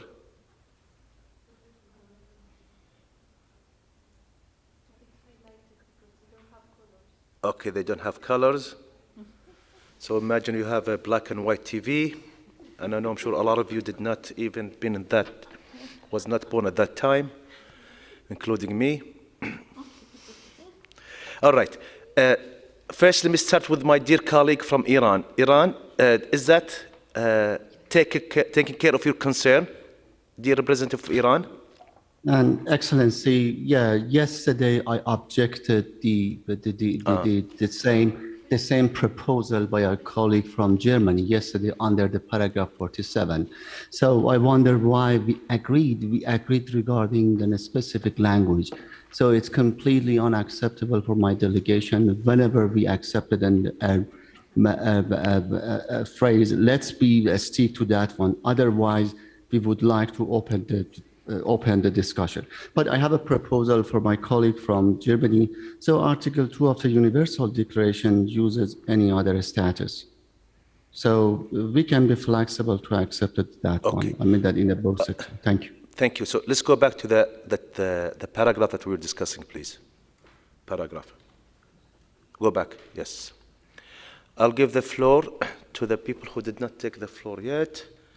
Can I give the floor, please, to Algeria, Russia, then France? Algeria, you have the floor.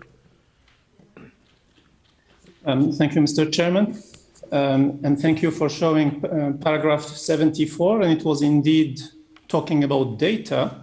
And this is exactly what, if I recall properly, what the distinguished representative of Germany pointed out yesterday. And I agree that in the context of data, characteristics, features, is the appropriate term. Now, when you talk about individuals, grounds, or even status, as just suggested by the distinguished representative of Iran, would definitely be more appropriate. Thank you, Mr. Chairman. Thank you, Ahmed. Thank you, Algeria. Okay, can we have that on the screen? Instead, slash status.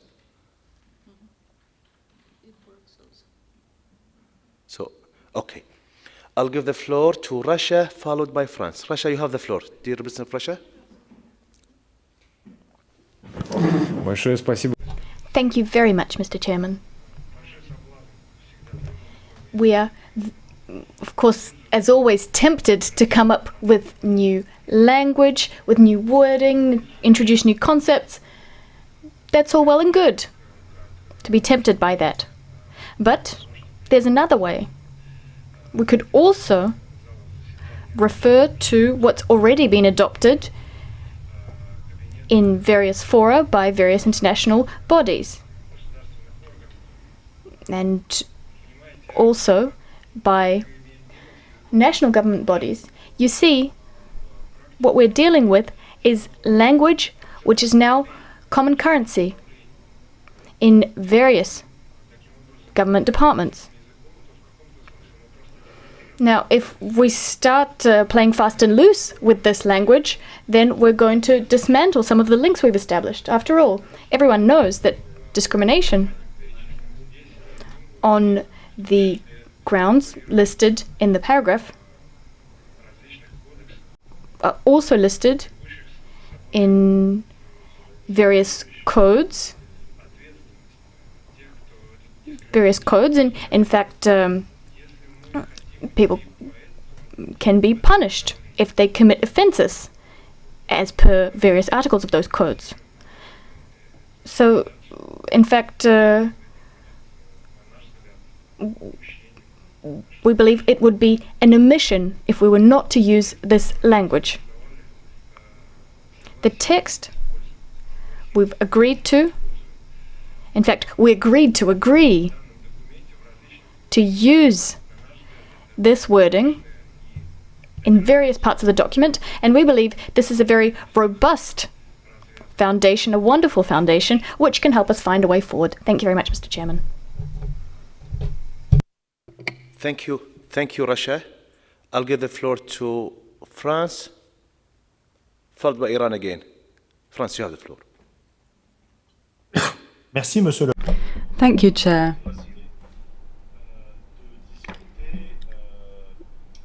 What we're discussing is a concession that's already been made in the form of a compromise. Now, I could recall the original text that has led to these discussions, which was already a concession. Status is a specific concept, but lifestyle choices, which should be chosen in all freedom, although they may not be agreeable to some delegations. I am not blonde in status, I'm not talented in status, it's a characteristic. And in fact, characteristic is a term that's broad enough that this could be used in this case. We also strongly support Germany's proposal and a return to characteristics, which was the original proposal. Thank you. Okay, so, okay, Iran, I just want to make sure, the original text, the word ground, linguistic doesn't make sense. That's what I hear from the floor. That's why the reasoning behind characteristics. So Iran, you have the floor, please.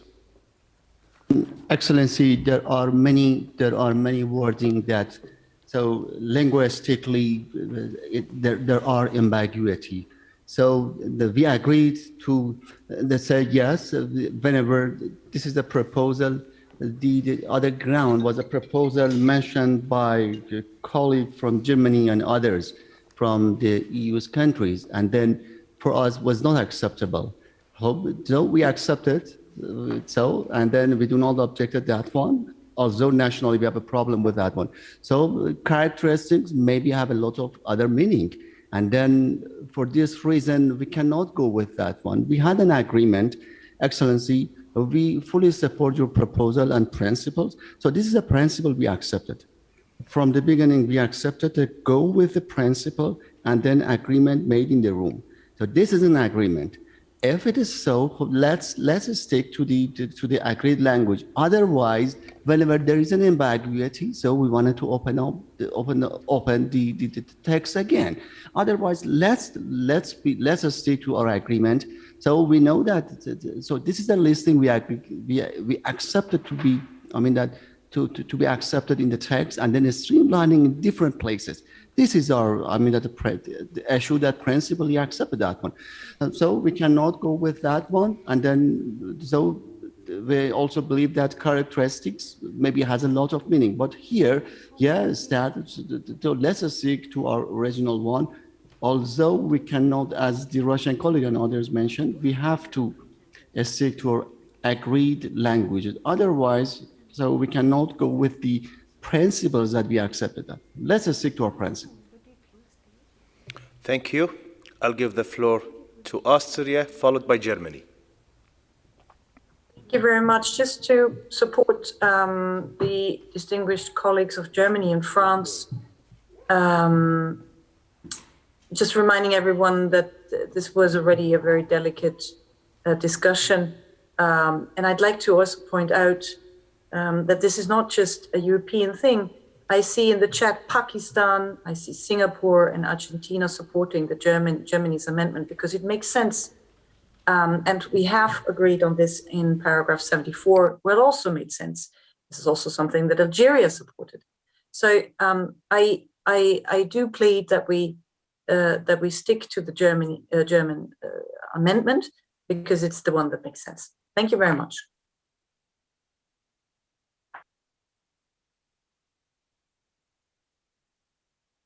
Thank you. I'll give the floor to Germany. Thank you, Mr. Chair. I'm astonished about many things. I'm mostly astonished that while I repeat and repeat that I'm not opening the list, because the list is what is listed before, my Iranian colleague feels like misunderstanding me is a good point. I also struggle to understand how it is apparently impossible to go for plain linguistics.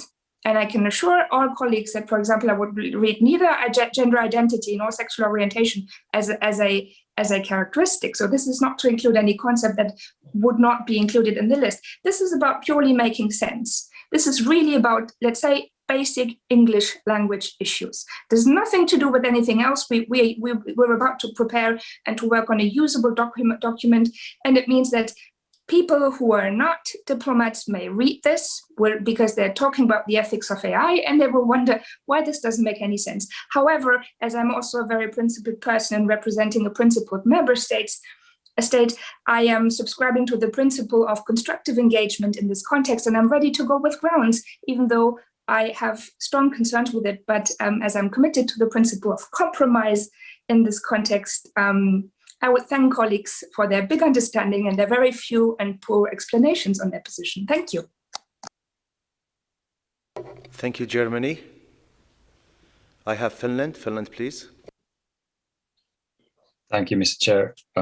Just very briefly, having been in as many of the colleagues who have spoken before, was in the working group where we drafted this language, and the list that was drafted and the agreement that was reached is basically as it is on the screen. And the reason there was grounds that was of secondary importance, because that was the original context of the sentence.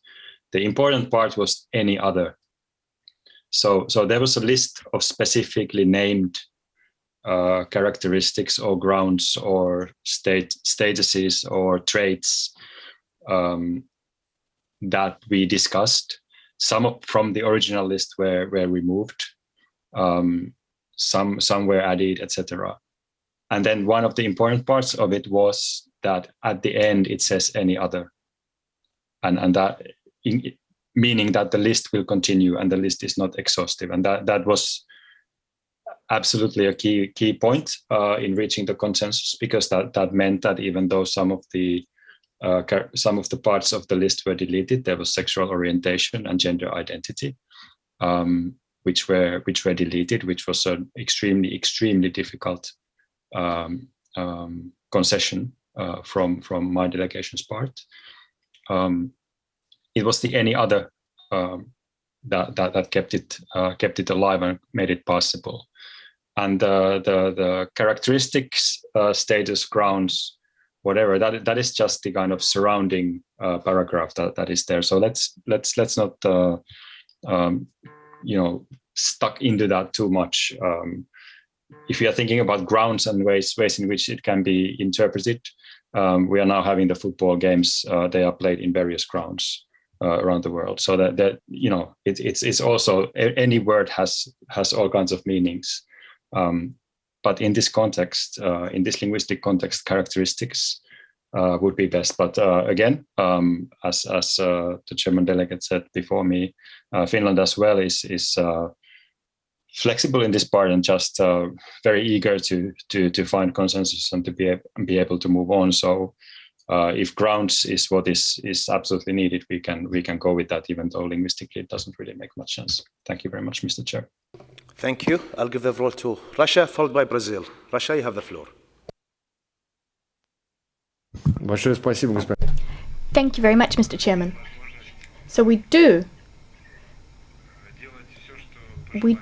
have the opportunity to do whatever we want with this text, which was negotiated as part of an arduous compromise among delegations. We're prepared to hear further comments from other delegations about the caliber of our statements. We have abstained by issuing such assessments of others' interventions. although we believe that references to the broad-based discussions which took place at an earlier stage is sufficient rationale for making comments on the substance. Therefore, we suggest that we either work on this text, or as a different option would be reverting back to the original text. And in fact, this original text was mentioned in a number of other paragraphs, including paragraph 28, which I have in front of me. Thank you very much. Okay, thank you. Before I continue, I think let's have the, or any other grounds, even though member says it doesn't make sense. Yes, please. I'll give, please, Brazil. Could you be, please, Brazil? Thank you, Chair. Well, actually, I think it's not reasonable to reopen the debate on that. We had a working group that discussed this for a long time. We have decided to, the complicated part of this paragraph was the listing, and we managed to find a listing that is acceptable for all. And of course, this last part of the phrase, like any other ground, any other characteristic, any other status, of course, this is absolutely not relevant to this paragraph, because of course the problems work with the other listings, the other things that were listed in this paragraph: race, color, descent, gender, sexual orientation, everything. Here, the proposal of Germany seems to be very reasonable, because it's just to adapt all this listing to the context of this phrase. If other delegations consider that if we just adapt this last word to harmonize it with the phrase, if they think that it means reopening the whole debate of the paragraph, then of course we are ready to accept also in any other grounds. To avoid reopening this discussion, which is absolutely nonsense for us, because we managed to find a very delicate balance. We know it was very hard to find this balance. So losing everything because of one word that is just to make consistent the phrase doesn't make any sense. So we are ready to accept any other grounds if other delegations insist that any other grounds is the relevant thing of this paragraph, which of course we know it is not. But if this is the argument, we will stick to the phrase as it was accepted before. But I would like to remind everyone that we actually adapted this last word in other paragraphs too, because of course we understood that the agreed language was referring to the listing and not exactly to this last word, because grounds is not the relevant part of this paragraph. In any case, if others insist to keep any other grounds, we are ready to accept it. But we think it's not reasonable, this argument. Thank you, Brazil. I know sometimes there's a lot of things doesn't make sense we do it in our life, but yet we do it. Again, before I give the floor to Belgium, could we just agree on the agreeable text, any ground? I see some flexibility from member state, and I see there's a member state, they want to stick to the original text, the agreeable text in the principle. So I can move forward, and I'll give the floor to the final speaker, Belgium. Belgium, you have the floor. Thank you, Mr. Chair. I will obviously not oppose your proposal that you just made. I just have to admit I don't understand this discussion. I heard the distinguished delegate of Russia, but we're not talking about substance. What we are talking about is writing a text that people can actually read and understand. Nothing more than that. It's just about making sense. If we don't want to make sense, that's fine with me. We can accept it. But honestly, this should be a non-discussion according to us. Thank you. Thank you. Thank you, Belgium. Okay. With that, I see flexibility in the text in front of us, even though the concerns of member state does not have a full meaning, but at least we stick to the agreeable text, where it seems more important to some member state. So with that, I see paragraph with consensus. Paragraph 19 is approved. And now I'll move to paragraph 25. And paragraph 25, please. I heard that the UK, they want to withdraw their amendments, so I just want to make sure, I would like to hear from them to confirm the revoking of their amendment, the UK. Thank you, Mr. Chairperson, and thank you for all the great work that you've been doing. Yes, that's correct. We can live with the original text on this one. Thank you so much. Thank you, UK, for your flexibility. As I mentioned today, throughout our discussion, the UK showed a great flexibility in revoking or coming in the middle ground. Again, thank you to the UK for flexibility so we can approve, since there is no amendment. Paragraph, please, can we have it? The original one, because there was only one amendment. Can we have it on the screen, please?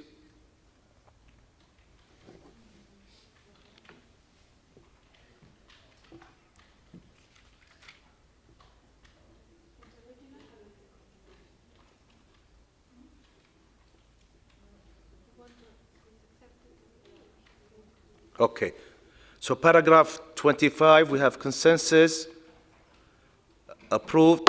Thank you so much. Got scared? I scared the secretariat with the hammer.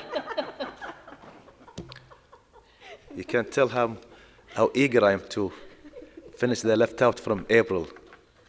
Yes, I don't like things to be left out. So, with that, we are done with any amendment that's pending from April.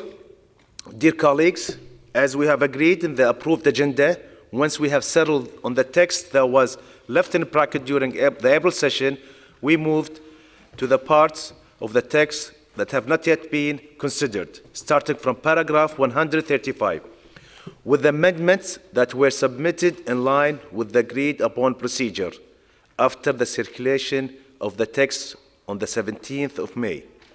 So, I ask the Secretariat to read out paragraph 135, please. So, under utilization and exploitation of the present recommendation, paragraph 135 as amended reads as follows: Member States and all other stakeholders as identified in this recommendation, amended by Canada and Mexico, should respect, promote, and protect the ethical values, principles, and standards regarding AI that are identified in this recommendation and should take all feasible steps to give effect to its policy recommendations. Okay. As the custom we used to do from day one, I'll give the floor first to the member state who submitted the draft amendment. So I have here Canada and Mexico. Either one would like to take the floor? Okay. I'll give the floor to the dear representative of Canada. Canada, you have the floor. Thank you, Chair. This is just, we would like to add should because it would also reflect the French version. The French version has devraient les États membres, toutes les autres parties prenantes identifiées, devraient respecter, promouvoir. So to reflect what is in the French version, we believe that we should add should here. Thank you. Thank you. Thank you, Canada. Okay. Is there any objection on paragraph 135, the two amendments? I see no objection, so we have consensus. Thank you, Mexico. Thank you, Canada. Paragraph 135, approved. We'll go to paragraph 136, please.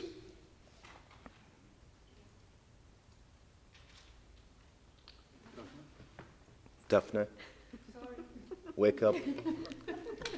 I need a gavel to wake up.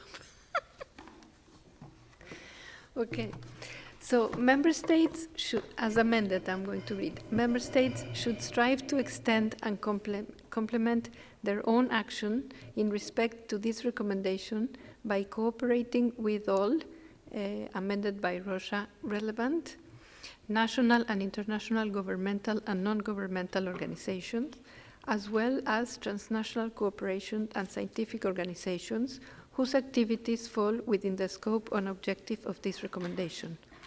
then Russia and UK stroke the development of a globally accepted ethical impact assessment methodology and the establishment of a national commissions for the ethics of technology can be important instrument for this. The development of an amendment by UK that stroke globally accepted ethical impact assessment methodology and the establishment of the national commissions for the ethics of AI and the stroke technology, UK, can be important instrument for this. And in fact, there was a proposal for a new paragraph, 136 bis by Iran, that reads, the participation of related stakeholders in the AI discussions may be positive.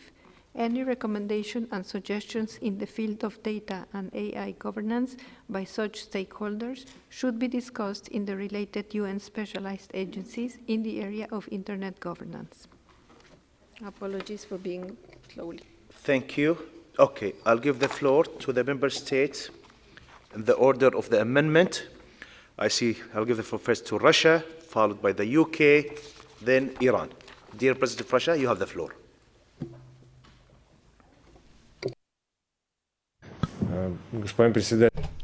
Mr. Chairman, regarding the use of the word relevant, in that section, we feel that there is no need for any explanation, except for the fact that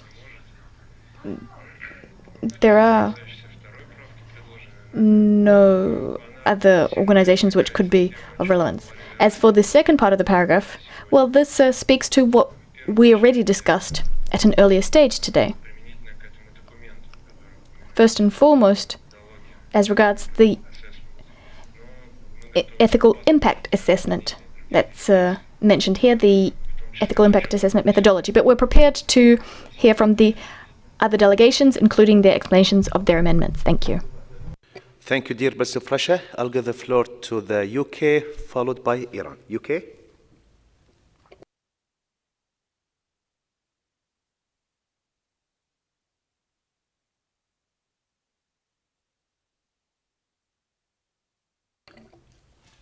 Okay, until we get the UK, I'll give the floor to Iran. Iran, could you elaborate on the addition of the new para 136 bis? Iran? Thank you so much, sir. The philosophy rationale behind this paragraph 136 is to cooperate with different UN-related organizations, international organizations, governmental, and so on. So that is why we have suggested that in a sort of streamlining of the text, that we can do this through UN specialized agencies, especially those who are working in the field of internet governance. I'm pretty sure that we may say that it is out of the mandate of the UNESCO, but if you prefer, we can show the texts that the UNESCO deems it essential for standing on the case of the AI governance, internet governance, and that is the logic of the text. Thank you, sir. Thank you. And I don't know if, the dear representative of Iran, if you go look at the next paragraph, is that, cover your concern, all those UN bodies, if we can go down? No, just go down, scroll down, where we have all the UN bodies. Just this is something to reflect. Okay, go back to the draft that we're discussing, and I'll give the floor to the dear representative, I guess the UK, yes, I have the UK. You have the floor. It is the UK. Thank you so much, Mr. Chairperson. So the issue we have here is the same issue we had in paragraph 131, which is about the language on globally accepted. And we thank the room for having showed their consensus on using the word UNESCO. So what was the exact language we had in paragraph 130? In paragraph 131, we said we struck out globally accepted, we put UNESCO methodology. So we would like to then follow that logic and say, instead of globally accepted, we would like to say UNESCO ethical impact assessment, following the same logic as paragraph 131. Thank you, Mr. Chairperson. Thank you. Indeed, that's what we agree on paragraph 131. Okay.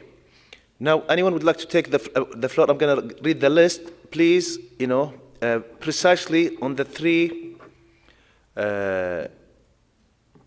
amendments where we have Russia and the UK and Iran. And I think also we had several times where we approved the relevant national, international, government and non-government. I will let you know now in any paragraph that we discussed that and we agreed on that addition. Meanwhile, I'll give the Brazil, Germany, then Argentina, followed by then Greece. Brazil, Germany. Brazil. Thank you, Chair. Brazil supports the first amendment presented by Russia. Yes, we think including relevant here is relevant. And at the same time, we think that if we include this amendment too, we are in a way already covering the concerns of the Iranian delegation when they presented this new paragraph, this 136 bis. Because I think when we are referring to relevant national, international, governmental, and non-governmental organizations, we are already respecting the mandate of each organization. This is subsumed in this phrase. So we would support to keep this relevant. Concerning the second amendment proposed by Russia, we would not support it, and I think it would not be coherent with what we have already adopted in the recommendation. We would rather prefer to stay with the British amendment because it would be coherent. We have already used this terminology, UNESCO ethical impact assessment. And well, that's it. Thank you. Thank you, Brazil. I'll give the floor to Germany, followed by Argentina. Germany, then Greece. Thank you, Mr. Chair. And thank you, Mr. Chair. And I would like to thank colleagues for presenting these amendments. I would like to support the first Russian amendment. This is a very pertinent one, and it adds substance to the text in the sense that it indeed specifies that we might want to, or member states might want to have a look at which are relevant fora, and which are all relevant fora indeed. These might be regional ones. And most notably, this is something that might develop in the future. We want to develop an instrument that has value for a long time to come, decades if possible. So it is really good to have a term that makes it at the same time more specific, but also more flexible, which is why we support the first Russian amendment. We are on the second part, we support the UK amendment because we feel that we need to, as we have in other paragraphs, operationalize what we're doing. And this is specifically by setting out potential tools that can be helpful. And these are enumerated in the last paragraph. As for the Iranian amendment, just like my colleague from Brazil said, first, we are not talking about internet governance in this recommendation. We have no mandate for it whatsoever. And second, multi-stakeholder approach is covered in other parts of this recommendation. And finally, third, we need to have an approach or a language that is flexible and that will be useful and pertinent, not just in this moment, but in the future, which is why the Russian amendment actually is a lot more precise and useful in this sense. So strong support for the Russian First Amendment and for the UK amendment. Thank you. Thank you, Germany. I'll give the floor to Argentina, followed by Greece. Argentina. Thank you, Mr. Chairman. I just lower my hand because our colleagues from Brazil and Germany expressed very well what we had to say with regards to this amendment proposed by Russia and the UK. Thank you very much. Strong support to these two. Thank you, Argentina. I'll give the floor to Greece, Austria, then Australia. Yes, Excellency, thank you. We feel that the first Russian amendment is not really needed here because we believe that the element of relevance is already covered by the part of the sentence where it states that the national, international, governmental and non-governmental organizations, transnational corporations, etc., will be the ones whose activities fall within the scope and objectives of this recommendation. So we believe that this is enough, and we don't need to add the word relevant in the text. This is the reason we also regret not to be able to support the Iranian amendment. However, we do support the amendment made by the United Kingdom. Thank you. Thank you, Greece. I'll give the floor to Austria, followed by Australia. Austria, you have the floor. Thank you very much, Chair. Very shortly, I have no problems with the Russian amendment, although I think that Greece has made a full point, because if you read the whole sentence with all organizations whose activities, it makes sense, but no strong feelings on this one. Secondly, the support to the UK amendment. I think it's very important to keep the mentioning of the UNESCO ethical impact assessment methodology and the ethics commission, because it's important to cite specific examples in the context of this paragraph, which is about cooperating with all kinds of organizations who work on the ethics of AI. And that's why it has an added value, and striking it out would be a loss. And thirdly, don't need to adduce the arguments that have been made very eloquently by colleagues before me, who could not support the Iranian amendments. Austria cannot support that neither, because we feel it's utterly redundant and also out of place in the context of that section, of that, the sort of the context of these paragraphs. Thank you very much. Thank you. I'll give the floor to Australia, followed by Mexico, the Netherlands. Australia. Thank you, Chair. We could support the inclusion of relevant per the Russian amendment, whilst we recognise it's covered off also with the second part of the paragraph of whose activities fall within the scope and objectives of this recommendation. We could appreciate how the inclusion of relevant could also go some way to satisfying the Iranian concerns, which we believe are displayed in their new para 136 bis. We could not support the Iranian amendment. As we've noted previously, the domain of internet governance is not this recommendation, and we'd be very keen to steer clear of any internet governance language in this recommendation. Regarding the UK's suggested change on UNESCO ethical impact assessment methodology, we fully support this. We think that this is keeping in line with what was agreed in other paragraphs. So thank you very much. Thank you, Australia. I'll give the floor to Mexico, followed by Netherlands. Mexico. Gracias, señor presidente. Thank you, Chair. We wish to support the amendment proposed by the Russian delegation. We believe that it's important to use relevant. And regarding the second part, we believe that we should keep the mention of the methodology for impact assessment. But we believe that the proposal of the UK is agreeable and we could support it. We agree to leave the amendment proposed by the UK. Thank you. Thank you, Mexico. I'll give the floor to Netherlands, followed by Iran. Netherlands.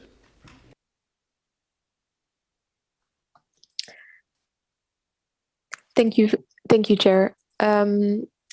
So first of all, with regards to the Russian amendment, the first amendment, the word relevant, I would like to echo what our colleague from Greece has said, that it's actually already covered by the last part of the sentence.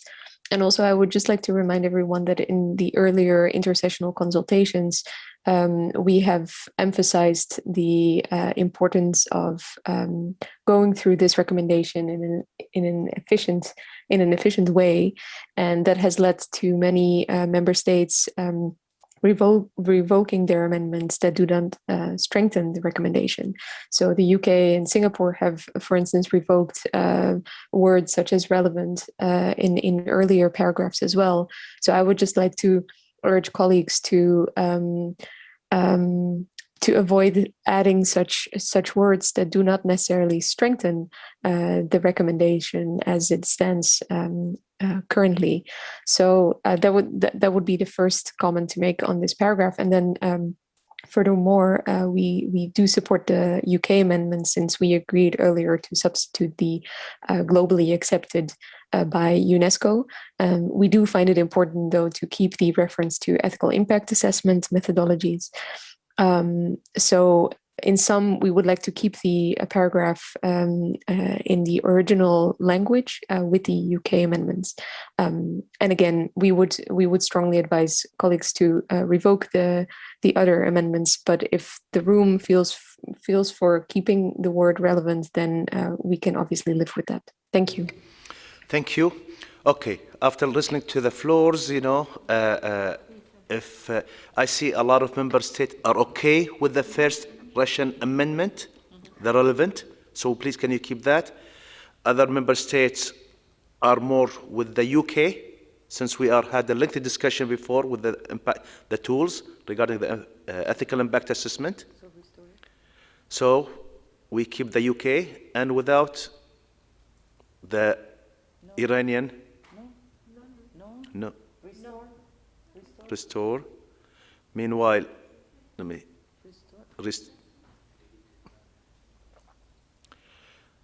so first Russia is okay, then after it the UK is okay, and without the, I'll give the floor, please. Okay, continue the list. I'll give Kuwait, followed by France. Please, Kuwait. Yeah, thank you for giving the floor, President. Regarding first amendment by Russia, it's Kuwait is comfortable with the relevant wording, and we're also comfortable with the UK amendment of having UNESCO, except for the technology. We shouldn't strike out technology. Maybe put AI systems to be consistent with the rest of the document.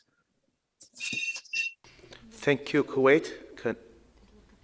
Can we have a certain system? And then I'll give the floor. France, you have the floor. France.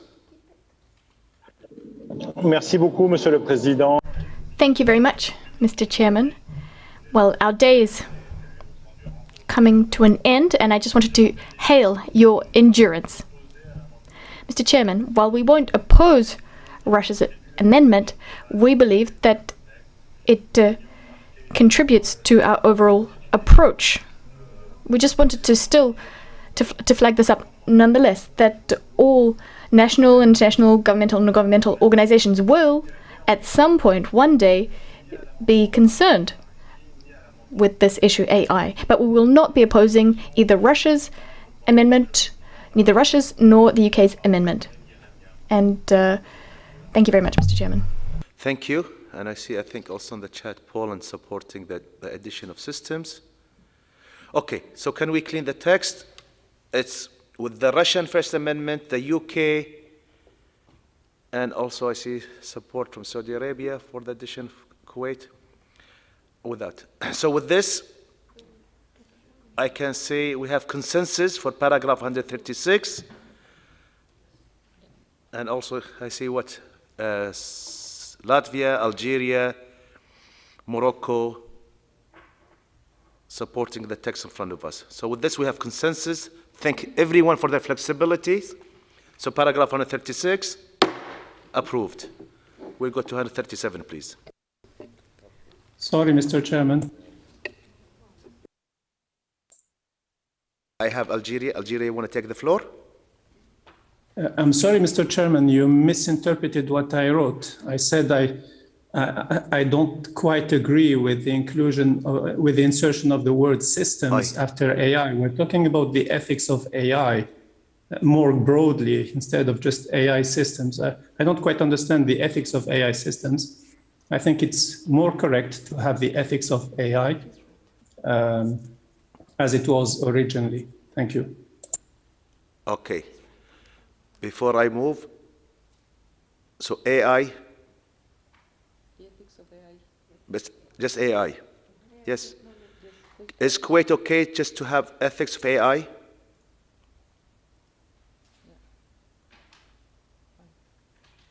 Actually, when you read it without the abbreviation, the ethics of artificial intelligent what? Systems. So I don't approve removing. It was technology. I replaced technology with systems. So it's the Commission of Ethics of Artificial Intelligence Systems. If I remove systems and read it, ethics of artificial intelligent what? Technology. So artificial technology. You have to have either technology or systems. That's what I'm saying. And I prefer systems to be consistent. That's it. Okay. Algeria. I think it's a common term now to talk about the ethics of AI. So, and our meeting is about the ethics of AI, with due respect to our distinguished representative of Kuwait. Okay, so could you please remove approved 136? I need to continue the discussion, please. Okay, I'll give the floor to Egypt. Thank you, Mr. Chair. I'd like to support the argument by Algeria. Throughout the document, we've referred to the ethics of AI. AI systems as such don't have ethics. It's the ethics of the domain of AI. We only use systems when in specific context when we're talking about an actual system. The other thing is AI stands actually for artificial intelligence, so the noun, not artificial intelligence. So you don't need a description afterwards to refer to what you're talking about. Artificial intelligence by itself is quite sufficient. And so we would very much support the Algerian position here of just keeping the ethics of AI. Thank you. Okay. So I have Latvia. Latvia, you have the floor. Thank you, Mr. Chair. I also fully agree with Egypt that it would be more precise in this case to talk about ethics of AI. Because as we see in the title of the recommendation, we also see it's a main topic about main issue throughout the text. AI systems is more precise in other. When we talk throughout the text, we refer to AI systems, but not in this case when we talk about more general ethics of and the need to make ethical impact assessment methodology with regard to this general term. Thank you, Latvia. I'll give the floor to Kuwait. Kuwait, you have the floor. Yeah, Kuwait would like to show flexibility and revoke our amendments. Thank you. Thank you, Kuwait, for the flexibilities. So can we have AI? That's it. Remove systems. So with that, I thank everyone for the flexibilities. I can now say approved. Again, we'll go to paragraph 137. And 137, I have several amendments from the UK. Can we have it on the screen? Yes, Secretariat, could you read it, please? So 137, first, the amendments by UK would read as follows. UNESCO has the vocation to be the principal United Nations agency to promote and disseminate this recommendation, and accordingly shall work in collaboration with other relevant United Nations entities while respecting their mandate and avoiding duplication of work. And then all the rest of the paragraph is deleted.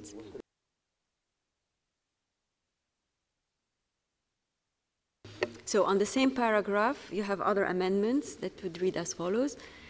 UNESCO has the vocation to be the principal United Nations agency to promote and disseminate this recommendation, and accordingly, Canada Amendment will work in collaboration with other United Nations entities while respecting their mandate and avoiding duplication of work, including but not limited to, Germany Amendment, the UN Envoy on Technology, the World Commission on the Ethics of Scientific Knowledge and Technology, COMEST, the International Bioethics Committee, IBC, the Intergovernmental Bioethics Committee, IGBC, the International Telecommunication Union, ITU, the International Labour Organization, ILO, the World Intellectual Property Organization, WIPO, the United Nations Children's Fund, UNICEF, UN Women, the United Nations Industrial Development Organization, UNIDO, Russia Amendment Strike WTO, the World Trade Organization, then the rest remains unchanged. Great. I'll give the floor to the UK, followed by Canada. UK, you have the floor. Thank you, Mr. Chairperson. Just to explain our amendment here, more broadly on paragraph 137, we suggested to strike the list of organizations, and this is in line with the approach taken elsewhere in the text to avoid listing. We're not convinced that all of the organizations set out here have a clear mandate or relevance to the issue of the ethics of artificial intelligence. And so we would prefer to avoid a lengthy debate on the merits of individual organizations. We suggest to simplify and streamline this paragraph. We would be removing the list of organizations and adding the term relevant in front of UN entities. Thank you, Mr. Chairperson. Thank you, UK. I'll give the floor to the Canada, please. Thank you, Mr. Chair. So our preference would be to replace the word shall with the word will, as we don't believe that the use of the word shall here in this context, in the context of a non-binding document, this recommendation is appropriate. Thank you. Thank you, Canada. I'll give the floor to Germany, then followed by Russia. Thank you, Mr. Chair. Quite briefly, our initial intention was to make this list complete, and at the same time, we see, of course, that that Russia is striking out one specific point, and that, of course, any listing has the problem of being only reflective of the time it was listed, in this sense. So, while we would, if this list remains, encourage the inclusion of the UN Envoy on Technology, because it is a relevant reference. We also have sympathy for the UK amendment and could live with the striking of this list. Thank you. Thank you. I'll give the floor to Belgium, followed by Australia. Belgium. Thank you, Mr. Chair. We don't have any particularly strong feelings on keeping the listing, so we would be fine with deleting it. I just have a question. Maybe for the Secretariat, and it may be a, well, not the smartest question, but I'll ask it anyway. Some of the entities listed do seem to belong to the to UNESCO or to the UNESCO universe, so to speak, like COMEST, International Bioethics Committee. I don't know if we maybe should clarify that relation, because now it seems to suggest that those have nothing to do with UNESCO in any case. So I don't entirely understand what they do in this listing or if they really have a place here. Thank you. Thank you. Okay, before I think we go to the, continue the list, I see, no, first of all, I should give, Russia, since they have an amendment. I'll give the floor to Russia. My apologies to Russia, because they have an amendment. Russia, you have the floor. Then I'll have some input. Russia. Thank you very much, Mr. Chairman.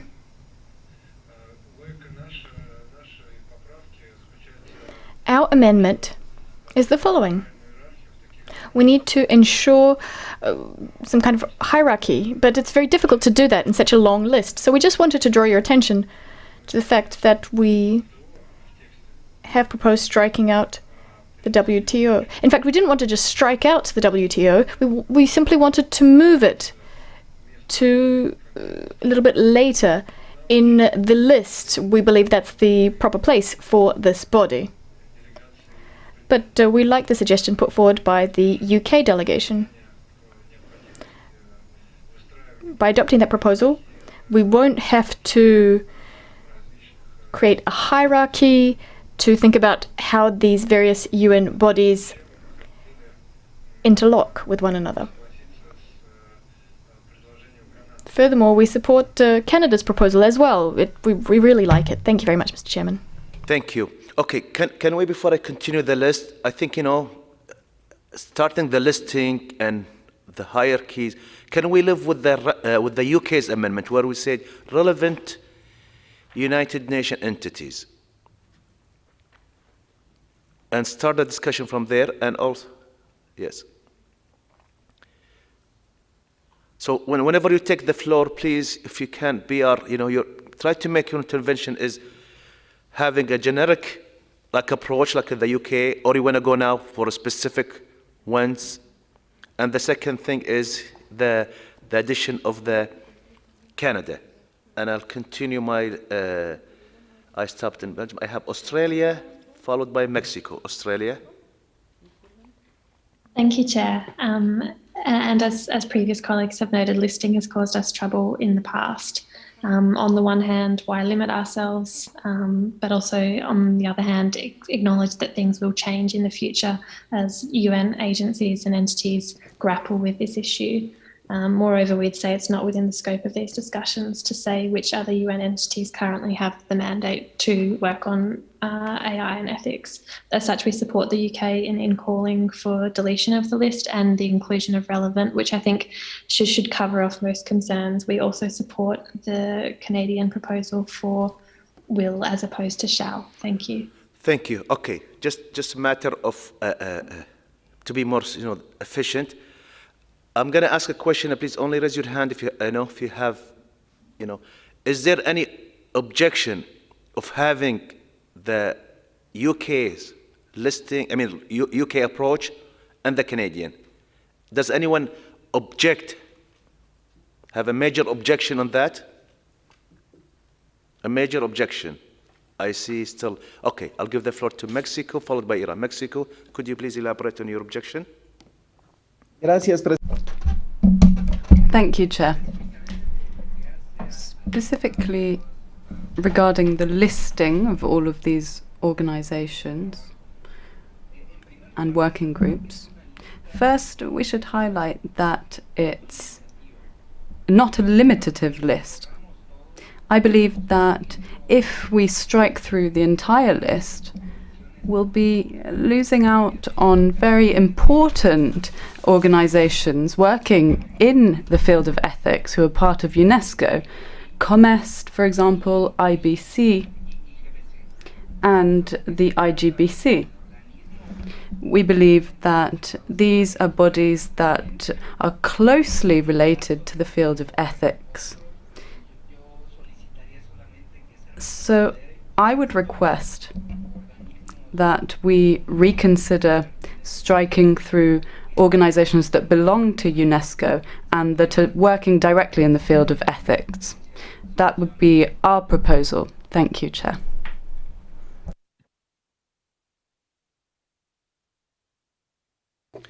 I'll give the floor to Iran, followed by Netherlands.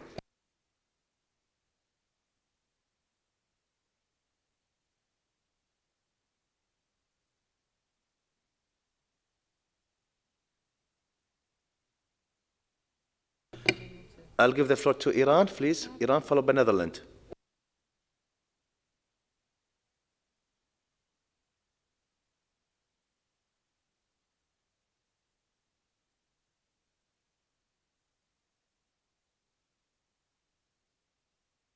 Iran, you have the floor, Iran.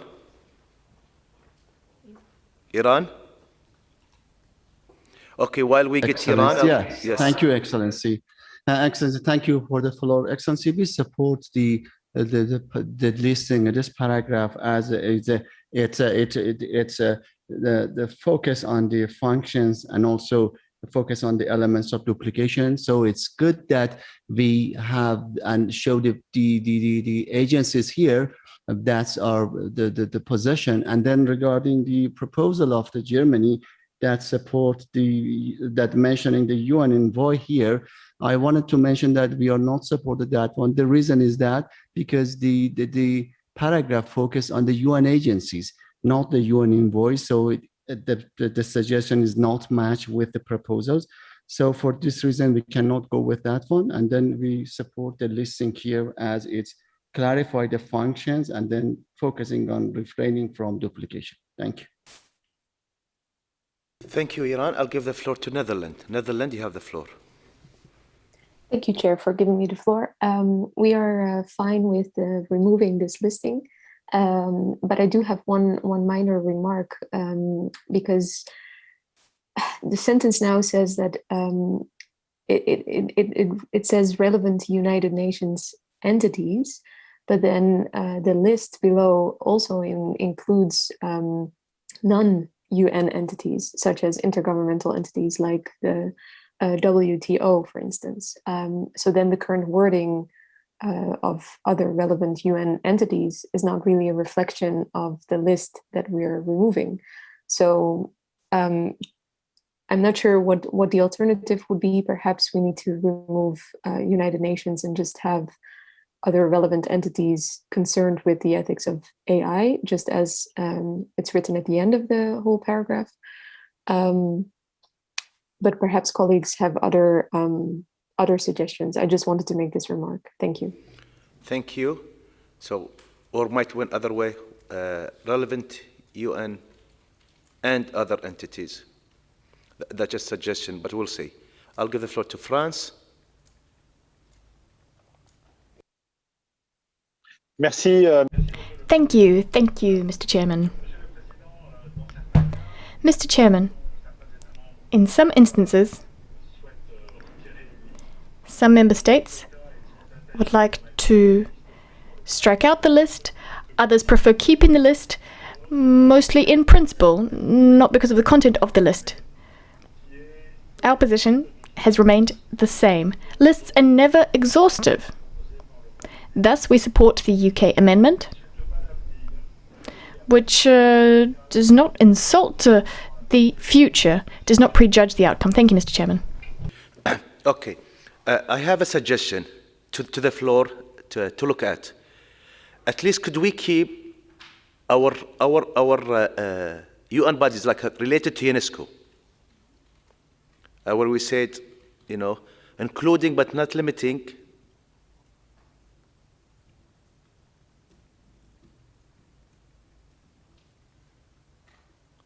I don't know if that's linguist. I mean, the language is okay.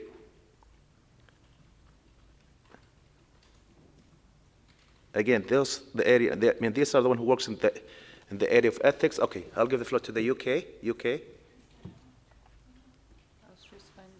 Thank you, Mr. Chairman. So I tend to agree with the comment that was raised by our colleague from Egypt in the chat, which is to say, effectively, we're saying UNESCO will work in collaboration with, and we're listing all of the UNESCO committees here. So we're effectively saying UNESCO will work in collaboration with itself. So just to avoid the confusion of that sentence, we would prefer for the sentence to end after the word work, because it's true, and I've read this from Austria as well. The main focus here is to avoid duplication of work.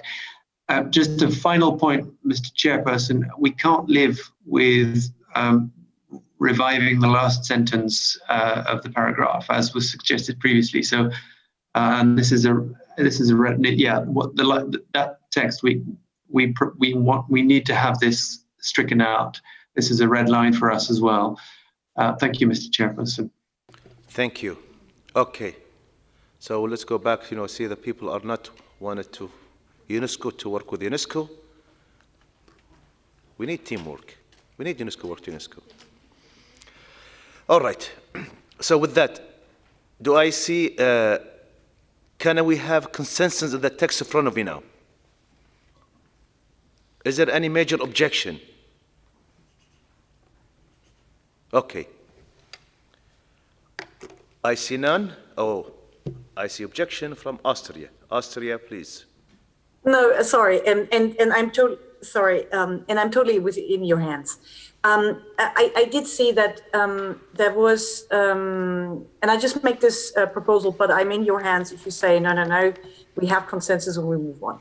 But I think the text right now is a very good one.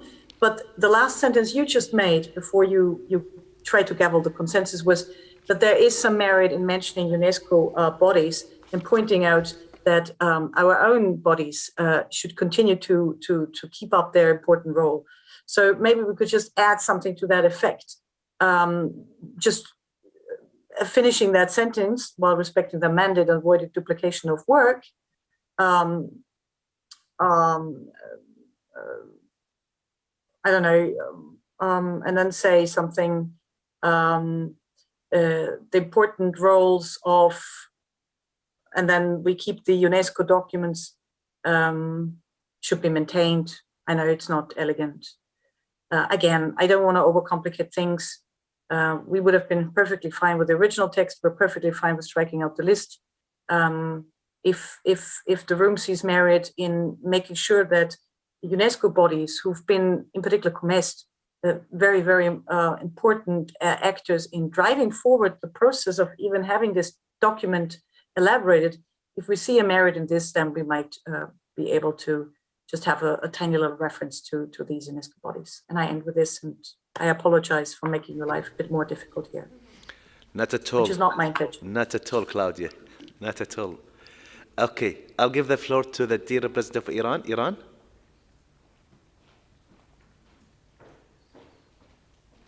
Thank you so much, sir.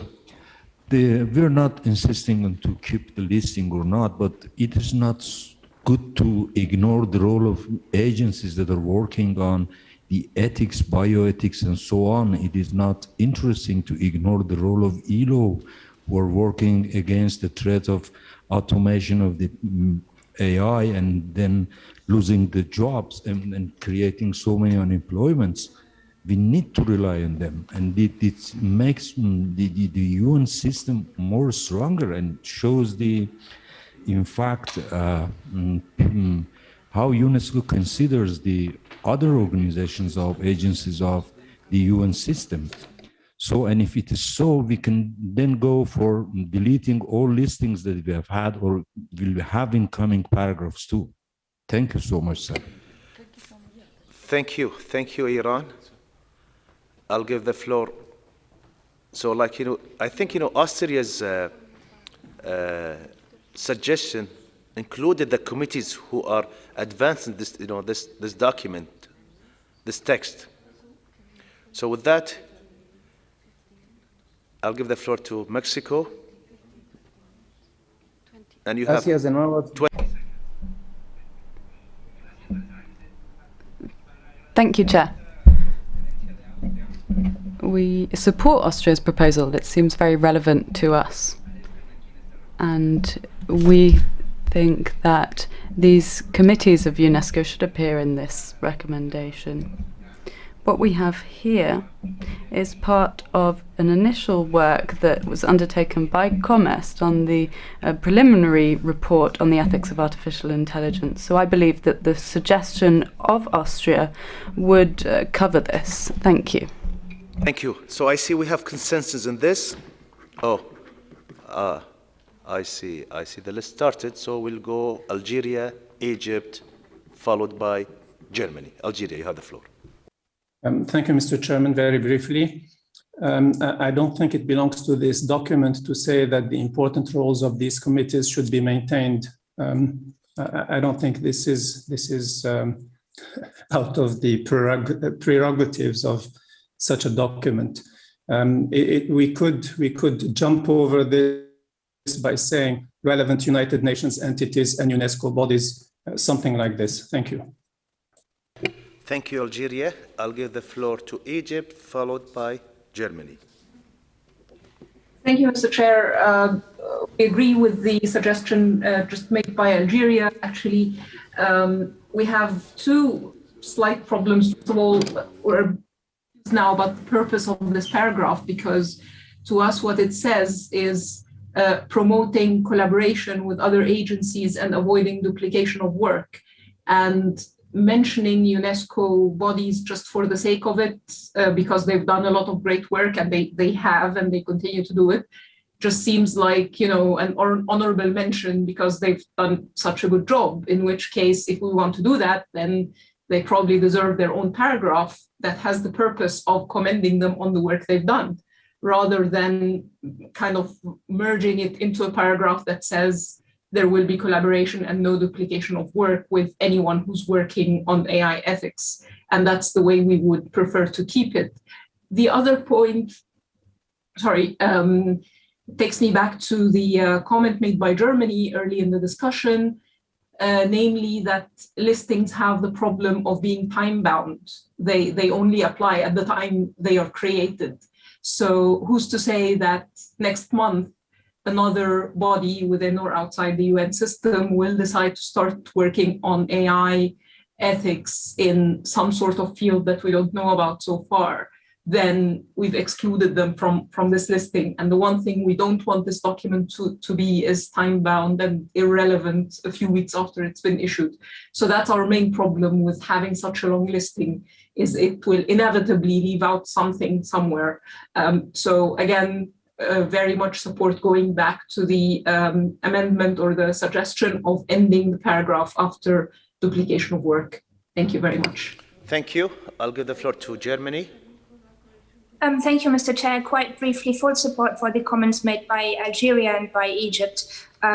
We feel that the mandate, while we do recognize that there is important work that is being done, the content of this paragraph is not recognizing UNESCO bodies and certainly not making any potential positions or expressing potential positions on whether these should be maintained or not. These are organizational questions that fall indeed very much outside the mandate of this recommendation. So strong support for the suggestion, a briefer suggestion of our Algerian colleague to speak of United Nations entities and UNESCO bodies. That is let's say a wink towards these bodies, COMEST, IBC, IGBC, which are important. However, it is more usable, and it is indeed, as our Egyptian colleague, I'm quite happy she agreed, and given her expert experience, this is, I think, a very important perspective. This is a very quickly moving field,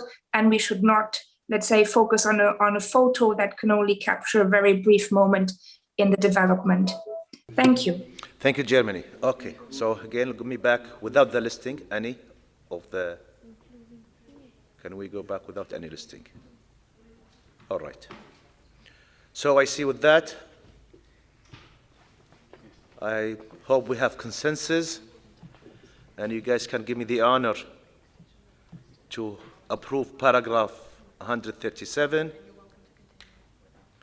Great, 137 approved. Secretariat, 138, please.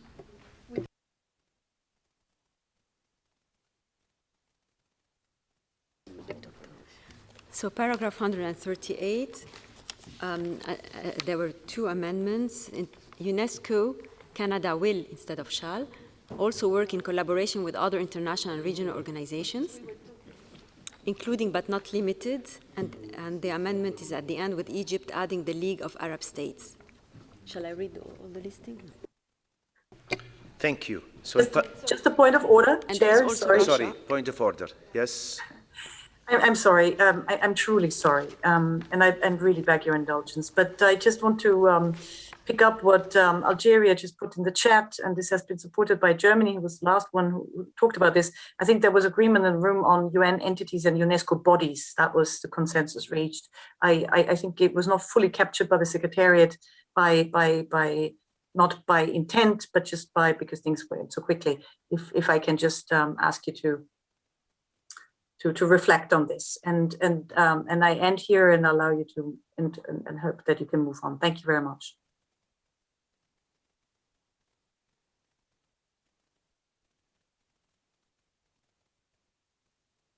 I have the UK. Mr. Chairperson, we've approved the paragraph now. You've struck the gavel. We need to move on. Thank you, Mr. Chairperson. Okay. No, wait. Let Let me look at the. No, it was not on the screen.